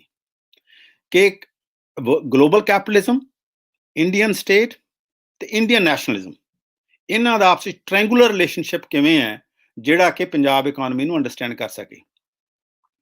ਤਾਂ ਉਹ 90 ਪੇਜ ਦਾ ਜਦੋਂ ਮੈਂ ਰਿਸਰਚ ਪ੍ਰਪੋਜ਼ਲ ਲਿਖੀ ਤਾਂ ਉਹਨਾਂ ਨੇ ਕਿਹਾ ਵੀ ਬਹੁਤ ਐਂਬੀਸ਼ੀਅਸ ਹੈ, ਬਹੁਤ ਓਰੀਜਨਲ ਹੈ, ਬੜੇ ਡਿਟੇਲ ਦੋਨਾਂ ਪ੍ਰੋਫੈਸਰਸ ਨੇ, both are renowned scholars in their own right। ਪਰ ਪ੍ਰੋਫੈਸਰ ਹਾਰਵੀ ਨੇ ਇੱਕ ਹੋਰ ਗੱਲ ਕਹੀ ਜਿਹੜੀ ਮੈਂ ਆਪਣੇ ਪੱਲੇ ਬੰਨੀ ਹੋਈ ਹੈ। ਉਹ ਕਹਿੰਦੇ ਪਹਿਲੀ ਗੱਲ ਤੇ ਜਿਹੜਾ ਤੂੰ ਇਹ ਕੰਮ ਇਹ ਪ੍ਰਪੋਜ਼ ਕੀਤਾ ਹੈ, ਇਹਨੇ ਲਿਖਣ ਲਈ 700 ਤੇ 800 ਪੇਜ ਘੱਟੋ ਘੱਟ ਲਿਖਣੇ ਪੈਣਗੇ ਔਰ ਇਹਨੂੰ ਕੰਪਲੀਟ ਕਰਨ ਲਈ 10 ਤੋਂ 15 ਸਾਲ ਲੱਗਣਗੇ। ਤੇ ਪਹਿਲੀ ਗੱਲ ਤਾਂ ਇਹ ਸਮਝਣ ਦੀ ਲੋੜ ਹੈ ਕਿ ਇੱਕ ਡੀਫਿਲ ਜਾਂ PhD ਦਾ ਥੀਸਿਸ ਹੈ ਉਹ 300 ਪੇਜਸ ਹੁੰਦਾ ਹੈ, 100,000 ਵਰਡ ਮੈਕਸਿਮਮ ਲਿਮਿਟ ਹੈ ਔਰ ਉਹ 4 ਸਾਲਾਂ ਦੇ ਵਿੱਚ ਖਤਮ ਹੋਣਾ ਚਾਹੀਦਾ, 4-5। ਤਾਂ ਇਹਨੂੰ ਲਿਮਿਟ ਕਰੋ। ਔਰ ਇਹ ਜਿਹੜੀ ਗੱਲ ਹੈ ਇਹ ਮੈਂ ਪੱਲੇ ਬੰਨ ਲਈ। ਔਰ ਜਦੋਂ ਮੈਂ ਆਪਣੇ ਸਟੂਡੈਂਟਸ ਨੂੰ PhD ਸਟੂਡੈਂਟਸ ਨੂੰ ਸੁਪਰਵਾਈਜ਼ ਕਰਨਾ ਸ਼ੁਰੂ ਕੀਤਾ, ਇਹ ਮੈਂ ਹਮੇਸ਼ਾ ਧਿਆਨ 'ਚ ਰੱਖਦਾ ਕਿਉਂਕਿ ਜਦੋਂ ਵੀ ਇੱਕ ਚੰਗਾ ਸਟੂਡੈਂਟ PhD ਕਰਦਾ ਹੈ ਤਾਂ ਉਹਨੂੰ ਇਹ ਹੁੰਦਾ ਕਿ ਮੈਂ ਐਸਾ PhD ਥੀਸਿਸ ਲਿਖਾਂ ਕਿ ਸ਼ਮਾਨ ਨੂੰ ਹੱਥ ਲੱਗ ਜੇ ਮੇਰਾ, ਕਿ ਇਦੋਂ ਬਾਅਦ ਇਸ ਵਿਸ਼ੇ ਤੇ ਗੱਲ ਹੈ ਜਿਹੜੀ ਉਹ ਇੱਕ ਮੁਕੰਮਲ ਬਣ ਜੇ। ਇਹ ਸਦੀਆਂ ਤੱਕ ਨਹੀਂ ਤਾਂ ਕਈ ਸੈਕਿੰਡਸ ਡੈਕੇਡਸ ਤੱਕ ਇਹ ਕੰਮ ਇਸ ਤਰ੍ਹਾਂ ਹੀ ਚੱਲਦਾ ਰਹੇ। ਮੈਂ ਕਹਿੰਦਾ ਠੀਕ ਹੈ, ਇਹ ਗੱਲ ਇਹ ਐਂਬੀਸ਼ਨ ਹੋਣੀ ਠੀਕ ਹੈ, ਪਰ ਉਸ ਐਂਬੀਸ਼ਨ ਨੂੰ ਮੋਡਰੇਟ ਕਰਨ ਦੀ ਲੋੜ ਹੈ ਗਿਵਨ ਦਾ ਟਾਈਮ ਸਪੈਨ ਜਿਹਦੇ ਅਸੀਂ ਆਪਣੇ ਕੰਮ ਖਤਮ ਕਰਨਾ ਹੈ ਔਰ ਗਿਵਨ ਦਾ ਵਰਡ ਲਿਮਿਟ। ਤੇ ਮੈਨੂੰ ਇਹ ਬੜੀ ਇੰਟਰਸਟਿੰਗ ਗੱਲ ਹੈ ਕਿ ਜਦੋਂ ਮੇਰਾ ਇਹ ਥੀਸਿਸ ਖਤਮ ਹੋ ਗਿਆ ਤਾਂ ਬਾਬਰਾ ਹੈਰਿਸ ਨੇ ਮੈਨੂੰ ਕਾਰਡ ਭੇਜਿਆ ਤੇ ਉਹ ਮੈਨੂੰ ਉਸ ਕਾਰਡ ਤਾਂ ਸੀਗਾ ਨਾਓ ਸਕਾਈ ਇਜ਼ ਅ ਲਿਮਿਟ, ਕਿ ਹੁਣ PhD ਖਤਮ ਕਰ ਲਿਆ, ਹੁਣ ਸਕਾਈ ਇਜ਼ ਅ ਲਿਮਿਟ, ਕਿ ਜਿੱਥੇ ਮਰਜੀ ਪਹੁੰਚੋ। ਤੇ ਮੈਂ ਖਾਸ ਤੌਰ ਤੇ ਜਿਹੜੇ PhD ਸਟੂਡੈਂਟਸ ਕਰ ਰਹੇ ਨੇ, ਕਿਉਂਕਿ ਤੁਸੀਂ ਕਿਹਾ ਕਿ ਤੁਹਾਡੀ ਜਿਹੜੇ ਸੁਣਨ ਵਾਲੇ ਨੇ ਉਹਨਾਂ 'ਚ ਕਾਫੀ ਸਟੂਡੈਂਟ ਹੈ ਜਿਹੜੇ ਉਹ ਯੰਗ ਸਕਾਲਰਸ ਹੁੰਦੇ ਨੇ, ਜਾਂ ਜਿਹੜੇ PhD ਸਟੂਡੈਂਟਸ ਨੂੰ ਸੁਪਰਵਾਈਜ਼ ਕਰਨ ਦਾ ਕੰਮ ਸ਼ੁਰੂ ਕਰ ਰਹੇ ਨੇ, ਜਿਹੜੇ ਐਕਸਪੀਰੀਅੰਸ ਨੇ, ਜਿਵੇਂ ਸੁੱਚਾ ਸਿੰਘ ਗਿੱਲ, ਸ਼ਫਾਕਤ ਸਾਹਿਬ, ਅਤੁਲ ਵੀ, ਉਹਨਾਂ ਨੂੰ ਇਹ ਗੱਲ ਕਹਿਣ ਦੀ ਲੋੜ ਨਹੀਂ, ਉਹਨਾਂ ਨੂੰ ਆਪ ਹੀ ਤਜਰਬਾ ਇਸ ਗੱਲ ਦਾ। ਪਰ ਜਿਹੜੇ ਸ਼ੁਰੂ ਕਰ ਰਹੇ ਨੇ, ਇਹ ਗੱਲ ਬਹੁਤ ਜ਼ਰੂਰੀ ਹੁੰਦੀ ਹੈ ਕਿ ਜਦੋਂ ਇੱਕ PhD ਸਟੂਡੈਂਟ ਪ੍ਰੋਜੈਕਟ ਸ਼ੁਰੂ ਹੁੰਦਾ ਹੈ ਤਾਂ ਉਹਦੀਆਂ ਲਿਮਿਟੇਸ਼ਨਸ ਲਾਉਣੀਆਂ ਬਹੁਤ ਜ਼ਰੂਰੀ ਹੁੰਦੀਆਂ ਨੇ। ਤਾਂ ਉਸ ਲਿਮਿਟੇਸ਼ਨ ਨੂੰ ਧਿਆਨ 'ਚ ਰੱਖਦੇ ਹੋਏ ਫਿਰ ਮੈਂ ਜਿਹੜਾ original topic C capital state and the nation in the making of Punjab economy, ਉਹਨੂੰ ਮੈਂ ਫਿਰ ਚੇਂਜ ਕੀਤਾ centre state economic relations in India, implications for Punjab economy 1966 to 1991। ਪਹਿਲਾਂ ਤਾਂ ਹੈ ਕਿ ਇਹ ਸੈਂਟਰ ਸਟੇਟ ਇਕਨੋਮਿਕ ਰਿਲੇਸ਼ਨ ਤੇ ਮੈਂ ਫੋਕਸ ਕਰਾਂਗਾ, ਔਰ ਦੂਜਾ ਇਹ ਹੈ ਕਿ 1966 ਦੇ ਵਿੱਚ ਪੰਜਾਬੀ ਸਪੀਕਿੰਗ ਸਟੇਟ ਬਣਿਆ ਔਰ 1991 ਤੱਕ ਇੱਕ ਪਲੈਨਿੰਗ ਮਾਡਲ ਤਿਆਰ ਕੀਤਾ ਹੈ, ਉਦੋਂ ਤੱਕ ਮੈਂ ਰੱਖਾਂਗਾ। ਇੱਕ ਟਾਈਮ ਲਿਮਿਟੇਸ਼ਨ ਕਰਤੀ ਤੇ ਇੱਕ ਦੂਸਰੇ ਪਾਸੇ ਉਹਨੂੰ ਸੈਂਟਰ ਸਟੇਟ ਇਕਨੋਮਿਕ ਰਿਲੇਸ਼ਨਸ ਤੇ ਇੱਕ ਫੋਕਸ ਕੀਤਾ। ਸੋ ਇਹ ਉਹਦੀ ਮਤਲਬ ਜਿਹੜੀ ਹੈਗੀ ਹੈ ਬੈਕਗਰਾਉਂਡ ਹੈ ਕਿ ਇਹ ਕਿਤਾਬ ਜਿਹੜੀ ਕਿਸ ਤਰ੍ਹਾਂ ਉਹਦੇ ਤੇ ਡਿਵੈਲਪ ਹੋਈ। ਪਰ ਜਦੋਂ ਮੈਂ ਉਹਨੂੰ ਬੁੱਕ ਦੇ ਵਿੱਚ ਡਿਵੈਲਪ ਕੀਤਾ ਤਾਂ ਮੈਂ ਕੁਦਰਤੀ ਗੱਲ ਹੈ ਕਈ ਚੀਜ਼ਾਂ ਛੱਡਤੀਆਂ ਦੀ ਥੀਸਿਸ ਦੇ ਵਿੱਚ। ਜਿਹੜੀ ਮੈਥਡੋਲੋਜੀ ਤੇ ਬਹੁਤ ਵੱਡਾ ਚੈਪਟਰ ਸੀਗਾ ਉਹਨੂੰ ਸੰਖੇਪ ਦੇ ਵਿੱਚ ਲਿਖਿਆ। ਤੇ ਦੂਜਾ ਮੈਨੂੰ ਇਹ ਲੱਗਦਾ ਸੀ ਜਦੋਂ ਮੈਂ ਕੰਮ ਸ਼ੁਰੂ ਕੀਤਾ ਤਾਂ ਮੈਨੂੰ ਇਹ ਲੱਗਦਾ ਸੀ ਕਿ ਇੰਡੀਅਨ ਮਾਰਕਸਿਸਟ ਸਕਾਲਰਸ਼ਿਪ ਦੇ ਵਿੱਚ ਇੱਕ ਬਹੁਤ ਵੱਡੀ ਘਾਟ ਸੀ ਕਿ ਉਹਨਾਂ ਨੇ ਫੈਡਰਲਿਜ਼ਮ ਤੇ ਕੈਪੀਟਲਿਜ਼ਮ ਨੂੰ ਅੰਡਰਸਟੈਂਡ ਨਹੀਂ ਕੀਤਾ। ਇੰਡੀਆ ਦੇ ਵਿੱਚ ਕੈਪੀਟਲਿਜ਼ਮ ਤੇ ਬੜੀਆਂ ਸਟੱਡੀਜ਼ ਹੋਈਆਂ ਨੇ, ਕੈਪੀਟਲਿਜ਼ਮ ਇਨ ਐਗਰੀਕਲਚਰ, ਮੋਨੋਪੋਲੀ ਕੈਪੀਟਲ, ਪਰ ਜਿਹੜਾ ਇਹ ਸਵਾਲ ਹੈ ਕਿ ਇੰਡੀਆ ਇੱਕ ਮਲਟੀਨੈਸ਼ਨਲ ਸਟੇਟ ਹੈ, ਔਰ ਇਸ ਗੱਲ ਤੇ ਮੈਂ ਖਾਸਾ ਡਿਫਰ ਕਰਦਾ ਬੜੇ ਲੋਕਾਂ ਨਾਲੋਂ ਕਿ ਜਿਹੜੇ ਇੰਡੀਆ ਨੂੰ ਇੱਕ ਵਨ ਨੇਸ਼ਨ ਸਟੇਟ ਮੰਨਦੇ ਆ, ਵਨ ਨੇਸ਼ਨ ਮੰਨਦੇ ਆ, ਭਾਵੇਂ ਉਹ ਸੈਕੂਲਰ ਨੇਸ਼ਨ ਹੋਵੇ ਭਾਵੇਂ ਉਹ ਹਿੰਦੂ ਨੈਸ਼ਨਲਿਜ਼ਮ ਹੋਵੇ, ਕਿ ਉਹਦੇ ਵਿੱਚ ਫੈਡਰਲਿਜ਼ਮ ਨੇ ਕਿਸ ਤਰ੍ਹਾਂ ਰੈਗੂਲੇਟ ਕੀਤਾ ਇੰਡੀਅਨ ਕੈਪੀਟਲਿਸਟ ਡਿਵੈਲਪਮੈਂਟ ਨੂੰ। ਉਹਦੇ ਵਿੱਚ ਮੈਨੂੰ ਦੋ ਬੰਦੇ ਚੰਗੇ ਲੱਗੇ ਸੀ, ਇੱਕ ਅਸ਼ੋਕ ਮਿੱਤਰਾ ਔਰ ਇੱਕ TV ਸਤਿਆਮੂਰਤੀ। ਉਹਨਾਂ ਨੇ ਯਾਰਕ ਯੂਨੀਵਰਸਿਟੀ 'ਚ TV ਸਤਿਆਮੂਰਤੀ ਯਾਰਕ ਯੂਨੀਵਰਸਿਟੀ ਪੜ੍ਹਾਉਂਦੇ ਸੀ, ਮੇਰੇ ਬੜੇ ਕਲੋਜ਼ ਫਰੈਂਡ ਸੀ। ਉਹਨਾਂ ਦੀ ਡੈਥ ਹੋ ਗਈ ਬੜੇ ਮੈਨੂੰ unfortunately at N early age. ਉਹਦੇ ਨਾਲ ਮੇਰਾ ਜਿਹੜਾ ਅੰਡਰਸਟੈਂਡਿੰਗ ਸੀ, ਜਿਹੜਾ ਫਰੇਮਵਰਕ ਸੀ, ਬੜਾ ਮਿਲਦਾ ਜੁਲਦਾ ਸੀ। ਹਾਲਾਂਕਿ ਉਹਨਾਂ ਦੀ ਅਪਰੋਚ ਜ਼ਿਆਦਾ ਪੋਲੀਟੀਕਲ ਸਾਇੰਸ ਵਾਲੀ ਸੀ। ਮਿੱਤਰਾ ਸਾਹਿਬ ਹੈ ਜਿਹੜੇ, ਉਹ ਵੀ ਬੜੇ ਇੰਟਰਸਟਿੰਗ ਸੀ, ਪਰ ਉਹਨਾਂ ਦਾ ਵੀ ਫਰੇਮਵਰਕ ਜ਼ਿਆਦਾ ਟਰਮਸ ਆਫ ਟ੍ਰੇਡ ਸੀਗਾ ਕਿ ਜਿਹੜਾ ਫੈਡਰਲਿਜ਼ਮ ਦਾ ਸਵਾਲ ਹੈ ਉਹਨੂੰ terms of trade between agriculture industry ਦੇ ਥਰੂ ਸਮਝਿਆ ਜਾ ਸਕਦਾ ਹੈ। ਮੈਂ ਦੋਨਾਂ ਨਾਲ ਇੰਟਰੈਕਟ ਕੀਤਾ, ਪਰ ਇਹ ਹੈ ਕਿ ਮਿੱਤਰਾ ਸਾਹਿਬ ਨੂੰ ਸੁਣਨ ਦੀ ਬੜੀ ਮੁਸ਼ਕਿਲ ਆ ਰਹੀ ਸੀ ਤੇ ਇਸ ਕਰਕੇ ਉਹ ਕਹਿੰਦੇ ਕਿ ਤੁਸੀਂ ਕਲਕੱਤੇ ਆ ਜਾਓ ਤੇ ਇੱਥੇ ਬੈਠ ਕੇ ਆਪਾਂ ਜਿੰਨੀ ਮਰਜ਼ੀ ਵੀ ਗੱਲਬਾਤ ਕਰਾਂਗੇ। So unfortunately I could never do that, but I was inspired. ਤੇ ਮੈਂ ਮੇਘਨਾਥ ਦੇਸਾਈ ਨਾਲ ਗੱਲ ਕੀਤੀ ਜੋ LSE 'ਚ ਪੜ੍ਹਦੇ ਸੀ ਕਿ ਮੈਂ ਬੜਾ ਡਿਸਸੈਟਿਸਫਾਈਡ ਹੈ ਮਾਰਕਸਿਸਟ ਸਕਾਲਰਸ਼ਿਪ ਤੋਂ ਇੰਡੀਆ ਦੇ, ਕਿ ਉਹਨਾਂ ਨੇ ਇਸ ਆਸਪੈਕਟ ਨੂੰ ਨਹੀਂ ਲਿਆ। ਉਹ ਕਹਿੰਦਾ ਫਿਰ ਤਾਂ ਚੈਲੰਜ ਹੈ, ਨਹੀਂ ਲਿਆ ਤਾਂ ਤੁਸੀਂ ਡਿਵੈਲਪ ਕਰੋ, ਤੁਸੀਂ ਥਿਓਰੈਟੀਕਲ ਫਰੇਮਵਰਕ ਡਿਵੈਲਪ ਕਰੋ। ਤੇ ਸੋ ਇੱਕ ਪਾਸੇ ਮੇਰੇ ਲਈ ਬਹੁਤ ਵੱਡਾ ਚੈਲੰਜ ਸੀ ਕਿ ਮੈਂ ਜਿਹੜਾ ਇਹ ਫੈਡਰਲਿਜ਼ਮ ਨੂੰ ਸਮਝਿਆ ਨਹੀਂ ਇੰਡੀਅਨ ਮਾਰਕਸਿਸਟ ਨੇ, ਔਰ ਜਿਹੜੇ ਅੱਛਾ ਇਹਦੇ ਪਾਸੇ ਜਿਹੜੀ ਥਿਓਰੈਟੀਕਲ ਬੈਕਵਰਡਨੈਸ ਹੈ ਉਹ ਕੱਲੇ ਮਾਰਕਸਿਸਟ ਇਕੋਨੋਮਿਸਟਾਂ 'ਚ ਨਹੀਂ ਹੈ, ਉਹ ਨਾਨ ਮਾਰਕਸਿਸਟ ਇਕੋਨੋਮਿਸਟਾਂ 'ਚ ਵੀ ਹੈ। ਜਿਨ੍ਹਾਂ ਨੇ ਸੈਂਟਰ ਸਟੇਟ ਰਿਲੇਸ਼ਨ ਨੂੰ ਸਮਝਿਆ ਉਹ ਇਹਨੂੰ ਐਡਮਿਨਿਸਟ੍ਰੇਟਿਵ ਰਿਲੇਸ਼ਨਸ਼ਿਪ ਸਮਝਦੇ ਆ ਕਿ ਸੈਂਟਰ ਇੱਕ ਲੈਵਲ ਤੇ ਐਡਮਿਨਿਸਟ੍ਰੇਸ਼ਨ ਹੈ, ਸਟੇਟ ਇੱਕ ਲੈਵਲ ਤੇ ਐਡਮਿਨਿਸਟ੍ਰੇਸ਼ਨ ਹੈ, ਔਰ ਉਹਨਾਂ ਦੇ ਵਿੱਚ ਜਿਹੜੇ ਰਿਲੇਸ਼ਨਸ਼ਿਪ ਨੇ ਉਹਨਾਂ ਨੂੰ ਸਮਝਣ ਦੀ ਲੋੜ ਹੈ, ਉਹਨਾਂ ਨੂੰ ਚੇਂਜ ਕਰਨ ਦੀ ਲੋੜ ਹੈ। ਉਹਦੇ ਵਿੱਚ ਜਿਹੜੀ ਥਿਓਰੈਟੀਕਲ ਫਰੇਮਵਰਕ ਹੈ ਨੈਸ਼ਨਲਿਜ਼ਮ ਦੀ, ਉਹ ਨਹੀਂ ਆਉਂਦੀ। ਓਕੇ, ਕਿ ਸਟੇਟਸ ਹੈ ਜਿਹੜੇ they are not merely administrative boundaries, they are not only geographical boundaries, they are representative of certain national aspirations. The diversity of India can only be understood through that process. तो वो मतलब ਜਿਹੜੀ theoretical backwardness है इस issue ते, it persists both in the Marxist framework as well as in the non-Marxist framework. ਮੈਂ ਜਦੋਂ ਇਹ ਅਤੁਲ ਨੇ ਗੱਲ ਬਿਲਕੁਲ ਠੀਕ ਕੀਤੀ ਹੈ ਕਿ ਮੇਰਾ ਇਹ ਕਿਤਾਬ ਲਿਖਣ ਦੇ ਵਿੱਚ ਇੱਕ ਤਾਂ ਇਹ ਪਰਪਸ ਸੀ ਕਿ ਮੈਂ ਪੰਜਾਬ ਇਕੋਨਮੀ ਨੂੰ, ਪੰਜਾਬ ਦੇ ਡਿਵੈਲਪਮੈਂਟ ਨੂੰ ਅੰਡਰਸਟੈਂਡ ਕਰਨਾ ਚਾਹੁੰਦਾ ਸੀ in the context of the Indian capitalism, ਔਰ ਉਹਦੇ 'ਚ ਗਲੋਬਲ ਕੈਪੀਟਲਿਜ਼ਮ ਨੂੰ ਇਸ ਤਰ੍ਹਾਂ ਦੇਖਦਾ ਸੀ ਕਿ global capitalism is mediated through Indian state, ਕਿ ਜਿਹੜਾ ਗਲੋਬਲ ਕੈਪੀਟਲਿਜ਼ਮ ਹੈ does not come directly to the regions, specially till the planning model, it is mediated through the Indian state. To the extent it's mediated through the Indian state, global capitalism ਦਾ impact ਹੈ regional economy formation ਦੇ ਵਿੱਚ ਪੰਜਾਬ ਦੇ ਵਿੱਚ ਉਹ ਆਏਗਾ। ਤਾਂ ਇੱਕ ਤਾਂ ਇਹ ਸੀਗਾ ਕਿ ਮਤਲਬ ਮੈਂ ਇਹਨੂੰ ਇਸ ਕੰਟੈਕਸਟ ਦੇ ਵਿੱਚ ਲਵਾਂ। ਦੂਜਾ ਮੇਰਾ ਇਹ ਸੀ ਕਿ ਮੈਂ ਜਿਹੜੀ ਇਹ ਸਟੱਡੀ ਕ੍ਰੀਏਟ ਕਰਾਂ, it should create a template, ਕਿ ਜਿਵੇਂ ਮੈਂ ਪੰਜਾਬ ਤੇ ਸਟੱਡੀ ਕਰਦਾ ਇਸੇ ਤਰ੍ਹਾਂ ਦੀ ਸਟੱਡੀ ਬੰਗਾਲ ਤੇ ਹੋਵੇ, ਇਸੇ ਤਰ੍ਹਾਂ ਦੀ ਸਟੱਡੀ ਮਹਾਰਾਸ਼ਟਰ ਤੇ ਹੋਵੇ, ਇਸੇ ਸਟੱਡੀ ਅਸਾਮ ਤੇ ਹੋਵੇ, ਕਿ 25-30 ਕਿਤਾਬਾਂ ਛਪਣ ਇਸ ਮਾਮਲੇ ਤੇ centre state economic relations in India implication for Bengal ਔਰ ਉਹ ਹੁਣ ਤੱਕ ਹੋਣ ਮਤਲਬ ਮੈਂ ਤਾਂ 1991 ਤੱਕ ਮੁੱਖ ਮੁੱਦਾ ਰੱਖਿਆ ਸੀ ਹਾਲਾਂਕਿ ਬੁੱਕ ਦੇ ਵਿੱਚ ਮੇਰਾ 1991 ਨਹੀਂ ਹੈ ਜਿਨ੍ਹਾਂ ਨੇ ਇੰਡਸਟਰੀ ਦਾ ਚੈਪਟਰ ਪੜ੍ਹਿਆ ਹੋਏਗਾ ਉਹਦੇ 'ਚ ਡੇਟਾ 2004-2005 ਤੱਕ ਵੀ ਹੈ ਜਿੱਥੇ ਮੈਂ ਸਮਾਲ ਸਕੇਲ ਇੰਡਸਟਰੀ ਦਾ ਜਿਹੜਾ ਲਿਆ ਔਰ ਉਹਦੇ 'ਚ ਮੈਂ ਇਹ ਵੀ ਇੰਡੀਕੇਟ ਕਰਦਾ ਕਿ ਕਿਵੇਂ ਜਿਹੜੀ ਗਲੋਬਲਾਈਜੇਸ਼ਨ ਹੈ ਫਾਈਨੈਂਸ਼ੀਅਲਾਈਜੇਸ਼ਨ ਆ ਰਹੀ ਹੈ ਉਹਦੇ ਨਾਲ ਕਿਵੇਂ ਚੇਂਜ ਹੋ ਰਹੀ ਉਹਦੇ ਬਾਰੇ ਮੈਂ ਬਾਅਦ 'ਚ ਥੋੜ੍ਹੀ ਦੇਰ ਬਾਅਦ ਗੱਲ ਕਰਾਂਗਾ ਸੋ ਉਹਦੇ 'ਚ ਮੈਂ ਅਪਡੇਟ ਕਰਨ ਦੀ ਪੂਰੀ ਕੋਸ਼ਿਸ਼ ਕੀਤੀ ਇਹ ਕਿਤਾਬ ਹੈ ਜਦੋਂ ਪਹਿਲਾਂ ਛਪੀ ਸੀਗੀ 2008 ਦੇ ਵਿੱਚ ਤਾਂ ਇਹ ਜਿਹੜਾ ਕਿ ਤੁਸੀਂ ਐਡਵਰਟਾਈਜ਼ਮੈਂਟ ਦੇ ਵਿੱਚ ਦੇਖਿਆ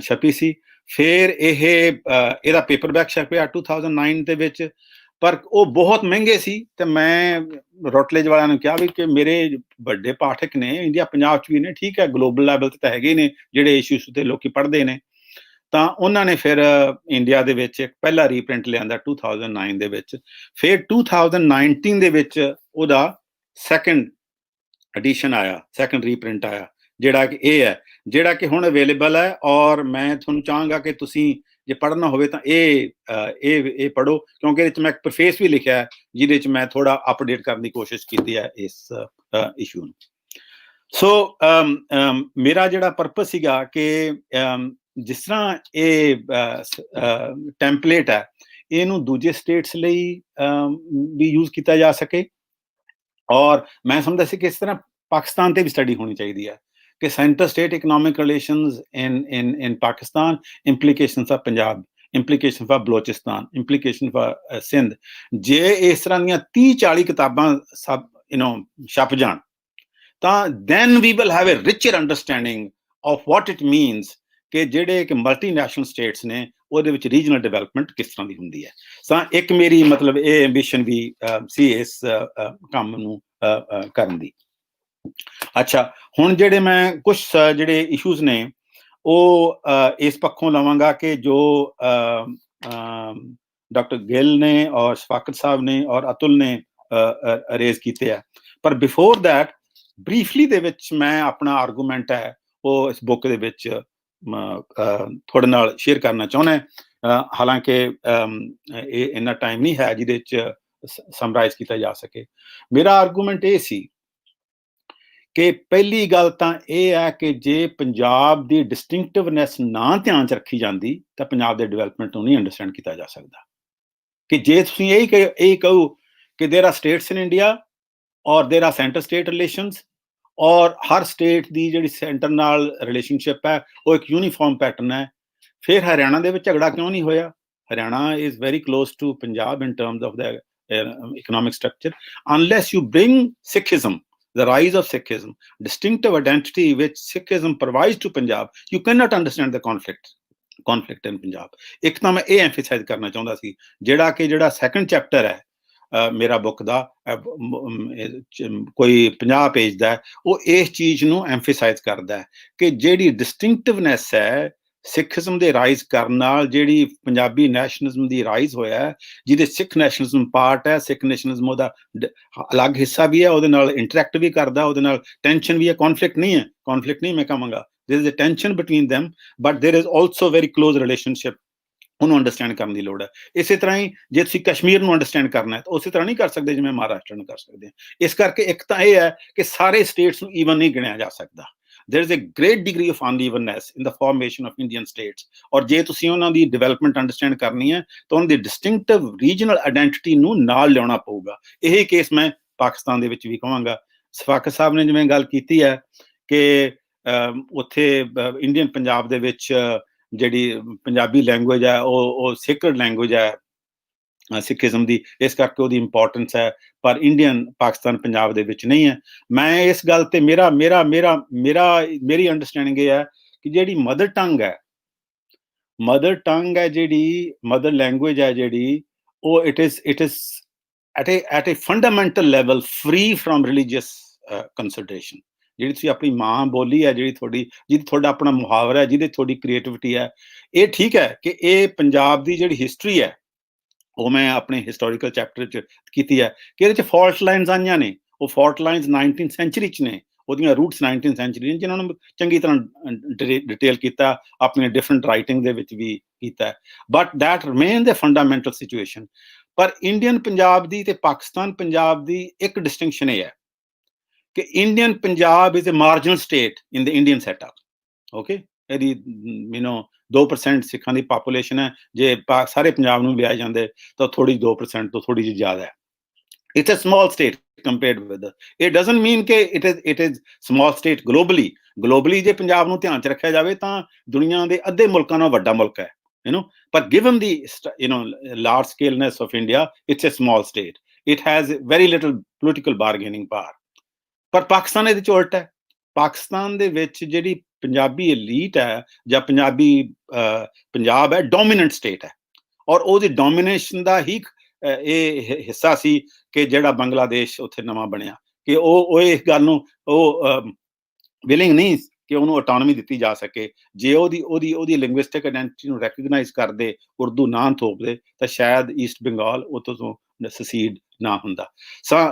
ਜਿਹੜੀ ਪਾਕਿਸਤਾਨ ਪੰਜਾਬ ਦੀ ਡਿਸਟਿੰਕਟਿਵਨੈਸ ਹੈ ਕਿ ਪਾਕਿਸਤਾਨੀ ਪੰਜਾਬੀ ਲੋਕਾਂ ਨੇ, ਜਿਹੜੀ ਉਹ ਲੀਟ ਹੈ, ਉਹਨਾਂ ਨੇ ਆਪਣੀ ਜ਼ਬਾਨ ਨੂੰ ਡਿਨਾਈ ਕਰਕੇ ਆਪਣੀ ਡੋਮੀਨੇਸ਼ਨ ਰੱਖੀ ਹੋਈ ਹੈ, ਕਿਉਂਕਿ ਉਹਨਾਂ ਨੂੰ ਇਹ ਖਤਰਾ ਹੈ ਕਿ ਜੇ ਅਸੀਂ ਪੰਜਾਬੀ ਆਇਡੈਂਟੀਟੀ ਨੂੰ ਜੇ ਅਸੀਂ ਆਰਟੀਕੂਲੇਟ ਕਰਾਂਗੇ ਤਾਂ ਬਾਕੀ ਰੀਜਨਲ ਆਇਡੈਂਟੀਟੀਜ਼ ਵੀ ਆਰਟੀਕੂਲੇਟ ਹੋਣਗੀਆਂ, ਸਿੰਧੀ, ਬਲੋਚੀ, ਔਰ ਜਿਹੜੀ ਉਹ ਪਾਕਿਸਤਾਨ ਦੀ ਇੰਟੈਗਰਿਟੀ ਤੇ ਖਤਰਾ ਹੋ ਸਕਦਾ ਹੈ, ਔਰ ਜਿਹੜਾ ਸਾਨੂੰ ਫਾਇਦਾ ਹੈ ਪਾਕਿਸਤਾਨ ਤੇ ਰਾਜ ਕਰਨ ਦਾ, ਉਹ ਖਤਮ ਹੋ ਸਕਦਾ ਹੈ। So it's a very strange case of a linguistic identity which sticks on to its power by denying its own identity. It's a very complex case, but I won't go into that because of book ਦੇ ਵਿੱਚ ਨਹੀਂ ਜ਼ਿਆਦਾ distinctive, ਪਰ ਕਿਉਂਕਿ ਸਫਾਕਤ ਸਾਹਿਬ ਨੇ ਇਹ mention ਕੀਤਾ ਸੀ ਤਾਂ ਇਹ ਮੈਂਸ਼ਨ ਕਰਨਾ ਜ਼ਰੂਰੀ ਸੀ।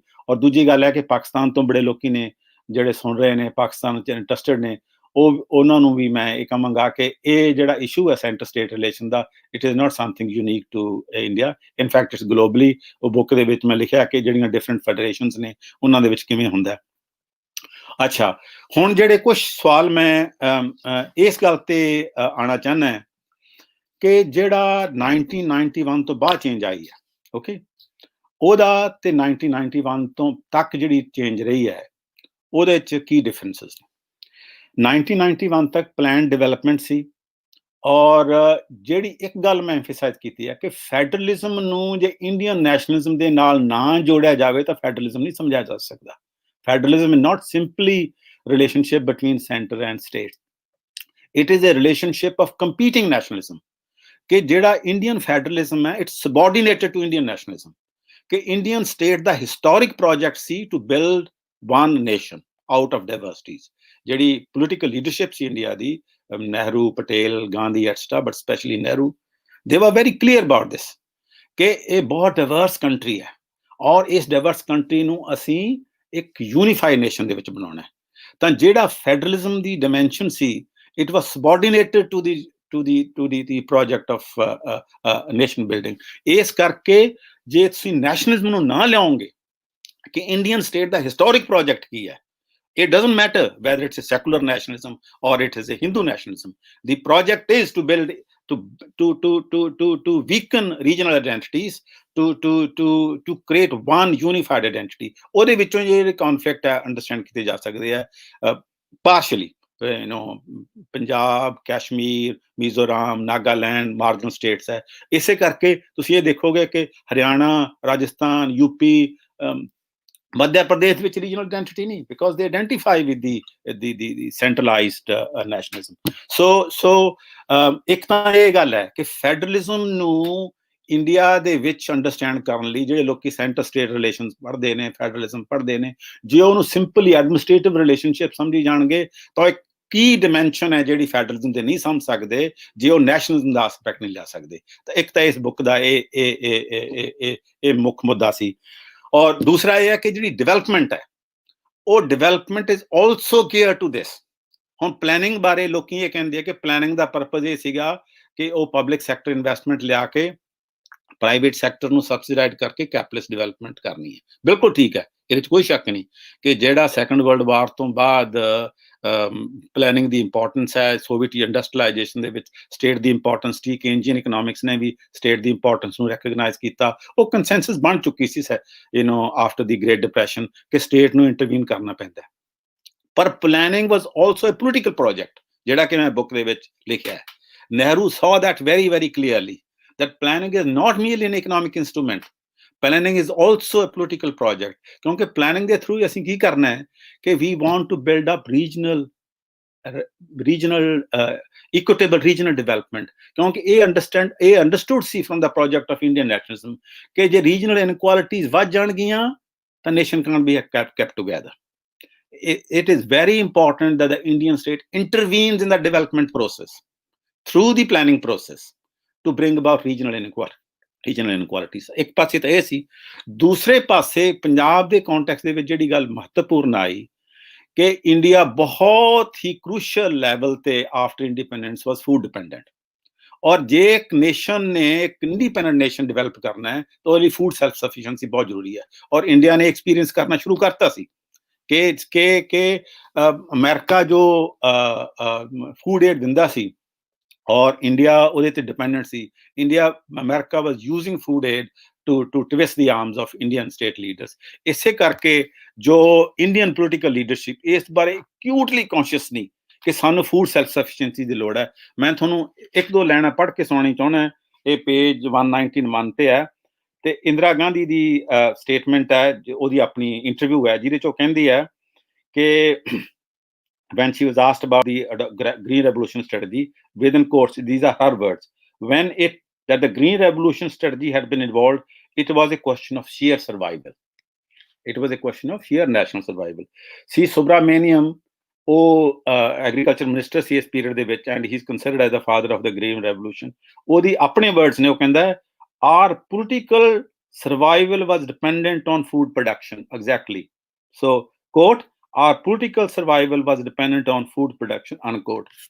ਇਹ ਸੁਬਰਾਮਨ ਤਾਂ ਇੰਡੀਅਨ ਪੋਲੀਟੀਕਲ ਲੀਡਰਸ਼ਿਪ ਲਈ ਇਹ ਬਹੁਤ ਇੰਪੋਰਟੈਂਟ ਸੀ ਕਿ ਜੇ ਇੱਕ ਇੰਡੀਪੈਂਡੈਂਟ ਨੇਸ਼ਨ ਬਣਨਾ ਹੈ ਤਾਂ ਅਸੀਂ ਫੂਡ ਡਿਪੈਂਡੈਂਟ ਨਹੀਂ ਹੋ ਸਕਦੇ ਕਿਸੇ ਤੇ, ਸਾਡੇ ਲਈ ਫੂਡ ਡਿਪੈਂਡੈਂਸ। ਤਾਂ ਉਹਨਾਂ ਲਈ ਇਹ ਸਵਾਲ ਸੀ ਸਭ ਤੋਂ ਜ਼ਿਆਦਾ ਇੰਪੋਰਟੈਂਟ ਕਿ ਅਸੀਂ ਫੂਡ ਸਫੀਸ਼ੀਐਂਸੀ ਵਧਾਉਣੀ ਹੈ, ਫੂਡ ਪ੍ਰੋਡਕਸ਼ਨ ਵਧਾਉਣੀ ਹੈ। ਤਾਂ ਉਹਦੇ ਵਿੱਚ ਇਕੱਲਾ ਪੰਜਾਬ ਨੂੰ ਨਹੀਂ ਚੁਣਿਆ ਗਿਆ, ਉਹਦੇ ਵਿੱਚ ਅਦਰ ਪਲੇਸਿਸ ਵਰ ਆਲਸੋ ਇਨਕਲੂਡਡ, ਜਿਵੇਂ ਬੰਗਾਲ ਦਾ ਬਰਦਵਾਨ ਡਿਸਟ੍ਰਿਕਟ ਹੈ, ਕੇਰਲਾ ਦਾ ਪਾਲਘਰ ਡਿਸਟ੍ਰਿਕਟ ਹੈ, ਔਰ East Godavari, West Godavari, delta districts Andhra Pradesh ਦੇ, ਵੈਸਟਰਨ ਯੂਪੀ ਦੇ ਕੁਝ ਡਿਸਟ੍ਰਿਕਟਸ, ਨਾਰਦਰਨ ਹਰਿਆਣਾ। ਪਰ ਪੰਜਾਬ ਦੀ ਡਿਸਟਿੰਕਟਿਵਨੈਸ ਇਹ ਸੀ ਕਿ ਬਾਕੀ ਥਾਵਾਂ ਤੇ ਇੱਕ ਜਾਂ ਦੋ ਜ਼ਿਲ੍ਹੇ ਚੁਣੇ ਗਏ ਜਾਂ ਇੱਕ ਰੀਜਨ ਚੁਣਿਆ ਗਿਆ, ਪੰਜਾਬ ਸਾਰੇ ਦਾ ਸਾਰਾ ਇਨਕਲੂਡ ਕੀਤਾ ਗਿਆ ਗ੍ਰੀਨ ਰੈਵੋਲੂਸ਼ਨ ਸਟ੍ਰੈਟਜੀ ਵਾਸਤੇ। ਔਰ ਉਹਦਾ ਕਾਰਨ ਇਹ ਸੀ ਕਿ ਪੰਜਾਬ ਦੀ ਜਿਹੜੀ ਪੈਜ਼ੈਂਟਰੀ ਸੀ ਉਹਨੂੰ ਇਰੀਗੇਸ਼ਨ ਸਕਿੱਲਸ ਆਉਂਦੀਆਂ ਸੀ because of the period of canal colonisation ਜਿਹੜੀ ਕਿ ਬ੍ਰਿਟਿਸ਼ ਰਾਜ ਦੇ ਵਿੱਚ ਸੀ। ਔਰ ਇਹ ਜਿਹੜੀ ਗ੍ਰੀਨ ਰੈਵੋਲੂਸ਼ਨ ਜਿਹੜੀ ਟੈਕਨੋਲੋਜੀ ਹੈ, ਗ੍ਰੀਨ ਰੈਵੋਲੂਸ਼ਨ ਸਟ੍ਰੈਟਜੀ ਹੈ, ਉਹ ਪੰਜਾਬ ਦੇ ਵਿੱਚ ਸਭ ਤੋਂ ਜ਼ਿਆਦਾ ਸਿਸਟਮੈਟਿਕਲੀ ਇੰਪਲੀਮੈਂਟ ਕੀਤੀ ਗਈ। ਇਹਦੇ ਵਿੱਚ ਇੱਕ ਹੋਰ ਆਸਪੈਕਟ ਇਹ ਸੀਗਾ ਕਿ ਵੈਸਟ ਦੇ ਵਿੱਚ ਖਾਸ ਤੌਰ ਤੇ ਅਮਰੀਕਾ 'ਚ ਐਗਰੋ ਬਿਜ਼ਨਸ ਹੈ ਜਿਹੜਾ fertilisers, high yielding variety develop ਹੋ ਰਿਹਾ ਸੀ, ਉਹ ਵੀ ਇਹਦੇ ਨਾਲ ਕੋਆਰਡੀਨੇਟ ਕਰ ਰਿਹਾ, ਉਹ ਵੀ ਇੰਟਰਸਟਿਡ ਸੀ ਇਹਨੂੰ ਲਿਆਉਣ ਦੇ ਵਿੱਚ। So Punjab was used as a battle ground to raise food self-sufficiency. और इंटरेस्टिंग गल है कि इंडिपेंडेंस तो बाद Punjab was not the highest per capita income state. Highest per capita income state in 1949-50 was Bengal. In 1960-61 it was Maharashtra. ਜਦੋਂ green revolution introduce ਹੋਇਆ 1960s ਦੇ ਕਰੀਬ, ਪਹਿਲੀ ਵਾਰ 1971 ਦੇ ਵਿੱਚ ਪੰਜਾਬ ਦੀ ਹਾਈਐਸਟ ਪਰ ਕੈਪੀਟਾ ਇਨਕਮ ਬਣੀ। So Punjab gained as a result of this in terms of per capita income. ਇਸੇ ਕਰਕੇ ਮੈਂ ਜਿਹੜਾ ਉਹਦਾ ਥੀਸਿਸ ਲਿਖਿਆ ਹੈ ਕਿ Punjab is a rich but not a developed state. ਮੈਂ ਇਹਦੇ ਬਾਰੇ ਦੁਬਾਰਾ ਵੀ ਗੱਲ ਕਰਾਂਗਾ ਕਿ what do I mean by this, ਕਿ ਇਹ ਠੀਕ ਸੀਗਾ ਕਿ per capita income ਹਾਈ ਹੋ ਗਈ, ਉਸ ਪੱਖੋਂ ਲੱਗਦਾ ਕਿ rich ਹੈ, ਪਰ it was not a developed state. It was industrially backward state. Or precisely because it was agriculturally developed, it had to be kept industrially backward. Or it is not allowed to develop industry in the same way, or even help is given to Punjab ਉਸੇ ਢੰਗ ਨਾਲ। ਕਿਉਂਕਿ ਮੈਂ ਇਹਦੇ ਤੇ ਬੜੀ detailed investigation ਕੀਤੀ ਸੀ ਕਿ ਪੰਜਾਬ ਦੇ ਵਿੱਚ ਲਾਇਸੈਂਸਿੰਗ ਦੇ ਵਾਸਤੇ ਕਿਉਂ ਨਹੀਂ ਪਰਮਿਸ਼ਨ ਮਿਲਦੀ। ਤਾਂ ਮੇਰਾ ਇੱਕ ਪਰਸਨਲ ਐਕਸਪੀਰੀਅੰਸ ਹੈ ਜਿਹੜਾ ਕਿ ਮੈਂ ਇੰਡੀਕੇਟ ਕੀਤਾ ਬੁੱਕ ਦੇ ਵਿੱਚ ਕਿ ਪੰਜਾਬ ਦੇ ਇੰਡਸਟਰੀ ਡਿਵੈਲਪਮੈਂਟ ਦਾ ਇੱਕ ਬੜਾ ਸ਼ੁਰਦ ਅਫੀਸਰ ਸੀ। ਉਹਨੇ ਮੈਨੂੰ ਆਪਣੀ ਫਾਈਲ ਦਿਖਾਈਆਂ ਕਿ ਜਦੋਂ ਅਸੀਂ ਪੁੱਟ ਅਪ ਕਰਦੇ ਹਾਂ ਪ੍ਰਪੋਜ਼ਲ ਕਿ ਪੰਜਾਬ ਸ਼ੂਗਰ ਮਿਲ ਲਈ ਜਾਵੇ, ਕਾਟਨ ਮਿਲਸ ਲਾਈਆਂ ਜਾਣ ਜਿਹੜੀਆਂ ਕਿ ਇੱਥੋਂ ਦੇ ਐਗਰੀਕਲਚਰ ਰਾ ਮਟੀਰੀਅਲ ਦੇ ਬੇਸ ਤੇ ਆ, ਤਾਂ ਉਹਦੇ 'ਚ ਸਿਰਫ ਨੋ ਲਿਖ ਕੇ ਆ ਜਾਂਦਾ, ਕੋਈ ਐਕਸਪਲੇਨੇਸ਼ਨ ਨਹੀਂ ਦਿੱਤੀ ਜਾਂਦੀ। And he showed me the files. ਉਹਨਾਂ ਨੇ ਮੈਨੂੰ ਕਿਹਾ ਤੁਸੀਂ ਫਾਈਲ ਪੜ੍ਹ ਲਓ, ਤੁਸੀਂ ਕਾਪੀ ਨਾ ਕਰਨਾ, ਮੈਨੂੰ ਕਿਤੇ ਕੋਟ ਨਹੀਂ ਕੀਤਾ। ਮੈਂ ਆਈ ਕੈਪਟ ਦੈਟ ਪ੍ਰੋਮਿਸ, ਮੈਂ ਕਦੇ ਉਹਦਾ ਨਾਂ ਨਹੀਂ ਲਿਆ, ਔਰ ਇਟ ਵਾਸ ਕਲੀਅਰ। ਔਰ ਉਹਦੇ ਪਿੱਛੇ ਮੇਰੀ ਅੰਡਰਸਟੈਂਡਿੰਗ ਇਹ ਸੀ ਕਿਉਂਕਿ ਉਹਨਾਂ ਨੂੰ ਇਹ ਗੱਲ ਬਿਲਕੁਲ ਸਮਝ ਆਉਂਦੀ ਸੀ ਕਿ ਪੰਜਾਬ ਵਿੱਚ ਆਲਰੇਡੀ ਹਾਈ ਪਰ capita income because of agriculture development. ਜੇ ਉੱਥੇ ਇੰਡਸਟਰੀ ਲਾ ਦਿੱਤੀ ਤਾਂ ਬਹੁਤ ਜ਼ਿਆਦਾ ਡਿਵੈਲਪ ਹੋ ਜਾਏਗਾ, ਤਾਂ ਇਹਦੀ ਡਿਸਫੈਕਸ਼ਨ ਦੂਜੇ ਸਟੇਟਸ ਦੇ ਵਿੱਚ ਆਊਗੀ। ਕਿਉਂਕਿ ਇਸ ਗੱਲ ਦੀ ਤਾਂ ਇੰਡੀਅਨ ਪੋਲੀਟੀਕਲ ਲੀਡਰਸ਼ਿਪ ਨੂੰ ਅੰਡਰਸਟੈਂਡਿੰਗ ਸੀ ਨਾ ਕਿ ਜਿਹੜੀਆਂ ਡਿਸਫੈਕਸ਼ਨ ਹੁੰਦੀਆਂ ਉਹ ਦੋ ਤਰ੍ਹਾਂ ਦੀਆਂ ਹੁੰਦੀਆਂ। ਡਿਸਫੈਕਸ਼ਨ ਇੱਕ ਤਾਂ ਇਸ ਕਰਕੇ ਹੁੰਦੀ ਹੈ ਕਿ ਕੋਈ ਰੀਜਨ ਹੈ, ਕੋਈ ਸਟੇਟ ਹੈ, ਇੱਕ ਫੈਡਰੇਸ਼ਨ ਦਾ ਹਿੱਸਾ ਹੈ, ਜੋ ਕੌਨਸਟੈਂਟਲੀ ਪਿੱਛੇ ਰਹਿ ਜਾਵੇ ਤਾਂ ਉਹਨੇ ਡਿਸਫੈਕਸ਼ਨ ਆਉਂਦੀ ਆ, ਜਿਵੇਂ ਕਿ ਅਸਾਮ ਦੇ ਵਿੱਚ ਔਰ ਨਾਰਥ ਈਸਟ ਦੇ ਵਿੱਚ। ਜਾਂ ਇਹ ਹੁੰਦਾ ਹੈ ਕਿ ਇੱਕ ਸਟੇਟ ਬਹੁਤ ਜ਼ਿਆਦਾ ਡਿਵੈਲਪ ਕਰ ਜਾਵੇ ਔਰ ਉਹਨੂੰ ਲੱਗਣ ਲੱਗ ਜਾਏ ਕਿ ਜਿਹੜੀ ਫੈਡਰੇਸ਼ਨ ਹੈ ਇਹਦੇ ਤੇ ਬਣ ਰਹੀ ਹੈ, ਫੈਟਰ ਬਣ ਰਹੀ ਹੈ, ਜਿਵੇਂ ਕਿ ਯੂਗੋਸਲਾਵੀਆ ਸਲੋਵਾਨੀਆ ਬਣਿਆ, ਸੋਵੀਅਤ ਯੂਨੀਅਨ ਦੇ ਵਿੱਚ ਬਾਲਟਿਕ ਸਟੇਟਸ ਬਣੇ, ਹੁਣ ਸਪੇਨ ਦੇ ਵਿੱਚ ਬਾਸਕ ਰੀਜਨ ਹੈ, ਕੈਟਲੋਨੀਆ, ਉਹ ਡਿਵੈਲਪ ਸਟੇਟ ਨੇ। ਉਹ ਕਹਿੰਦੇ ਕਿ ਜਿਹੜਾ ਸਾਡਾ ਯੂਨਿਟੀ ਹੈ ਇਹ ਤਾਂ ਸਾਨੂੰ ਥਵਾਟ ਕਰ ਰਹੀ ਹੈ। ਤਾਂ Indian state was very very clear about this ਕਿ ਇਹਦੇ ਨਾਲ ਪ੍ਰੋਬਲਮਸ ਕ੍ਰੀਏਟ ਹੋਣਗੀਆਂ। ਇਸ ਕਰਕੇ ਪੰਜਾਬ ਨੂੰ ਇੰਡਸਟਰੀਅਲ ਲਾਇਸੈਂਸਿੰਗ ਡਿਕਲਾਈ ਕਰਨੀ ਪਏਗੀ, ਇਹਦੇ 'ਚ ਕੋਈ ਸ਼ੱਕ ਨਹੀਂ ਹੈ। ਔਰ ਇਹਦੇ 'ਚ ਜਿਹੜੀ ਸੁੱਚਾ ਸਿੰਘ ਹੋਰਾਂ ਨੇ ਇਹ ਗੱਲ ਨੋਟ ਕੀਤੀ ਸੀ ਕਿ ਲਾਇਸੈਂਸਿੰਗ ਨੂੰ it was used as a method to promote development. ਹੁਣ ਉਹਨੂੰ ਰੀਜਨਲ ਇਕੁਐਲਿਟੀ ਦੇ ਪੁਆਇੰਟ ਆਫ ਵਿਊ ਤੋਂ ਜਸਟੀਫਾਈ ਕੀਤਾ ਜਾ ਸਕਦਾ ਹੈ ਕਿ it was aimed at regional equalities, ਪਰ ਉਹ ਰੀਜਨਲ ਇਕੁਐਲਿਟੀ ਦੇ ਪਿੱਛੇ ਪੋਲੀਟੀਕਲ ਪਰਪਸ ਕੀ ਸੀ? To build national unity, to build unified Indian nationalism, ਤਾਂ ਕਿ ਇੰਡੀਅਨ ਨੈਸ਼ਨਲਿਜ਼ਮ ਨੂੰ ਖਤਰਾ ਨਾ ਹੋਵੇ। that was the project. ਤਾਂ ਇਹ ਜਿਹੜੀ ਗੱਲ ਹੈ that explained the industrial backwardness of Punjab.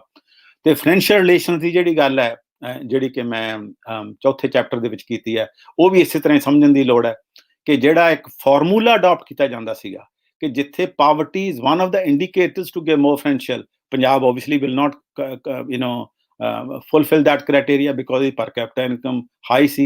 So again, because of the structure of Punjab's economy, because it provided high per capita income, though ਉਹ ਜਿਹੜੀ ਪਰ ਕੈਪੀਟਾ ਇਨਕਮ ਦੀਆਂ ਰੂਟ ਸੀਗਾ ਐਗਰੀਕਲਚਰ ਸੀਗਾ, ਨਾਟ ਇਨ ਇੰਡਸਟਰੀ। ਸੋ ਫਾਈਨੈਂਸ਼ੀਅਲ ਟ੍ਰਾਂਸਫਰ ਦੇ ਵਿੱਚ ਵੀ ਪੰਜਾਬ ਨੂੰ ਇਸ ਵਕਤ ਘਾਟਾ ਕਰਨਾ ਪਿਆ। ਇੱਕ ਗੱਲ ਮੈਂ ਹੋਰ ਕਲੈਰੀਫਾਈ ਕਰਨੀ ਚਾਹੁੰਦਾ ਕਿ ਜਿਹੜੇ ਕੁਛ ਲੋਕੀ ਇਹ ਕਹਿੰਦੇ ਨੇ ਕਿ ਪੰਜਾਬ ਦੀ ਜਿਹੜੀ ਡਿਵੈਲਪਮੈਂਟ ਆ ਇਸ ਤਰ੍ਹਾਂ ਰੱਖੀ ਗਈ ਕਿਉਂਕਿ ਸਿੱਖ ਸੀ। ਮੈਨੂੰ ਕਿਤੇ ਇਹਦਾ ਕੋਈ ਐਵੀਡੈਂਸ ਨਹੀਂ ਮਿਲਿਆ ਕਿ ਜੋ ਪੰਜਾਬ ਦੇ ਵਿੱਚ development model agriculture green revolution ਲਿਆਂਦਾ ਗਿਆ, ਲਾਇਸੈਂਸਿੰਗ ਡਿਕਰਾਈ ਕੀਤੀ ਗਈ, ਜਾਂ ਫਾਈਨੈਂਸ਼ੀਅਲ ਟ੍ਰਾਂਸਫਰ ਦੇ ਵਿੱਚ ਜੋ ਵੀ ਫਾਰਮੂਲਾ ਅਡਾਪਟ ਕੀਤਾ ਗਿਆ ਉਹਦੇ 'ਚ ਕੋਈ ਸਿੱਖ ਕੰਸੀਡਰੇਸ਼ਨ ਸੀ ਕੋਈ ਵੀ। ਇਹ ਠੀਕ ਹੈ ਕਿ ਐਗਰੀਕਲਚਰ ਡਿਵੈਲਪਮੈਂਟ ਸਟ੍ਰੈਟਜੀ ਦੇ ਵਿੱਚ ਜਿਹੜੇ ਕੁਛ ਲੋਕੀ ਇੰਪੋਰਟੈਂਟ ਸੀ, ਜਿਵੇਂ ਮਹਿੰਦਰ ਸਿੰਘ ਰੰਧਾਵਾ ਸੀ, ਉਹ ਇਹ ਸਮਝਦਾ ਸੀ ਕਿ ਸਿੱਖ ਟੀਚਿੰਗ ਦੇ ਵਿੱਚ ਐਗਰੀਕਲਚਰ ਨੂੰ ਬਹੁਤ ਇੰਪੋਰਟੈਂਸ ਦਿੱਤੀ ਗਈ ਹੈ ਔਰ ਇਸ ਕਰਕੇ ਜਿਹੜੀ ਪੈਜੈਂਟਰੀ ਹੈ ਉਹ it has a positive orientation to agriculture development considering in comparison with other state ਜਿੱਥੇ ਬ੍ਰਹਮੈਨਿਕਲ ਟ੍ਰੈਡੀਸ਼ਨ ਦੇ ਵਿੱਚ ਐਗਰੀਕਲਚਰ ਨੂੰ ਘੱਟ ਸਮਝਿਆ ਜਾਂਦਾ ਹੈ। ਤਾਂ ਪਰ ਇਹ ਨਹੀਂ ਸੀਗਾ ਕਿ ਇਹਦੇ 'ਚ ਕੋਈ ਸਿੱਖ ਮੈਜੋਰਿਟੀ ਸਟੇਟ ਹੋਣ ਕਰਕੇ ਇਹਦੇ 'ਚ ਕੋਈ ਈਦਰ ਫੇਵਰੇਬਲ ਕੀਤੀ ਜਾਂਦੀ ਸੀ ਜਾਂ ਅਨਫੇਵਰੇਬਲ। ਉਹ ਮੈਨੂੰ ਕੋਈ ਡਾਕੂਮੈਂਟਰੀ ਐਵੀਡੈਂਸ ਨਹੀਂ ਮਿਲਿਆ। ਜੇ ਕੋਈ ਕੱਲ੍ਹ ਨੂੰ ਨਵੀਂ ਐਵੀਡੈਂਸ ਮਿਲੇਗਾ ਤਾਂ ਵੀ will rethink about this, but ਇਹ ਗੱਲ ਨਹੀਂ ਹੈਗੀ ਸੀ ਮੇਰੇ ਖਿਆਲ ਦੇ ਵਿੱਚ। It was purely the logic of Indian nationalism which dictated the policies which came to Punjab. 1991 ਤੋਂ ਬਾਅਦ ਜਿਹੜੀਆਂ ਡਿਵੈਲਪਮੈਂਟਸ ਹੋਈਆਂ ਨੇ ਉਹਨਾਂ ਦੀ ਟਾਈਮ ਮੈਨੂੰ ਲੱਗਦਾ ਘੱਟ ਨਹੀਂ ਰਿਹਾ। ਮੈਂ ਦੋ ਗੱਲਾਂ ਇੰਪੋਰਟੈਂਟ ਕਰਨੀਆਂ ਚਾਹੁੰਦਾ। ਪਹਿਲੀ ਗੱਲ ਤਾਂ ਇਹ ਹੈ ਕਿ ਜਿਹੜੀ 1991 ਤੋਂ ਬਾਅਦ ਪਲੈਨਿੰਗ ਨਹੀਂ ਰਹੀ, ਜਿਵੇਂ ਸੁੱਚਾ ਸਿੰਘ ਗਿੱਲ ਹੋਰਾਂ ਨੇ ਕਿਹਾ, ਅਤੁਲ ਨੇ ਵੀ ਗੱਲ ਮੈਂਸ਼ਨ ਕੀਤੀ ਹੈ, ਤਾਂ ਉਹ ਜਿਹੜਾ ਲਾਇਸੈਂਸਿੰਗ ਵਾਲੀ ਗੱਲ ਤੇ ਰਹੀ ਨਹੀਂ। ਪਰ 1991 ਔਨਵਰਡਸ ਉਸ ਤੋਂ ਬਾਅਦ ਸਪੈਸ਼ਲੀ ਇਨ ਦਾ 2000 ਜਿਹੜੀ ਗਲੋਬਲ ਕੈਪੀਟਲਿਜ਼ਮ ਦੇ ਵਿੱਚ ਚੇਂਜ ਆਈ ਆ ਉਹਦਾ ਇੰਡੀਆ ਤੇ ਵੀ ਅਸਰ ਹੈ। ਗਲੋਬਲ ਜਿਹੜੀ ਚੇਂਜ ਆਈ ਹੈ ਉਹ ਫਾਈਨੈਂਸ਼ੀਅਲਾਈਜੇਸ਼ਨ ਆਫ ਕੈਪੀਟਲਿਜ਼ਮ, ਕਿ ਜਿਹੜਾ ਫਾਈਨੈਂਸ਼ੀਅਲ ਸੈਕਟਰ ਹੈ ਗਲੋਬਲ ਲੈਵਲ ਤੇ ਬਹੁਤ ਇੰਪੋਰਟੈਂਟ ਬਣ ਗਿਆ। ਜਿਹੜਾ ਗਲੋਬਲ ਫਾਈਨੈਂਸ਼ੀਅਲ ਕ੍ਰਾਈਸਿਸ ਆਇਆ ਸੀ 2007-2008 ਦੇ ਵਿੱਚ, that was a reflection of that, ਕਿ we are suffering, or the global economy or global capitalism is suffering from overdevelopment of the financial sector. ਹੁਣ ਥੋੜੀ ਜਿਹੀ ਮੈਂ ਤੁਹਾਨੂੰ 1 ਮਿੰਟ ਦੇ ਵਿੱਚ ਇਹ ਦੱਸਣੀ ਚਾਹੁੰਦਾ ਹੈ ਕਿ ਕੈਪੀਟਲਿਜ਼ਮ ਦੀ ਜਿਹੜੀ ਸ਼ੁਰੂ ਦੀ ਡਿਵੈਲਪਮੈਂਟ ਹੈ ਉਹ ਹੈ industrial capitalism dominating over other forms, but late 19th century ਤੋਂ ਬੈਂਕਿੰਗ ਸੈਕਟਰ ਹੈ ਜਿਹੜਾ ਉਹ ਬਹੁਤ ਡਿਵੈਲਪ ਹੋਣਾ ਸ਼ੁਰੂ ਹੋ ਗਿਆ ਸੀ। ਹਿਲਫਰਡਿੰਗ ਨੇ ਕਿਤਾਬ ਲਿਖੀ ਸੀ ਫਾਈਨੈਂਸ ਕੈਪੀਟਲ, ਜਿਹਨੂੰ ਲੈਨਨ ਨੇ ਵੀ ਯੂਜ਼ ਕੀਤਾ ਸੀ ਆਪਣੀ ਕਿਤਾਬ ਦੇ ਵਿੱਚ, ਜਿਹੜੀ ਕਿ ਇੰਪੀਰੀਅਲਿਜ਼ਮ ਇਨ ਦਾ ਹਾਈ ਸਟੇਜ ਆਫ ਕੈਪੀਟਲਿਜ਼ਮ। ਪਰ ਉਹ ਜਿਹੜੀ ਫਾਈਨੈਂਸ਼ੀਅਲਾਈਜੇਸ਼ਨ ਹਿਲਫਰਡਿੰਗ ਕਰ ਰਿਹਾ ਸੀ ਉਹਦੇ ਨਾਲੋਂ ਕਈ ਗੁਣਾ ਜ਼ਿਆਦਾ ਫਾਈਨੈਂਸ਼ੀਅਲਾਈਜੇਸ਼ਨ ਹੁਣ ਹੋ ਚੁੱਕੀ ਹੈ, ਕਿ ਬੈਂਕਿੰਗ ਐਂਡ ਫਾਈਨੈਂਸ਼ੀਅਲ ਸੈਕਟਰਸ ਹੈ they are far more important than industry and ਦੀ। ਉਹੀ ਫਨੋਮਨਾ ਇੰਡੀਆ ਦੇ ਵਿੱਚ ਆਇਆ, ਜਿਹੜੇ ਰਿਫਾਰਮਸ ਆਏ ਆ 1991 ਦੇ ਵਿੱਚ ਮਨਮੋਹਨ ਸਿੰਘ ਦੀ ਫਾਈਨੈਂਸ ਮਿਨਿਸਟਰੀ ਦੇ through, they are a reflection of a change in the global structure of capitalism, ਕਿ ਫਾਈਨੈਂਸ਼ੀਅਲ ਸੈਕਟਰ ਬਹੁਤ ਇੰਪੋਰਟੈਂਟ ਹੋਇਆ। ਪਰ ਇਹਦੇ ਨਾਲ ਸੈਂਟਰ ਦੀਆਂ ਪਾਵਰ ਡਿਕਲਾਈਨ ਨਹੀਂ ਹੋਈਆਂ। In fact, in the new system, the banking has become extremely important. ਜਿਸ ਤਰ੍ਹਾਂ ਰਿਜ਼ਰਵ ਬੈਂਕ ਦੀ ਪਾਲਿਸੀ ਨੂੰ ਹੁਣ ਸਮਝਿਆ ਜਾਂਦਾ ਹੈ, ਇੰਟਰਸਟ ਰੇਟ ਨੂੰ ਜਦੋਂ ਇਨਕਰੀਜ਼ ਐਂਡ ਡਿਕਰੀਜ਼ ਹੁੰਦਾ ਜਾਂਦਾ, ਜਿਵੇਂ ਮੀਡੀਆ ਉਹਨੂੰ ਰਿਸਪੌਂਡ ਕਰਦਾ ਹੈ, ਉਦੋਂ 1991 ਤੋਂ ਪਹਿਲਾਂ ਦੇਖੋ ਉਹਦੇ ਬਾਰੇ ਕੋਈ ਬੋਦਰੇਸ਼ਨ ਨਹੀਂ ਕਰਦਾ ਸੀ, because it's the financial changes which determine the destiny of a certain region. ਇਸ ਕਰਕੇ ਫਾਈਨੈਂਸ਼ੀਅਲ ਸੈਕਟਰ ਹੈ ਜਿਹੜਾ ਬਹੁਤ ਇੰਪੋਰਟੈਂਟ ਹੋ ਗਿਆ, ਔਰ ਫਾਈਨੈਂਸ਼ੀਅਲ ਸੈਕਟਰ ਦੇ ਇੰਪੋਰਟੈਂਟ ਹੋਣ ਨਾਲ ਸੈਂਟਰ ਦੀ ਇੰਪੋਰਟੈਂਸ ਵੱਧ ਗਈ ਹੈ।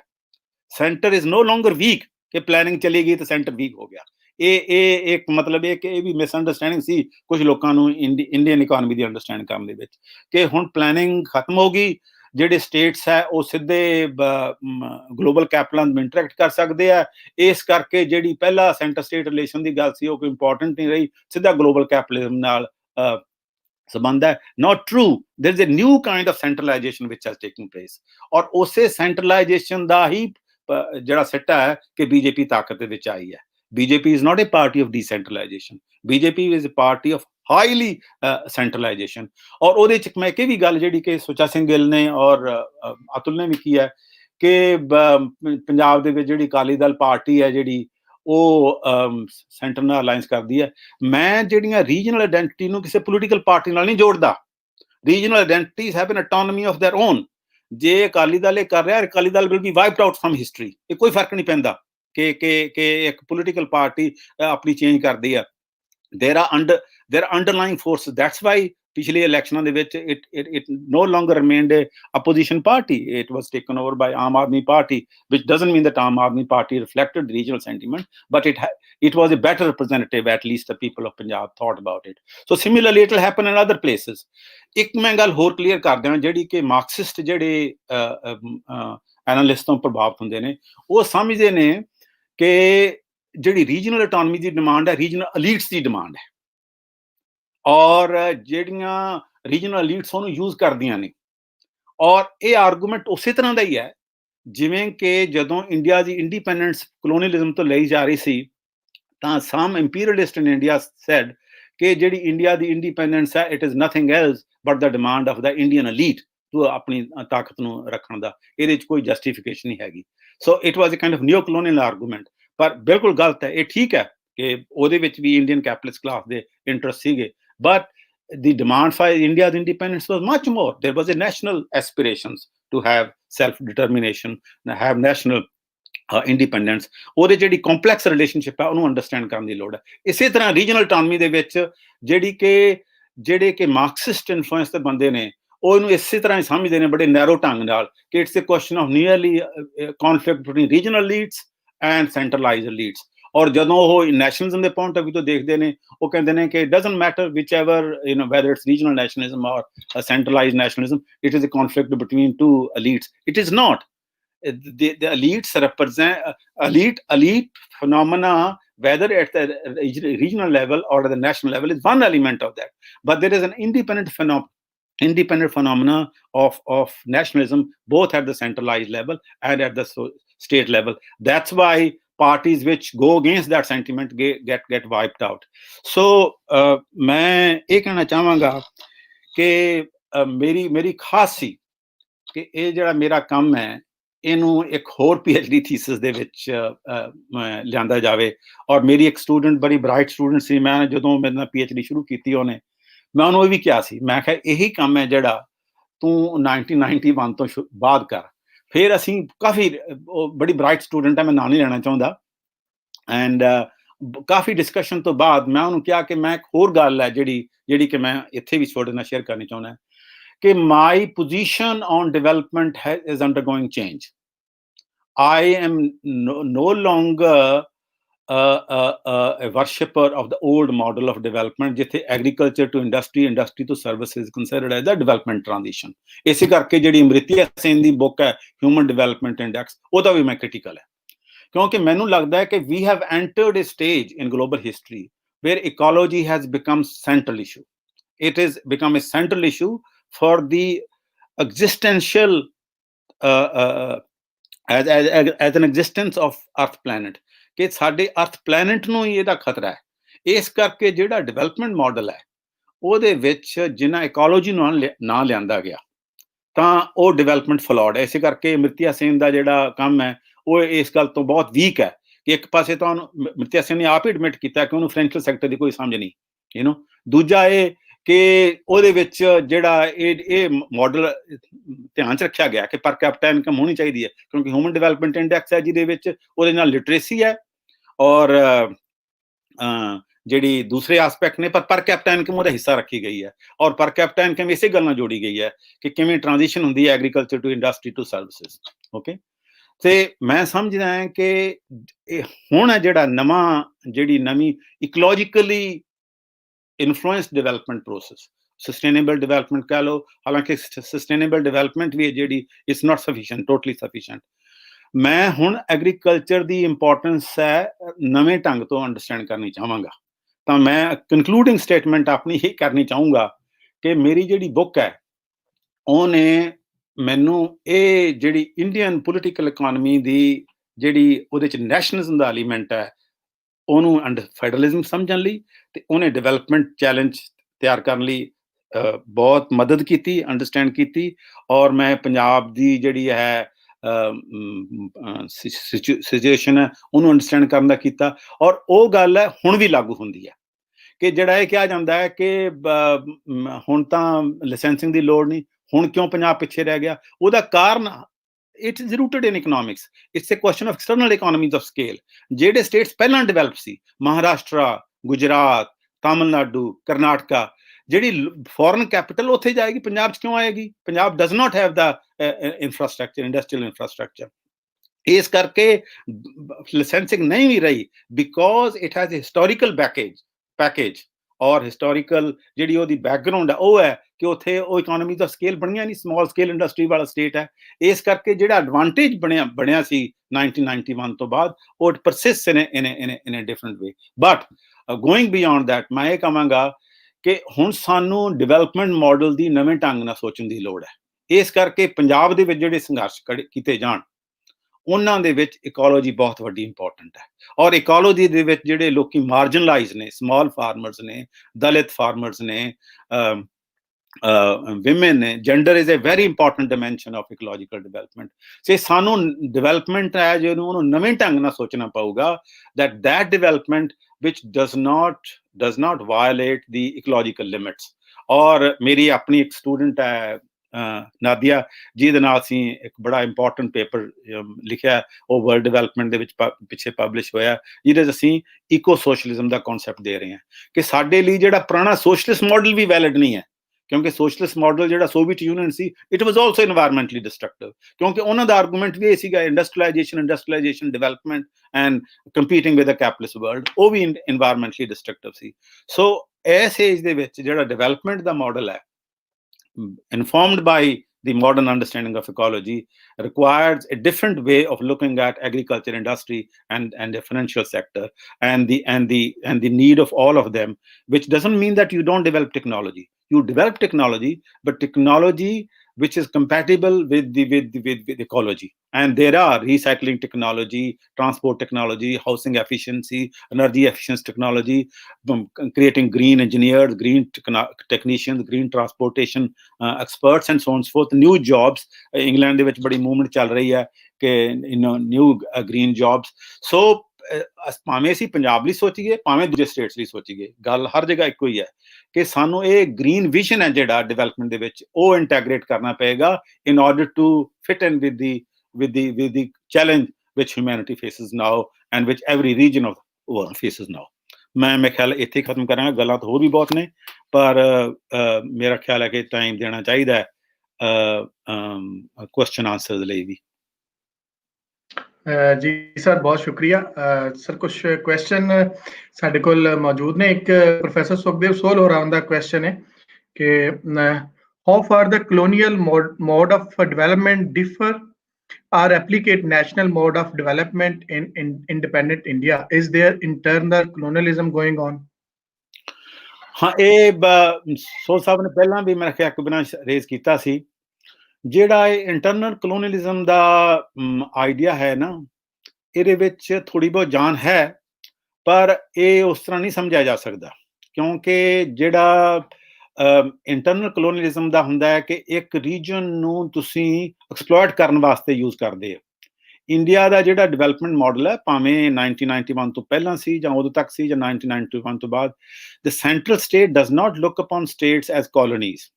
Central state does look upon states as they fit into the central strategy. Okay? ਉਹ ਸੈਂਟਰਲ ਸਟ੍ਰੈਟਜੀ ਦੇ ਵਿੱਚ ਕੁਝ ਸਟੇਟਸ ਨੂੰ ਫਾਇਦਾ ਹੁੰਦਾ, ਕੁਝ ਨੂੰ ਨੁਕਸਾਨ ਹੁੰਦਾ ਹੈ, ਬਟ ਦੇ ਫਿਟਡ ਇਨਟੂ ਦੈਟ। ਸੋ ਜਿਹੜਾ ਕਲੋਨੀਅਲ ਪੈਟਰਨ ਸੀ ਡਿਵੈਲਪਮੈਂਟ ਦਾ, ਜਿਵੇਂ ਬ੍ਰਿਟਿਸ਼ ਰਾਜ ਦੇ ਵਿੱਚ ਸੀ, ਉਹਦੇ ਸੀਗਾ ਕਿ ਜੋ ਵੀ ਤੁਸੀਂ ਡਿਵੈਲਪਮੈਂਟ ਕਰਨੀ ਹੈ, ਉਸ ਡਿਵੈਲਪਮੈਂਟ ਨੂੰ ਡਰੇਨ ਕਰਕੇ ਕਿਸੇ ਹੋਰ ਜਗ੍ਹਾ ਲੈ ਕੇ ਜਾਣਾ। ਉਹ ਨਹੀਂ ਹੈ ਇੱਥੇ।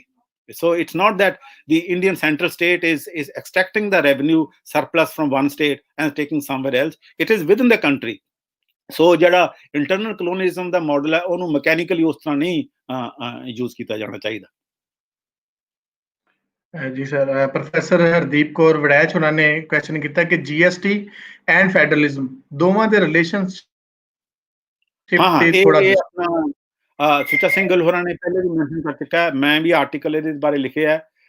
ਜਿਹੜੀ ਮੈਂ ਪਹਿਲਾਂ ਗੱਲ ਕਰ ਰਿਹਾ ਸੀ ਨਾ ਕਿ the fact that planning has gone does not mean that centralization has gone. GST is an example of that. ਕਿ ਕਿਵੇਂ ਜਿਹੜਾ ਨਵਾਂ ਸੈਂਟਰਲ ਸਟੇਟ ਹੈ, ਉਹ ਨਵੇਂ ਟੈਕਨੀਕਸ, ਨਵੇਂ ਇੰਸਟਰੂਮੈਂਟਸ ਡਿਵੈਲਪ ਕਰ ਰਿਹਾ ਸੈਂਟਰਲਾਈਜੇਸ਼ਨ ਕਰਨ ਨੂੰ। ਕਿਉਂਕਿ ਜਦੋਂ ਇਹ ਆਪਣੇ ਮੇਰਾ ਜਿਹੜਾ ਚੈਪਟਰ ਹੈ ਫਾਈਨੈਂਸ ਦਾ, ਉਹਦੇ 'ਚ ਮੈਂ ਕਾਫੀ ਡਿਟੇਲ ਕੀਤਾ ਸੀ ਕਿ ਜਿਹੜੇ ਸੈਂਟਰ ਕੋਲੇ ਟੈਕਸੇਸ਼ਨ ਦੇ ਰਿਸੋਰਸਿਸ ਨੇ, ਉਹ ਬੜੇ ਇਲਾਸਟਿਕ ਨੇ। ਉਹ ਇਨਕਮ ਟੈਕਸ ਹੈ, ਕਾਰਪੋਰੇਸ਼ਨ ਟੈਕਸ ਹੈ। ਜਿਹੜੇ ਸਟੇਟਸ ਕੋਲੇ ਰਿਸੋਰਸਿਸ ਨੇ, ਉਹ ਬੜੇ ਇਨਲਾਸਟਿਕ ਨੇ। ਉਹਨਾਂ 'ਚ ਵਧਾਉਣ ਦੀ ਚਾਂਸ ਬਹੁਤ ਘੱਟ ਹੁੰਦਾ। Sales tax was one of them. Okay, ਜਿਹੜਾ ਕਿ ਸਟੇਟ ਯੂਜ਼ ਕਰਦਾ ਸੀ। ਸਟੇਟਸ ਨੇ ਫਾਈਟ ਨਹੀਂ ਕੀਤਾ ਇਹ GST ਨੂੰ। ਮੈਂ ਉਦੋਂ ਵੀ ਆਰਟੀਕਲ ਲਿਖੇ ਸੀ ਕਿ it's the surgical plunder of the states. ਔਰ ਹੁਣ ਉਹ ਮਨਪ੍ਰੀਤ ਸਿੰਘ ਬਾਦਲ ਦਾ ਕੱਲ ਪਰਸੋਂ ਸਟੇਟਮੈਂਟ ਆਇਆ ਸੀ ਕਿ ਸੈਂਟਰ ਸਾਡੇ ਨਾਲ ਧੱਕਾ ਕਰ ਰਿਹਾ, ਸਾਨੂੰ ਪ੍ਰੋਮਿਸ ਕੀਤੇ ਸੀ। ਇਹਨਾਂ ਨੇ ਇੰਟੈਗਰੇਟਡ ਫਾਈਟ ਨਹੀਂ ਕੀਤੀ GST ਦੇ ਖਿਲਾਫ। GST is one of the new instruments of centralisation, ਕਿ ਉਹਨਾਂ ਨੇ ਆਪਣੇ ਹੱਥ 'ਚ ਲੈ ਰਿਹਾ ਕਿ ਇੱਕ ਐਸਾ ਸੋਰਸ ਆਫ ਰੈਵਨਿਊ ਸੀ ਜਿਹੜਾ ਸਟੇਟਸ ਯੂਜ਼ ਕਰ ਸਕਦੇ ਸੀ ਆਪਣੀ ਫਾਈਨੈਂਸ਼ੀਅਲ ਇਕਨੋਮੀ ਨੂੰ strengthen ਕਰਨ ਲਈ। and it has become a very powerful source of centralization. ਹੁਣ ਉਹ ਸੁਪਰੀਮ ਕੋਰਟ ਜਾ ਰਹੇ ਨੇ। ਸੁਪਰੀਮ ਕੋਰਟ ਤੋਂ ਕਿੰਨੀ ਕੁ ਉਮੀਦ ਰੱਖੀ ਜਾ ਸਕਦੀ ਹੈ ਕਿ ਸਟੇਟਸ ਨੂੰ ਇਹ ਰਿਡਰੈਸਲ ਦੇਣਗੇ ਜਾਂ ਨਹੀਂ ਦੇਣਗੇ, ਹੋ ਵੀ ਸਕਦਾ ਹੈ। ਪਰ ਇਹ ਹੈ ਕਿ it has already happened. The GST has become another instrument of centralization in the new financialized world. ਜੀ ਸਰ, ਸਾਡੇ ਨਾਲ ਗੁਰਦਾਸ ਦਵਾਲ ਨੇ। ਉਹਨਾਂ ਨੇ ਕਿ how will the recent ordinance affected marginal farmers? ਜਿਹੜੇ ordinances ਨੇ ਉਹ ਅਤੁਲ ਨੇ ਔਰ ਪ੍ਰੋਫੈਸਰ ਗਿੱਲ ਨੇ ਵੀ ਮੈਂਸ਼ਨ ਕੀਤਾ ਹੈ, ਔਰ ਮੈਂ ਵੀ ਆਰਟੀਕਲ ਲਿਖੇ ਨੇ, ਮੈਂ ਹੁਣ ਵੀ ਲਿਖ ਰਿਹਾ ਇੱਕ ਇਹਦੇ ਤੇ। ਉਹਦੇ ਵਿੱਚ ਵੱਡਾ ਏਜੰਡਾ ਹੈ ਜਿਹੜਾ, ਉਹ ਬਿਗ ਐਗਰੋ ਬਿਜ਼ਨਸ ਨੂੰ ਐਂਟਰ ਕਰਨ ਦਾ ਹੈ। ਔਰ ਇੱਕ ਗੱਲ ਇਹ ਸਮਝਣ ਦੀ ਲੋੜ ਹੈ ਕਿ Indian capitalist class, the big industrial class, they want to destroy small scale agriculture. ਔਰ ਉਹਨਾਂ ਦਾ ਮਾਡਲ ਹੈ ਜਿਹੜਾ ਉਹ ਅਮਰੀਕਨ ਮਾਡਲ ਆਫ ਐਗਰੀਕਲਚਰ ਹੈ। ਅਮਰੀਕਾ ਦੇ ਵਿੱਚ ਸਮਾਲ ਸਕੇਲ ਐਗਰੀਕਲਚਰ ਕੋਈ ਨਹੀਂ ਰਹੀ। ਉੱਥੇ ਕੋਈ ਤੁਸੀਂ 4-5 ਏਕੜ ਦਾ ਫਾਰਮ ਤਾਂ ਸੋਚ ਹੀ ਨਹੀਂ ਸਕਦੇ। They have been destroyed by large scale agriculture. ਇਹ ਗੱਲ ਠੀਕ ਹੈ ਕਿ ਐਗਰੀਕਲਚਰ ਦੇ ਵਿੱਚ ਜਿਹੜਾ ਸਮਾਲ ਫਾਰਮ ਹੈ ਉਹਨੂੰ ਡਿਸਟਰੋਏ ਕਰਨਾ ਕੰਪੇਅਰਡ ਵਿਦ ਇੰਡਸਟਰੀ ਜਿਹਦੇ 'ਚ ਸਮਾਲ ਫਾਰਮ ਨੂੰ ਡਿਸਟਰੋਏ ਕਰਨਾ ਸੌਖਾ ਹੁੰਦਾ ਹੈ। ਓਕੇ, ਕਿਉਂਕਿ ਜਿਹੜੀ ਪੈਜੈਂਟਰੀ ਹੈ ਉਹਦੀ ਆਪਣੀ ਇੱਕ ਰੈਜ਼ੀਲੀਅੰਸ ਬਹੁਤ ਹੁੰਦੀ ਹੈ। ਉਹ ਬਹੁਤ ਮਿਹਨਤ ਕਰਕੇ, ਜਿਹਨੂੰ ਕੋਟਸਕੀ ਨੇ ਜਿਹਦਾ ਵਧੀਆ ਕੰਮ ਕੀਤਾ, ਉਹ ਕਹਿੰਦਾ ਹੈ ਕਿ over work and under consumption, ਕਿ ਕੰਮ ਜ਼ਿਆਦਾ ਕਰਦੇ ਨੇ ਉਹ ਖਾਂਦੇ ਘੱਟ ਨੇ, ਥੋੜੇ ਬਹੁਤ ਸਰਪਲਸ ਨਾਲ ਜਿਉਂਦੇ ਰਹਿੰਦੇ ਨੇ, ਬੜੀ ਲੰਮੀ ਦੇਰ ਤੱਕ ਪਰਸਿਸਟ ਕਰ ਸਕਦੇ ਨੇ। ਪਰ despite this resilience of the small peasantry, ਜਦੋਂ ਐਗਰੋ ਬਿਜ਼ਨਸ ਐਂਟਰ ਕਰਦਾ ਬੜੀ ਵੱਡੀ ਸਕੇਲ ਦੇ ਵਿੱਚ ਡਿਸਟਰੋਏ ਹੁੰਦਾ। ਤਾਂ ਜਿਹੜਾ ਇੰਡੀਆ ਦੀ ਰੂਲਿੰਗ ਕਲਾਸ ਹੈ ਇਸ ਵਕਤ ਹੈ, ਉਹਨਾਂ ਦਾ ਵਿਜ਼ਨ ਇਹ ਹੈ ਕਿ ਸਾਨੂੰ ਕੋਈ ਲੋੜ ਨਹੀਂ ਸਮਾਲ ਪੈਜੈਂਟਰੀ ਨੂੰ ਰੱਖਣ ਦੀ। ਸਮਾਲ ਪੈਜੈਂਟਰੀ ਡਿਸਟਰੋਏ ਹੁੰਦੀ ਹੈ, ਹੋਣ ਦੇ ਉਹ ਐਗਰੀਕਲਚਰ ਪ੍ਰੋਲੇਟੇਟ ਬਣਦੇ ਆ। We want to have big agro business farms, ਔਰ ਉਹਦੇ 'ਚ ਲਾਰਜ ਸਕੇਲ ਇਕੋਨਮੀਜ਼ ਨੂੰ ਯੂਜ਼ ਕਰਕੇ ਅਸੀਂ ਕਰਾਂਗੇ। ਸੋ ਜਿਹੜੇ ਆਰਡੀਨੈਂਸਿਸ ਨੇ, they are a project for the entry of big agro business in agriculture, and they are going to hit small scale farmers very very hard. They will be destroyed. ਔਰ ਇਹ ਉਹਨਾਂ ਦੀ ਮੈਨੂੰ ਆਪਣੀ ਇਨਸਾਈਡ ਇਨਫੋਰਮੇਸ਼ਨ ਵੀ ਪਤਾ ਹੈ ਜੋ ਨੀਤੀ ਆਯੋਗ ਦੇ ਵਿੱਚ ਹੈ, ਕਿ ਇਹ ਡਿਸਕਸ਼ਨ ਹੋਈਆਂ ਕਿ ਜੇ ਐਗਰੀਕਲਚਰ ਡਿਸਟਰੋਏ ਹੁੰਦੀ ਹੈ ਹੋਣਗੇ, ਉਹ ਪਬਲਿਕਲੀ ਨਹੀਂ ਕਹਿਣਗੇ ਉਹ, ਪਰ ਉਹਨਾਂ ਦੀ ਇੰਟਰਨਲ ਅੰਡਰਸਟੈਂਡਿੰਗ ਇਹ ਹੈ। ਜੀ ਸਰ, ਪ੍ਰੋਫੈਸਰ ਕਿਊਨੇ ਸਿੰਘ ਸਾਡੇ ਨਾਲ ਨੇ, ਕਿਊਨੇ ਪ੍ਰਧਾਨ ਜੀ, ਉਹਨਾਂ ਨੇ ਕੁਐਸਚਨ ਕੀਤਾ ਕਿ could you please elaborate on competing nationalism in your understanding? ਹਾਂ, ਇਹ ਇੰਟਰਸਟਿੰਗ ਪੁਆਇੰਟ ਹੈ। ਇਨਫੈਕਟ ਅਤੁਲ ਦੀ ਪ੍ਰੈਜੈਂਟੇਸ਼ਨ ਦੇ ਵਿੱਚ ਵੀ ਆਇਆ ਸੀ ਕਿ ਦੇਰ R competing nationalism. Competing nationalism ਤੋਂ ਮੇਰਾ ਭਾਵ ਹੈ, ਇੱਕ ਪਾਸੇ ਤਾਂ ਜਿਹੜਾ ਸੈਂਟਰਲਾਈਜ਼ਡ ਇੰਡੀਅਨ ਨੈਸ਼ਨਲਿਜ਼ਮ ਹੈ, ਦੂਜੇ ਪਾਸੇ ਹੈ ਜਿਹੜੇ Punjabi nationalism. Within that there is a branch of Sikh nationalism. ਆਪਣੇ ਕੋਲ ਟਾਈਮ ਨਹੀਂ ਹੈ, ਜੇ ਹੋਇਆ ਤਾਂ I would like to clarify that also. There is a Bengali nationalism, there is Tamil nationalism, there is Kashmiri nationalism. ਔਰ ਇਹ ਜਿਹੜੇ ਨੈਸ਼ਨਲਿਜ਼ਮ ਨੇ, ਇਹਨਾਂ ਦੇ ਟੂ ਫੋਲਡ ਰਿਲੇਸ਼ਨਸ਼ਿਪ ਨੇ। ਇੱਕ ਪਾਸੇ ਤਾਂ ਉਹਦਾ ਇੰਡੀਅਨ ਨੈਸ਼ਨਲਿਜ਼ਮ ਨਾਲ ਰਿਲੇਸ਼ਨਸ਼ਿਪ ਹੈ, ਈਦਰ ਉਹਦੇ ਨਾਲ ਟਕਰਾਓ ਦਾ ਜਾਂ ਉਹਦੇ ਨਾਲ ਕੋਲੈਬੋਰੇਸ਼ਨ ਦਾ।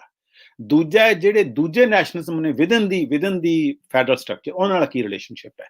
ਕਿਉਂਕਿ ਜਿਹੜੀ ਅਸੀਂ ਫੈਡਰਲਿਜ਼ਮ ਦੇ ਵਿੱਚ ਵੀ ਕਰਦੇ ਹਾਂ ਅੰਡਰਸਟੈਂਡਿੰਗ, ਉਹਨੂੰ ਅਸੀਂ ਕਹਿੰਦੇ ਹਾਂ ਵਰਟੀਕਲ ਬੈਲੈਂਸ ਔਰ ਇਨਵਰਟੀਕਲ ਬੈਲੈਂਸ, ਜਾਂ ਹੌਰੀਜ਼ੈਂਟਲ ਬੈਲੈਂਸ ਔਰ ਹੌਰੀਜ਼ੈਂਟਲ ਇਨਬੈਲੈਂਸ। ਵਰਟੀਕਲ ਬੈਲੈਂਸ ਦਾ ਹੁੰਦਾ ਕਿ ਸਟੇਟ ਦਾ ਸੈਂਟਰ ਨਾਲ ਰਿਲੇਸ਼ਨਸ਼ਿਪ ਕੀ ਹੈ, ਹੌਰੀਜ਼ੈਂਟਲ ਦਾ ਕੀ ਹੈ, ਸਟੇਟ ਦਾ ਸਟੇਟ ਨਾਲ ਕੀ ਰਿਲੇਸ਼ਨਸ਼ਿਪ ਹੈ। ਹੁਣ ਜਿਹੜੀਆਂ ਹਿੰਦੂ ਹਾਰਟਲੈਂਡ ਦੀ ਕਾਓ ਬੈਲਟ ਹੈ ਜਿਹੜੀ, they in terms of their nationalism it fits with the centralized nationalism. okay, ਇਸ ਕਰਕੇ ਉਹ ਨਹੀਂ ਚਾਹੁੰਦੇ ਕਿ ਸੈਂਟਰ ਵੀਕ ਹੋਵੇ। ਯੂਪੀ ਦੇ ਵਿੱਚ ਕਦੇ ਡਿਮਾਂਡ ਨਹੀਂ ਆਊਗੀ ਕਿ ਸੈਂਟਰ ਵੀਕ ਹੋਵੇ, ਰਾਜਸਥਾਨ ਤੋਂ ਕਦੇ ਡਿਮਾਂਡ ਨਹੀਂ ਆਊਗੀ ਕਿ ਸੈਂਟਰ ਵੀਕ ਹੋਵੇ, ਮੱਧ ਪ੍ਰਦੇਸ਼ ਤੋਂ ਕਦੇ, ਹਰਿਆਣਾ ਤੋਂ ਵੀ ਕਦੇ ਡਿਮਾਂਡ ਨਹੀਂ ਆਊਗੀ ਕਿ ਸੈਂਟਰ ਵੀਕ ਹੋਵੇ। ਦੇ ਸਟੈਂਡ ਫॉर ਸਟਰੋਂਗ ਸੈਂਟਰ, ਕਿਉਂਕਿ ਉਹਨਾਂ ਦੀ ਜਿਹੜੀ ਰੀਜਨਲ ਨੈਸ਼ਨਲਿਜ਼ਮ ਹੈ, it fits with centralised nationalism. ਜਿਹੜੇ ਨਾਨ ਹਿੰਦੀ ਸਟੇਟਸ ਨੇ, ਸਾਊਥ ਦੇ ਵਿੱਚ ਨੇ ਜਾਂ ਕੁਛ ਹੱਦ ਤੱਕ ਈਸਟ ਇੰਡੀਆ 'ਚ ਨੇ, ਔਰ ਜਿਹੜੇ ਮਾਰਜਨਲ ਸਟੇਟਸ ਨੇ, ਪੰਜਾਬ, ਕਸ਼ਮੀਰ, ਮਿਜ਼ੋਰਮ, ਨਾਗਾਲੈਂਡ, ਅਸਾਮ, ਉਹਨਾਂ ਦਾ ਜਿਹੜਾ ਨੈਸ਼ਨਲਿਜ਼ਮ ਹੈ ਉਹ it is clashes with the centralised Indian nationalism. Okay, ਤਾਂ ਇਸ ਕਰਕੇ ਜਿਹੜੇ ਇੰਡੀਆ ਦੇ ਦੂਜੇ ਨੈਸ਼ਨਲਿਜ਼ਮ ਨੇ ਉਹਨਾਂ ਨਾਲ ਵੀ ਟਕਰਾਓ ਹੈ। ਇਸ ਕਰਕੇ ਜਿਹੜਾ ਪੰਜਾਬੀ ਨੈਸ਼ਨਲਿਜ਼ਮ ਹੈ ਜਾਂ ਕਸ਼ਮੀਰੀ ਨੈਸ਼ਨਲਿਜ਼ਮ ਹੈ, ਉਹਦਾ ਜਿਹੜਾ ਯੂਪੀ ਦਾ ਰੀਜਨਲ ਨੈਸ਼ਨਲਿਜ਼ਮ, ਉਹਦੇ ਨਾਲ ਵੀ ਟਕਰਾਓ ਹੈ, ਪਰ ਹੋਰ ਕਿਸਮ ਦਾ ਟਕਰਾਓ ਹੈ, ਕਿਉਂਕਿ ਉਹਨਾਂ ਕੋਲੇ ਤਾਕਤ ਨਹੀਂ ਹੈਗੀ। ਤਾਕਤ ਸੈਂਟਰਲਾਈਜ਼ਡ ਨੈਸ਼ਨਲਿਜ਼ਮ ਕੋਲੇ ਹੈ। ਸੋ ਮੇਰਾ ਕੰਪੀਟਿੰਗ ਨੈਸ਼ਨਲਿਜ਼ਮ ਤੋਂ ਭਾਵ ਹੈ ਇਹ ਕਿ ਇੱਕ ਪਾਸੇ ਤਾਂ ਜਿਹੜਾ ਸਟੇਟ ਬੇਸਡ ਨੈਸ਼ਨਲਿਜ਼ਮ ਹੈ, ਸਬ ਨੈਸ਼ਨਲਿਜ਼ਮ ਹੈ, ਉਹਦਾ ਸੈਂਟਰਲਾਈਜ਼ਡ ਨੈਸ਼ਨਲਿਜ਼ਮ ਨਾਲ ਰਿਲੇਸ਼ਨਸ਼ਿਪ ਕੀ ਹੈ। ਦੂਜਾ ਜਿਹੜੇ ਦੂਜੇ ਨੈਸ਼ਨਲਿਜ਼ਮ ਨੇ, ਔਰ ਇਹਦੇ ਚੋਂ ਕੁਐਸਚਨ ਤੋਂ ਸੋਲੀਡਰਿਟੀ ਵੀ ਉੱਠਦਾ ਹੈ, ਇਕੱਲਾ ਕੰਪੀਟੀਸ਼ਨ ਨਹੀਂ। ਕਿ ਜਿਹੜੇ ਸਬ ਨੈਸ਼ਨਲਿਜ਼ਮ ਨੇ who feel marginalized, they need to build solidarities. If they have to change the structure, they need to build solidarities which should get reflected in political alliances and which should get reflected in the formation of new governments. So ਇਹ ਜਿਹੜੇ competing nationalism ਨੇ, ਉਹਦੇ ਵਿੱਚ collaboration ਔਰ competition ਦੋਨੇ ਆਉਣਗੇ ਨੇ। ਉਹ ਜਦੋਂ ਆਪ solidarity ਕਰਨਗੇ ਤਾਂ ਦੂਜੇ nationalism ਆ ਉਹਨਾਂ ਨੂੰ oppose ਕਰਨਗੇ। ਇਸ ਕਰਕੇ ਨਵੀਂ configuration ਬਣਨ ਦੀ possibility ਹੋ ਸਕਦੀ out of these competing nationalism. ਜੀ ਸਰ, ਅੱਜ ਦੇ ਵਾਸਤੇ ਸਰ ਇੰਨਾ ਹੀ ਸਾਡਾ ਟਾਈਮ ਸੀ। ਗੱਲਾਂ ਤੇ ਬਹੁਤ ਸਾਰੀਆਂ ਨੇ ਔਰ ਬਹੁਤ ਸਾਰੇ ਸਵਾਲ ਔਰ ਕਮੈਂਟਸ ਨੇ ਜਿਨ੍ਹਾਂ ਨੂੰ ਤੁਸੀਂ ਬਾਅਦ ਚ ਸਰ ਅਗਰ ਟਾਈਮ ਮਿਲੇ ਤੇ ਫੇਸ ਸਕਦੇ ਆ ਤੇ ਉਹਨਾਂ ਦੇ ਨਾਲ ਗੱਲ ਵੀ ਕਰ ਸਕਦੇ ਆ। ਅਸੀਂ ਅੱਜ ਦੇ ਪ੍ਰੋਗਰਾਮ ਵਾਲੇ ਬਹੁਤ ਮਸ਼ਕੂਰ ਆ ਕਿ ਤੁਸੀਂ ਅੱਜ ਦੇ ਇੱਕ ਤੇ ਸਾਨੂੰ ਕਿਤਾਬ ਦੀ ਇਜਾਜ਼ਤ ਦਿੱਤੀ, ਅੱਜ ਦਾ ਰਿਵਿਊ ਕਰਨ ਔਰ ਤੁਸੀਂ ਖੁਦ ਵੀ ਟਾਈਮ ਕੱਢਿਆ ਅੱਜ ਸਾਡੇ ਨਾਲ ਆਉਣ ਦਾ। ਇਸ ਵਾਸਤੇ ਅਸੀਂ ਤੁਹਾਡੇ ਬਹੁਤ ਮਸ਼ਕੂਰ ਆ। ਅਸੀਂ ਬਹੁਤ ਸ਼ੁਕਰੀਆ ਅਦਾ ਕਰਦੇ ਹਾਂ ਪ੍ਰੋਫੈਸਰ ਸੁੱਚਾ ਸਿੰਘ ਗਿੱਲ ਹੋਰਾਂ ਦਾ ਕਿ ਉਹਨਾਂ ਨੇ ਟਾਈਮ ਦਿੱਤਾ ਔਰ ਅੱਜ ਇੱਥੇ ਸਾਡੇ ਨਾਲ ਆਏ। ਇਸ ਤੋਂ ਵੱਖ ਅਸੀਂ ਬਹੁਤ ਮਸ਼ਕੂਰ ਪ੍ਰੋਫੈਸਰ ਅਤੁਲ ਸੂਦ ਜੀ ਨੇ ਸਾਡੇ ਨਾਲ ਹੁਣ ਇੱਥੇ ਸਟੂਡੀਓ 'ਚ, ਉਹ ਅਜੇ ਡਿਸਕਨੈਕਟ ਨੇ, ਨਹੀਂ ਆਏ ਔਰ ਉਹਨਾਂ ਦੇ ਅਸੀਂ ਬਹੁਤ ਮਸ਼ਕੂਰ ਆ। ਔਰ ਬਹੁਤ ਪ੍ਰੋਫੈਸਰ ਸਈਦ ਸ਼ਫਕਤ ਹੋਰਾਂ ਦੇ ਕਿ ਉਹਨਾਂ ਨੇ ਸਾਨੂੰ ਜੁਆਇਨ ਕੀਤਾ ਔਰ ਅੱਜ ਦਾ ਇੱਕ ਬਹੁਤ ਖੂਬਸੂਰਤ ਸੈਸ਼ਨ ਔਰ ਇੱਕ ਬਹੁਤ ਸੈਸ਼ਨ ਜਿਹੜਾ ਹੈ ਉਹ ਸਾਡੇ ਅੱਜ ਲਾਇਲਪੁਰ ਯੰਗ ਹਿਸਟੋਰੀਅਨ ਕਲੱਬ ਦੇ ਇਸ ਪੇਜ ਤੇ ਕੀਤਾ ਗਿਆ। ਅਸੀਂ ਇੱਕ ਦਫਾ ਫਿਰ ਸਾਰੇ ਪ੍ਰੋਫੈਸਰ ਹਜ਼ਰਾਤ ਦਾ ਬਹੁਤ ਬਹੁਤ ਜਿਹੜਾ ਹੈ ਉਹ ਸ਼ੁਕਰੀਆ ਅਦਾ ਕਰਨਾ। Thank you, Tohed. Thank you very much. It was a great opportunity. Questions ਵੀ ਬਹੁਤ ਵਧੀਆ ਸੀ। ਬਾਕੀ ਤਿੰਨੇ ਰਿਵਿਊਅਰਸ ਨੇ ਬਹੁਤ ਵਧੀਆ ਕਮੈਂਟ ਦਿੱਤੇ, ਬੜੇ ਬੈਨੀਫੀਸ਼ੀਅਲ ਨੇ ਔਰ we'll continue the debate. Thank you, ਬੜੀ ਮਿਹਰਬਾਨੀ। ਥੈਂਕ ਯੂ ਸਰ, ਬਹੁਤ ਸ਼ੁਕਰੀਆ ਸਰ। ਇਸ ਦੇ ਨਾਲ ਹੀ ਸਾਰੇ ਦੋਸਤਾਂ ਦਾ ਬਹੁਤ ਸ਼ੁਕਰੀਆ ਜਿਹੜੇ ਸਾਡੇ ਨਾਲ ਮੌਜੂਦ ਸਨ ਅੱਜ ਦੀ ਇਸ ਡਿਸਕਸ਼ਨ ਦੇ ਵਿੱਚ ਔਰ ਉਹਨਾਂ ਦੀ ਜਿਹੜਾ ਉਹਨਾਂ ਨੇ ਆਪਣਾ ਇਨਪੁਟ ਦਿੱਤਾ ਫੇਸਬੁੱਕ ਤੇ, ਉਹਨਾਂ ਦਾ ਵੀ ਬਹੁਤ ਬਹੁਤ ਸ਼ੁਕਰੀਆ। ਔਰ ਅਸੀਂ ਆਪਣਾ ਜਿਹੜਾ ਲਾਇਲਪੁਰ ਯੰਗ ਹਿਸਟੋਰੀਅਨ ਦਾ ਇੱਕ ਸਿਲਸਿਲਾ ਹੈ, ਇੱਕ ਅਸੀਂ ਜਿਹੜਾ ਸ਼ੁਰੂ ਕੀਤਾ ਹੈ ਕੰਮ, ਇਹ ਚੱਲਦਾ ਰਹੇਗਾ ਔਰ ਅਸੀਂ ਕੋਸ਼ਿਸ਼ ਕਰਾਂਗੇ ਕਿ ਮਜ਼ੀਦ ਇਹਨੂੰ ਬਿਹਤਰ ਕੀਤਾ ਜਾ ਸਕੇ। ਔਰ ਬਿਹਤਰ ਕਰਨ ਵਾਸਤੇ ਸਾਡੇ ਨਾਲ ਬਹੁਤ ਸਾਰੇ ਸਾਡੇ ਸੀਨੀਅਰ ਸਕਾਲਰਸ ਜਿਹੜੇ ਨੇ ਉਹਨਾਂ ਦੀ ਕੰਟਰੀਬਿਊਸ਼ਨ ਹੁੰਦੀ ਹੈ, ਉਹਨਾਂ ਦਾ ਬਕਾਇਦਾ ਉਹਨਾਂ ਦਾ ਇਹਦੇ 'ਚ ਇੱਕ ਸਾਡੇ ਨਾਲ ਕਿ ਅਸੀਂ ਇਹ ਕਰ ਪਾ ਰਹੇ ਹਾਂ। ਔਰ ਅਸੀਂ ਇੱਕ ਬਹੁਤ ਖੂਬਸੂਰਤ ਜਿਹੜਾ ਪੰਜਾਬੀ ਦਾ ਆਰਕਾਈਵ ਬਣਾਉਣ ਦੇ ਵਿੱਚ ਹੁਣ ਤੱਕ ਅਸੀਂ ਬਹੁਤ ਕਾਮਯਾਬੀ ਨਾਲ ਇਹਨੂੰ ਕਰ ਰਹੇ ਹਾਂ ਔਰ ਆਉਣ ਵਾਲੇ ਦਿਨਾਂ 'ਚ ਵੀ ਅਸੀਂ ਪੂਰੀ ਕੋਸ਼ਿਸ਼ ਦੇ ਨਾਲ ਪੂਰੀ ਨਾਲ ਇਹਨੂੰ ਕਰਦੇ ਰਵਾਂਗੇ। ਔਰ ਤੁਹਾਡਾ ਸਾਥ, ਜਿਹੜੇ ਖਾਸ ਕਰ ਸਾਨੂੰ ਦੋਸਤ ਵੇਖ ਰਹੇ ਹੁੰਦੇ ਨੇ, ਉਹਨਾਂ ਦਾ ਸਾਥ ਬਹੁਤ ਜ਼ਰੂਰੀ ਹੈ ਕਿ ਉਹ ਆਪਣਾ ਇਨਪੁਟ ਦੇਣ ਤਾਂ ਮਜ਼ੀਦ ਰਿਫਾਈਨ ਹੋ ਸਕੇ। ਔਰ ਅਸੀਂ ਇੱਕ ਤਰ੍ਹਾਂ ਇਹ ਵੀ ਸਮਝਦੇ ਹਾਂ ਕਿ ਇਹ ਜਿਹੜੇ ਇੰਟਰਵਿਊਜ਼ ਨੇ ਜਾਂ ਇਹ ਜਿਹੜੀ ਗੱਲਬਾਤ ਹੈ, ਇਹ ਇਸ ਤਰ੍ਹਾਂ ਦੀ ਇੱਕ ਸੈਮੀਨਾਰ ਟਾਈਪ ਗੱਲਬਾਤ ਹੈ ਕਿ ਜਿਹਦੇ ਵਿੱਚ ਪੂਰੀ ਦੁਨੀਆ ਤੋਂ ਲੋਕ ਆ ਕੇ ਗੱਲ ਕਰ ਸਕਦੇ ਨੇ ਔਰ ਸਾਡੇ ਸਕਾਲਰ ਉਹਨਾਂ ਦੇ ਨਾਲ ਪੂਰੀ ਦੁਨੀਆ ਦੇ ਲੋਕਾਂ ਦੇ ਨਾਲ ਆਪਣੀ ਗੱਲਬਾਤ ਰੱਖ ਸਕਦੇ ਨੇ। ਸੋ ਅਗਰ ਅਸੀਂ ਇਹਨੂੰ ਇਸ ਤਰ੍ਹਾਂ ਵੀ ਵੇਖ, ਜਦੋਂ ਇਹ ਆਰਕਾਈਵ ਅਸੀਂ ਜਿਸ ਤਰ੍ਹਾਂ ਬਣਦੇ ਜਾ ਰਹੇ ਨੇ ਤੇ ਸਟੂਡੈਂਟ ਨੂੰ ਡਿਫਰੈਂਟ ਟਾਈਪ ਦੇ ਕੁਐਸਚਨਸ ਵੀ ਪਤਾ ਲੱਗਣਗੇ ਔਰ ਉਹਨਾਂ ਦੇ ਰਿਸਪੌਂਸ ਵੀ ਪਤਾ ਲੱਗਣਗੇ। ਸੋ ਇਹ ਇੱਕ ਓਪਨ ਤਰ੍ਹਾਂ ਦਾ ਇੱਕ ਅਸੀਂ ਬਣਾ ਰਹੇ ਹਾਂ ਚੀਜ਼, ਜਿਹਦੇ ਵਿੱਚ ਤੁਹਾਡਾ ਸਾਥ ਬਹੁਤ ਜ਼ਰੂਰੀ ਹੈ। ਸਾਰੇ ਦੋਸਤਾਂ ਦਾ ਬਹੁਤ ਬਹੁਤ ਸ਼ੁਕਰੀਆ ਔਰ ਮਿਹਰਬਾਨੀ। ਮਿਲਦੇ ਅਗਲੇ ਪ੍ਰੋਗਰਾਮ ਦੇ ਨਾਲ।